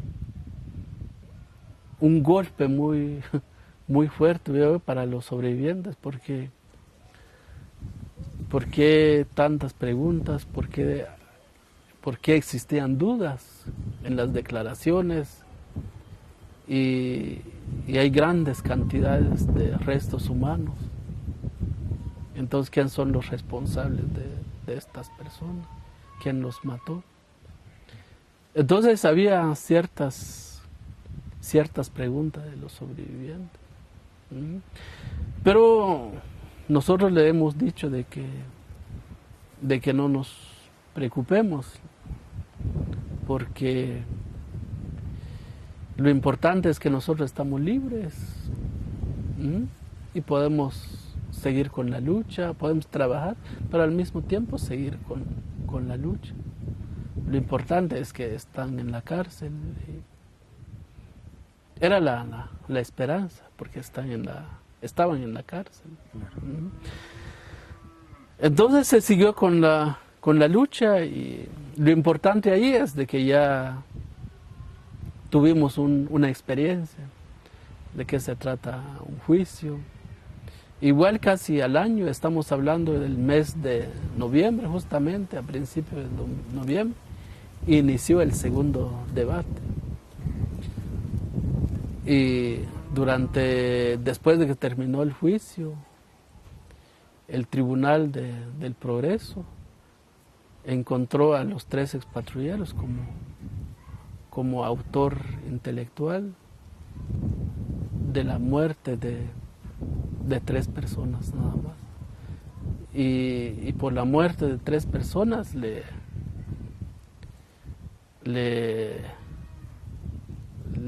pusieron una sentencia de la pena de muerte de nuevamente. Y luego la sala de apelación de Cobán quitó la pena de muerte y dejó la sentencia con 30 años de prisión por cada asesinato. Estamos hablando como de 90 años.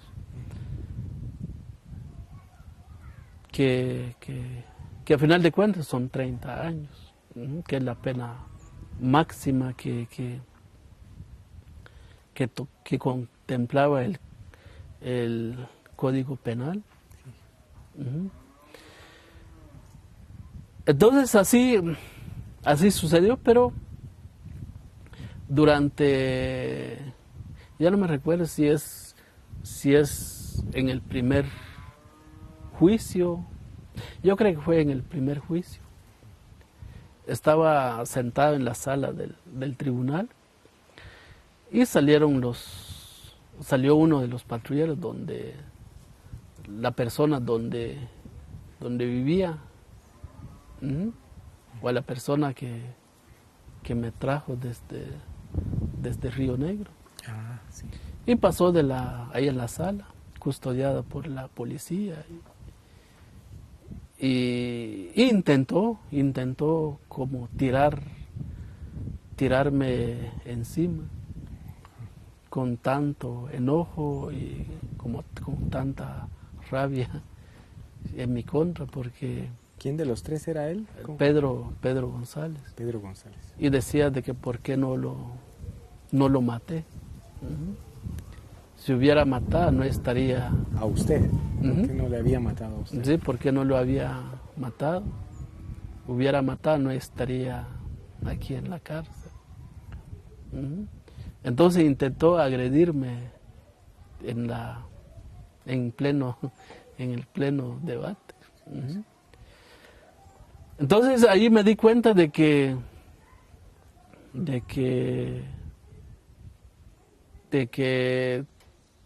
me odiaba mucho, pero también me costaba mucho entender, porque yo no maté a ninguno de su familia, ni tampoco fui a buscar refugio a su casa, sino que él llegó a mi comunidad, me lo trajo a la fuerza, y tiene mucho que informar a la justicia. Aunque otras personas siempre me decían de que, ¿y por qué no o sea, me decía como que sos mal agradecido? ¿Por qué te atreviste a mandar a la cárcel? Y fue él que te salvó. Sos atrevido, ¿por qué mandaste a la cárcel y al mismo tiempo te salvó? Entonces realmente en un país donde existe democracia, entonces existe el Estado de Derecho. pero en ese tiempo ni existe el Estado de Derecho. Y cualquier persona tomaba la justicia por sus propias manos, como lo hacía él. Entonces,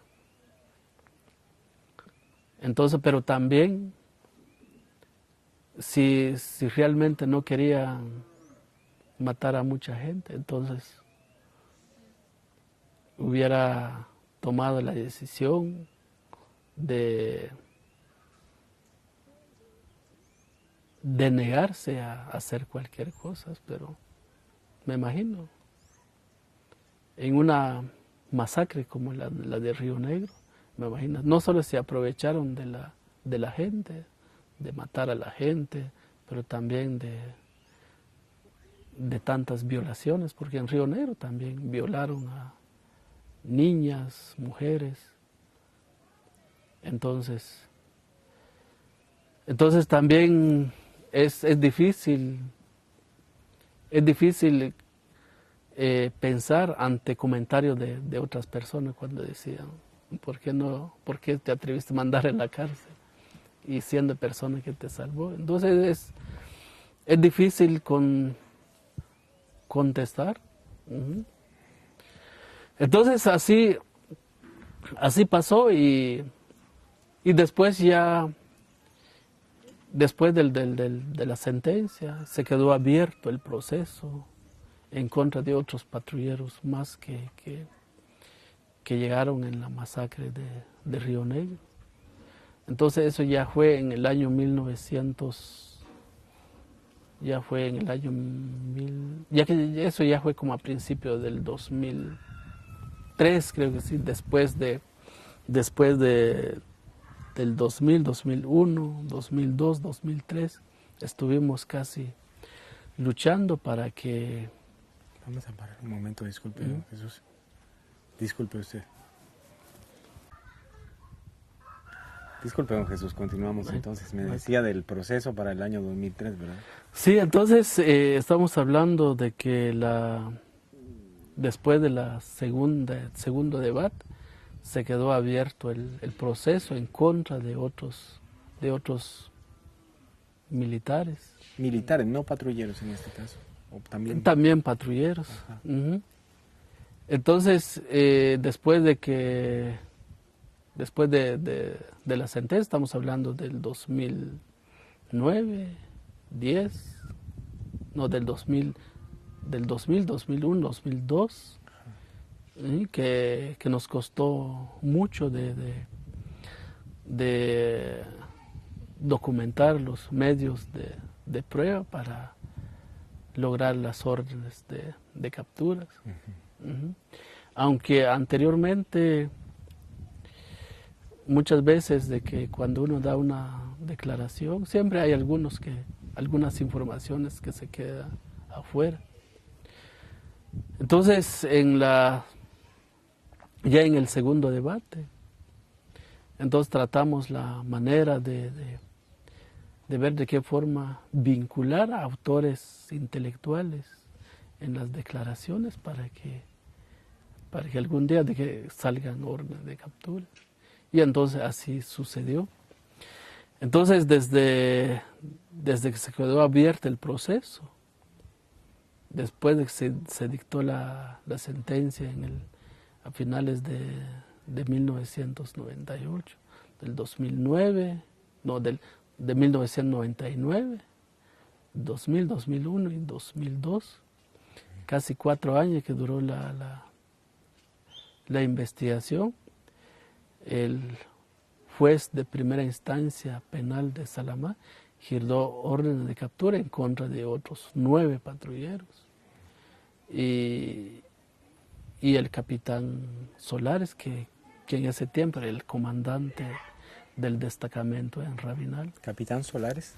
Era el comandante del destacamento militar. ¿El nombre cuál es de él completo? Es José Antonio González Solares.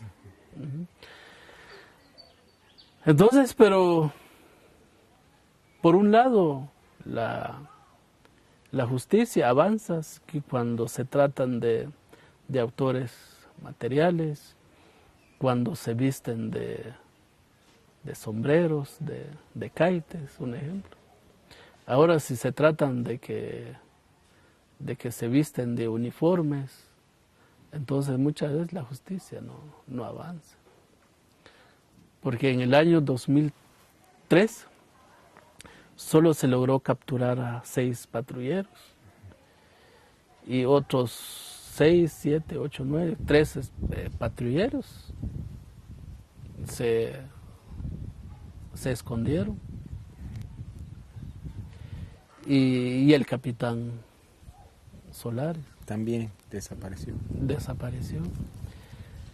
Ahora con el capitán Solares es otra historia, porque con los otros 3 patrulleros sabemos dónde están, pero ya no seguimos el proceso en contra de ellos, porque nos dimos cuenta de que a ellos es fácil de juzgar y es fácil de capturar y juzgarlos, que al capitán Solares. Muchas veces la misma policía, las mismas autoridades los protegen. Y les decía eso porque actualmente hay orden de capturas vigente en contra de ese militar. Y aún el Estado todavía deposita su pensión en su cuenta. Y no saben dónde está. Y el Ministerio Público dice que no sabemos dónde está. Pero por otro lado, a través de los actos administrativos, depositan su cheque en su cuenta bancaria. Incluso cuando cambian ciertos tiempos licencias para conducir y llega personalmente a cambiar su licencia de conducir. Entonces, pero por otra el Estado dice que no está. Lo esconde. Entonces, y por eso le decía, le contaba hace rato de que a los 13 patrulleros están en su casa, pero ya no se siguió con el proceso. Por lo mismo de que las mismas autoridades los castigan, si es posible, los mandan a matar, que cuando son autores materiales. Entonces así sucedió dentro del caso de Río Negro. Don Jesús, digamos que desde el año 90 y 98, que se había dado la primera sentencia, hasta el 2003, y desde que había iniciado el proceso en contra de estas personas, se siguieron haciendo también exhumaciones aquí en la región. Es decir, Río Negro había sido la primera, pero se hicieron muchas otras. ¿Me puede usted decir en dónde se realizaron estas otras? Entonces, desde un principio en Rabinal, creo que fue a principios del 2003, creo que, si no estoy mal, fue como en el mes de febrero o marzo, se realizó la primera exhumación en Rabinal, la exhumación de Chichupac, donde exhumaron alrededor de 32 personas en un cementerio clandestino. ¿Es el año 1993 o 2003? No, 93. 93, ¿verdad? En el año 1993. Esa fue la primera entonces. Es la primera exhumación. Entonces, cuando ocurrió eso, llegaba mucha gente por el cementerio, pero eran los familiares. Y había un montón de gente por el cementerio y le preguntaba qué estaban haciendo. Y la gente decía, esos son los que fueron matados por el ejército. Y los familiares lo exhumaron, ahora lo enterraron.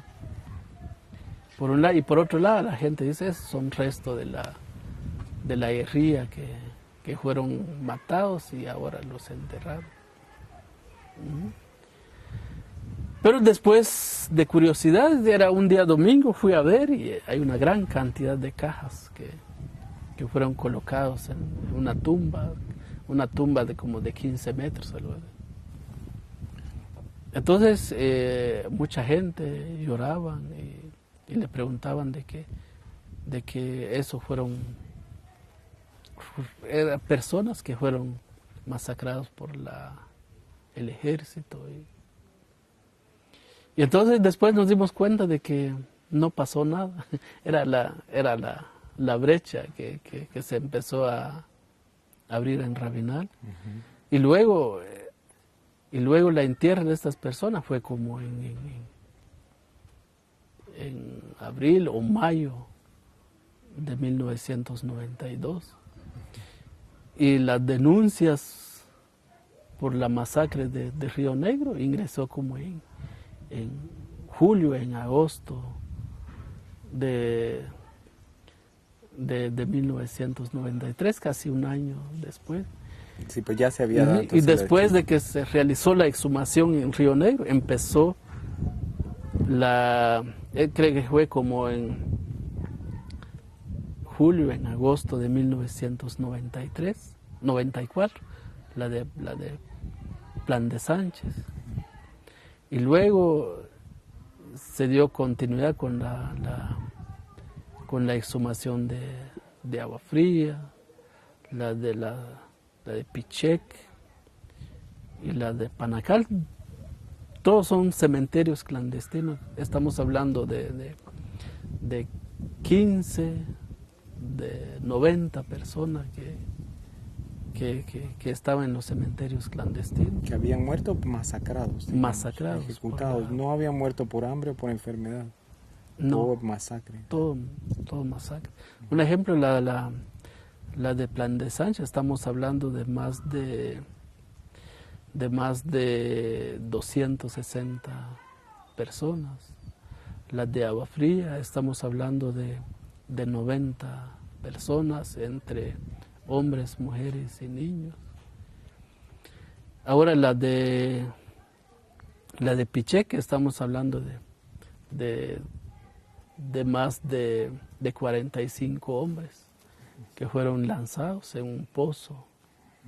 Y la de Panacal, igual, estamos hablando de 70 personas. Estamos hablando de jóvenes y adultos. Entonces todos fueron masacrados por el ejército. ¿Ninguno de estos casos se incorporó al proceso de Río Negro o alguno de ellos generó otro juicio o solamente el de Río Negro se ha logrado ese alcance, digamos? Solo la de Río Negro se empezó a más que todo donde se dio avances importantes. En la de Plan de Sánchez, pues hasta hace 2 años, pues el caso llegó a debate. También se logró condenas, también se dio condenas. Ahora la de Agua Fría, la de Pichec, la de Panacal, hay iniciativa también de los mismos sobrevivientes, pero igual el Ministerio Público buscan, pero solo autores materiales. Y mientras que a los autores intelectuales casi nadie se atreven a investigar y a juzgarlos. Pero también el Ministerio Público muchas veces cuando se les da seguimiento con un caso, muchas veces argumenta de que preguntan a los familiares qué más quieren. Ya se realizó la exhumación, ya enterraron sus seres queridos y ahora qué busca, qué más quiere. Es como que el Ministerio Público, después de que se entregaron los cuerpos a los familiares, pues ahí se terminó su responsabilidad. Y no, cuando se presenta una denuncia hay sospechas de un hecho delictivo y cuando aparecen cuerpos generan más preguntas.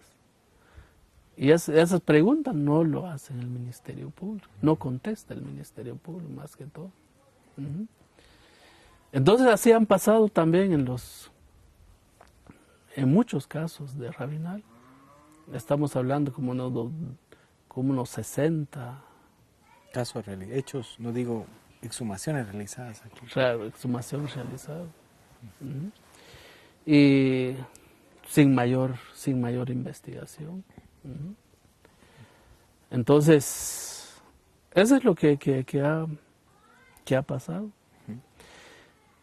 Entonces, pero en el año 2001, en el año 2000 y 2001, bueno, no solo en Rabinal, sino también en otras partes de Guatemala donde se cometieron masacres.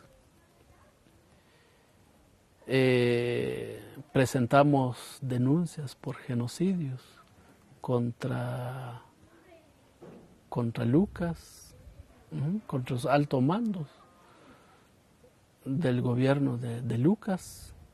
Ese fue en el 2000, y en el 2001 contra el alto mando del gobierno de Ríos Montt.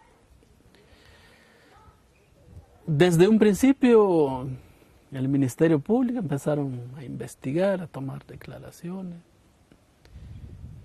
Y llegó un momento donde decía de que, igual como en el caso de Río Negro, quieren capturar a patrulleros, a responsables materiales. Y mientras los autores intelectuales casi ni siquiera lo investigan. Entonces ya después los casos que se presentó, se dividió en varias partes, porque bueno, en la denuncia también se presentó, casi tomó en cuenta varios hechos, cientos de hechos a nivel nacional. Entonces, el caso Ixchil es un caso que salió del genocidio. Esto ya a nivel nacional, digamos, con otras organizaciones. Que está siguiendo otras organizaciones, que está poniendo prioridad a un hechos nada más cometidos en contra de un pueblo. Igual en Rabinal, desde el 2010 empezamos a hablar y a exigir al Ministerio Público que arme un caso de genocidio allí, y que hasta ahora pues seguimos con la documentación de los medios de pruebas. Pero igual con la fiscal anterior, los fiscales nos hablaban de que antes que se vaya la fiscal general, vamos a imputar hechos que relacionados a los autores intelectuales. Pero igual cuando nos falta un mes para que se vaya la fiscal general, como que los fiscales encargados de la investigación ya no querían hacer nada, esperando también de que en qué momento ellos pueden sacarlos de la fiscalía. Y ahora de nuevamente como que empezaron a retomar de nuevamente la investigación. Y no sabemos en qué momento vamos a tener justicia. ¿A nivel internacional se han llevado estos casos en algún momento? Sí, se ha presentado a la Audiencia Nacional Española y también a la Corte Interamericana de Derechos Humanos. Por el caso de genocidio allí, digamos, o por... Algunos casos del genocidio. O algunos casos. No en su totalidad. Entonces, a nivel del caso de genocidio allí no sabemos cuándo va a llegar a la justicia y en qué momento la justicia va a tener vergüenza, digo yo, para juzgar estos hechos. Ahora, a nivel internacional, el caso de Chichupac, la masacre de Chichupac y masacres y hechos individuales cometidos en otras comunidades. Eso lo presentó la Asociación Bufete Jurídico Popular a finales del 2007 a la Comisión Interamericana de Derechos Humanos. Es ahí donde también usted, es el bufete del que me habla. Ujú. Ajá. Pero también está auxiliando dos peticiones a la Comisión Interamericana de Derechos Humanos. Ahora la de Chichupac ya está en la Corte Interamericana de Derechos Humanos, pero hay un caso todavía que engloban a varias comunidades o a varios hechos. Estamos hablando como de 8 comunidades donde se cometieron masacres masivos en contra de las comunidades. Y por la falta de acceso de justicia en el país, se presentó a la Comisión Interamericana de Derechos Humanos a principios del 2009. Y ahora el caso está a punto de ser atendido por la comisión. Entonces así está la lucha por la justicia. ¿Qué otro trabajo realiza el bufete además de estos procesos que me menciona? Bueno, aparte del caso de genocidio Achí, que está documentando con peritajes, también con pruebas testimoniales, documentales. Está trabajando un componente del caso de genocidio, que es los casos de violaciones sexuales, que igual está en la fase de investigación, que este caso sí empezó a principios del 2011, que es un caso reciente.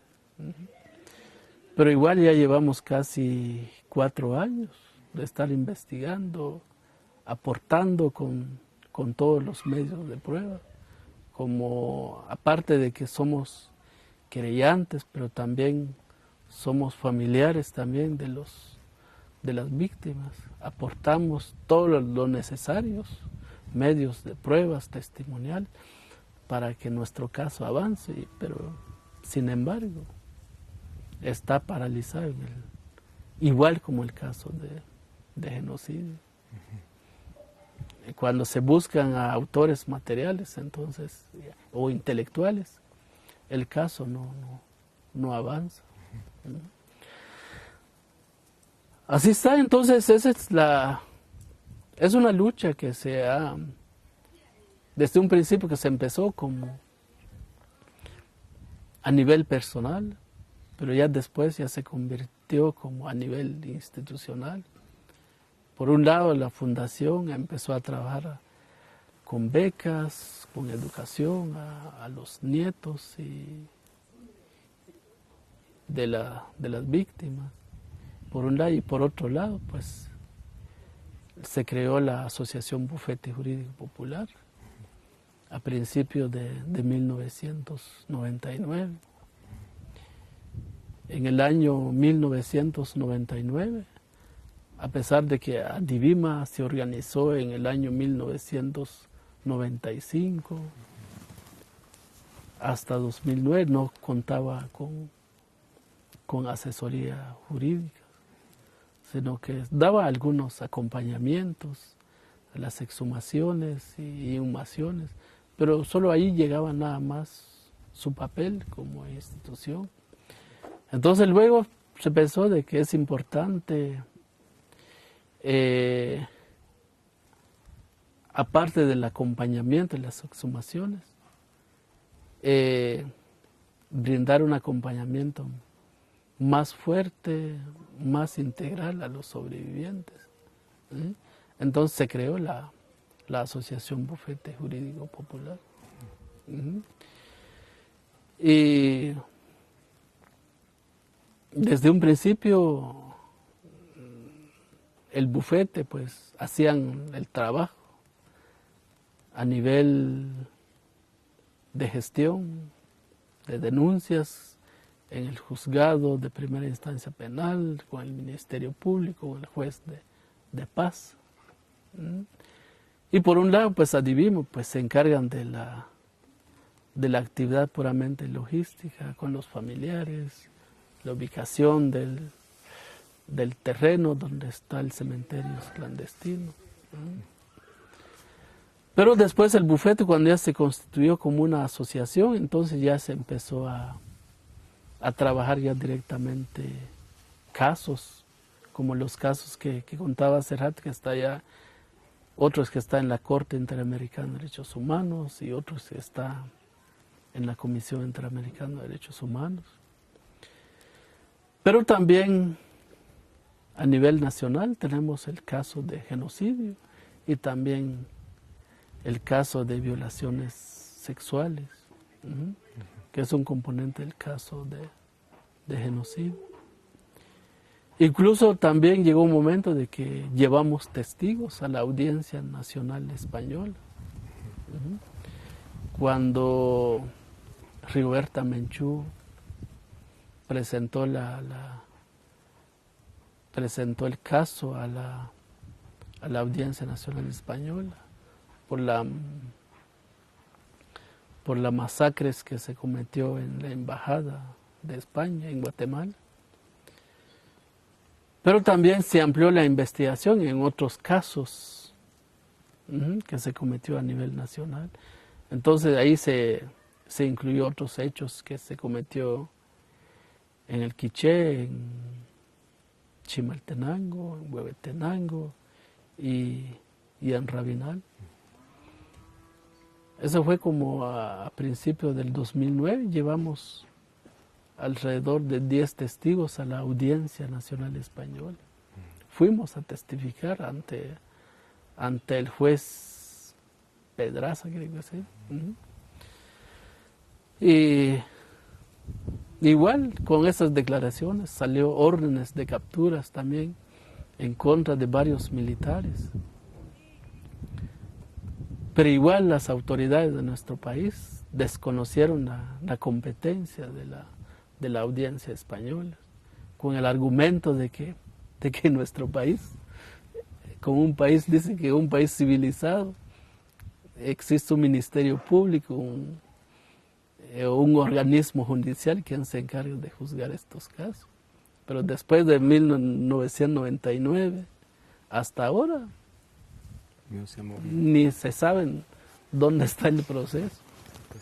Entonces en el país hay un sistema de impunidad que opera desde el sistema de justicia. Entonces así están nuestras luchas. A nivel personal, don Jesús, a nivel personal, la vida le ha dado satisfacciones, digamos, al alcanzar estos logros. ¿Cómo se siente usted actualmente? ¿Tiene usted la voluntad de continuar? Sí. Bueno, la única satisfacción es que hemos aprendido bastante. Hemos aprendido bastante, aunque nos han obligado también a estudiar Derecho, porque ahora estoy estudiando Derecho. Actualmente. Estoy estudiando Derecho. Entonces, pero a través de los pasos que han dado dentro de los casos, y ahora con la universidad, entonces entendemos de qué se trata los procesos penales en Guatemala. Y en un país donde realmente funciona la justicia. Nuestro caso, ¿de qué tiempo hubieran llegado a la justicia? Porque se cumpliría con los plazos, pero en nuestro país no se cumple con los plazos. Muchas veces los amparos utilizan los abogados defensores como medios de impunidad para retrasar los procesos. Entonces, veo yo de que esa es a nivel personal, pues es lo que he aprendido.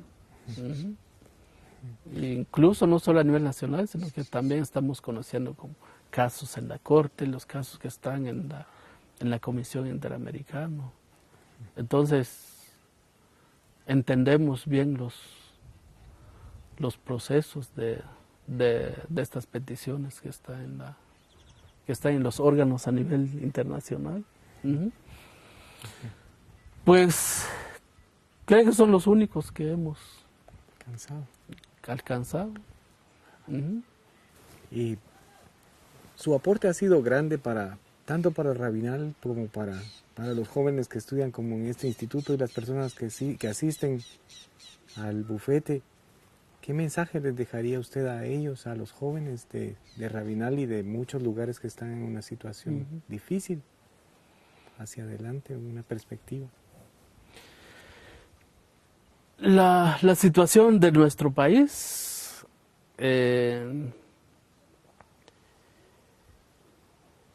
sobrevivimos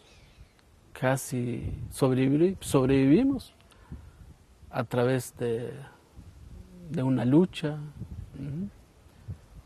y no solo desde ahora, veo yo, sino que desde la invasión española hacia Guatemala se ha cometido genocidio tras genocidio, y hasta ahora pues estamos intentando de exigiendo que se haga justicia por el genocidio que se cometió durante el conflicto armado. Los hechos de genocidio cometidos anteriormente es como que ya se quedó en la historia. En nuestro país, supuestamente de que el conflicto armado se terminó con la firma de la paz.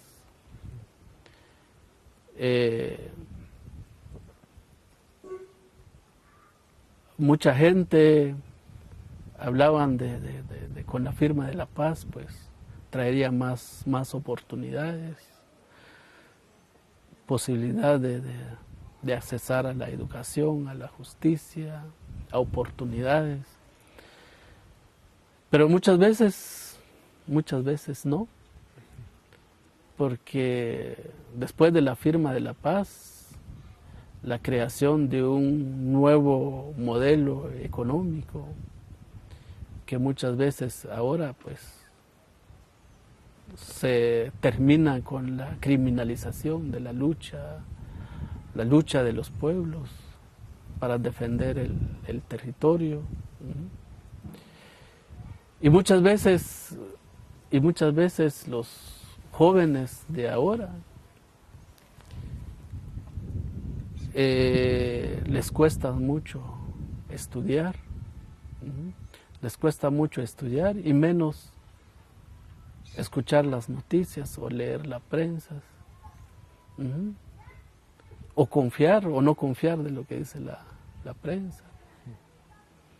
Entonces actualmente hay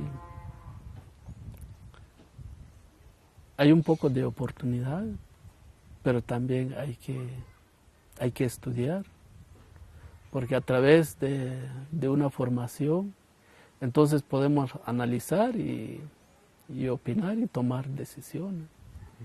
Porque muchas veces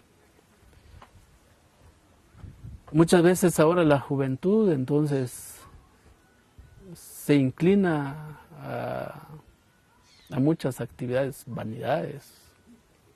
No le interesa las luchas. Pero como le decía hace rato, de que tenemos que estudiar mucho. Tenemos que leer mucho para comprender bien las cosas. Y rechazar lo que realmente nos afecta. Pero muchas veces ahora los jóvenes, sin pensar, muchas veces van al ejército, van a la policía. Pero también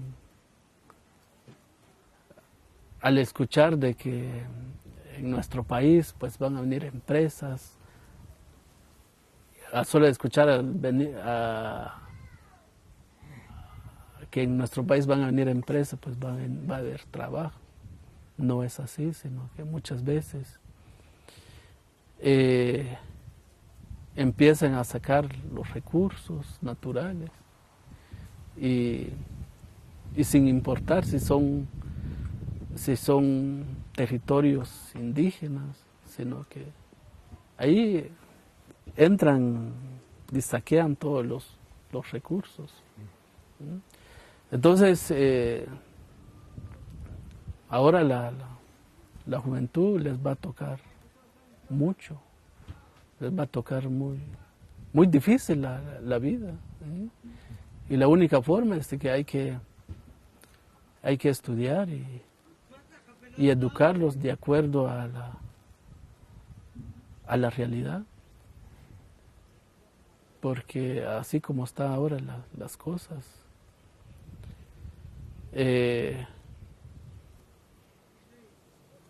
no nos terminaron durante el conflicto armado, pero ahora creo que poco a poco nos van a terminar.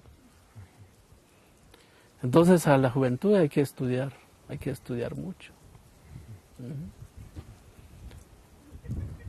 Entonces, es eso. Muy bien, don Jesús. Entonces yo creo que si usted tiene algo más que agregar, Ya no. Yo creo que ya no. finalizamos de esta manera entonces. Yo le agradezco mucho y le felicito de verdad.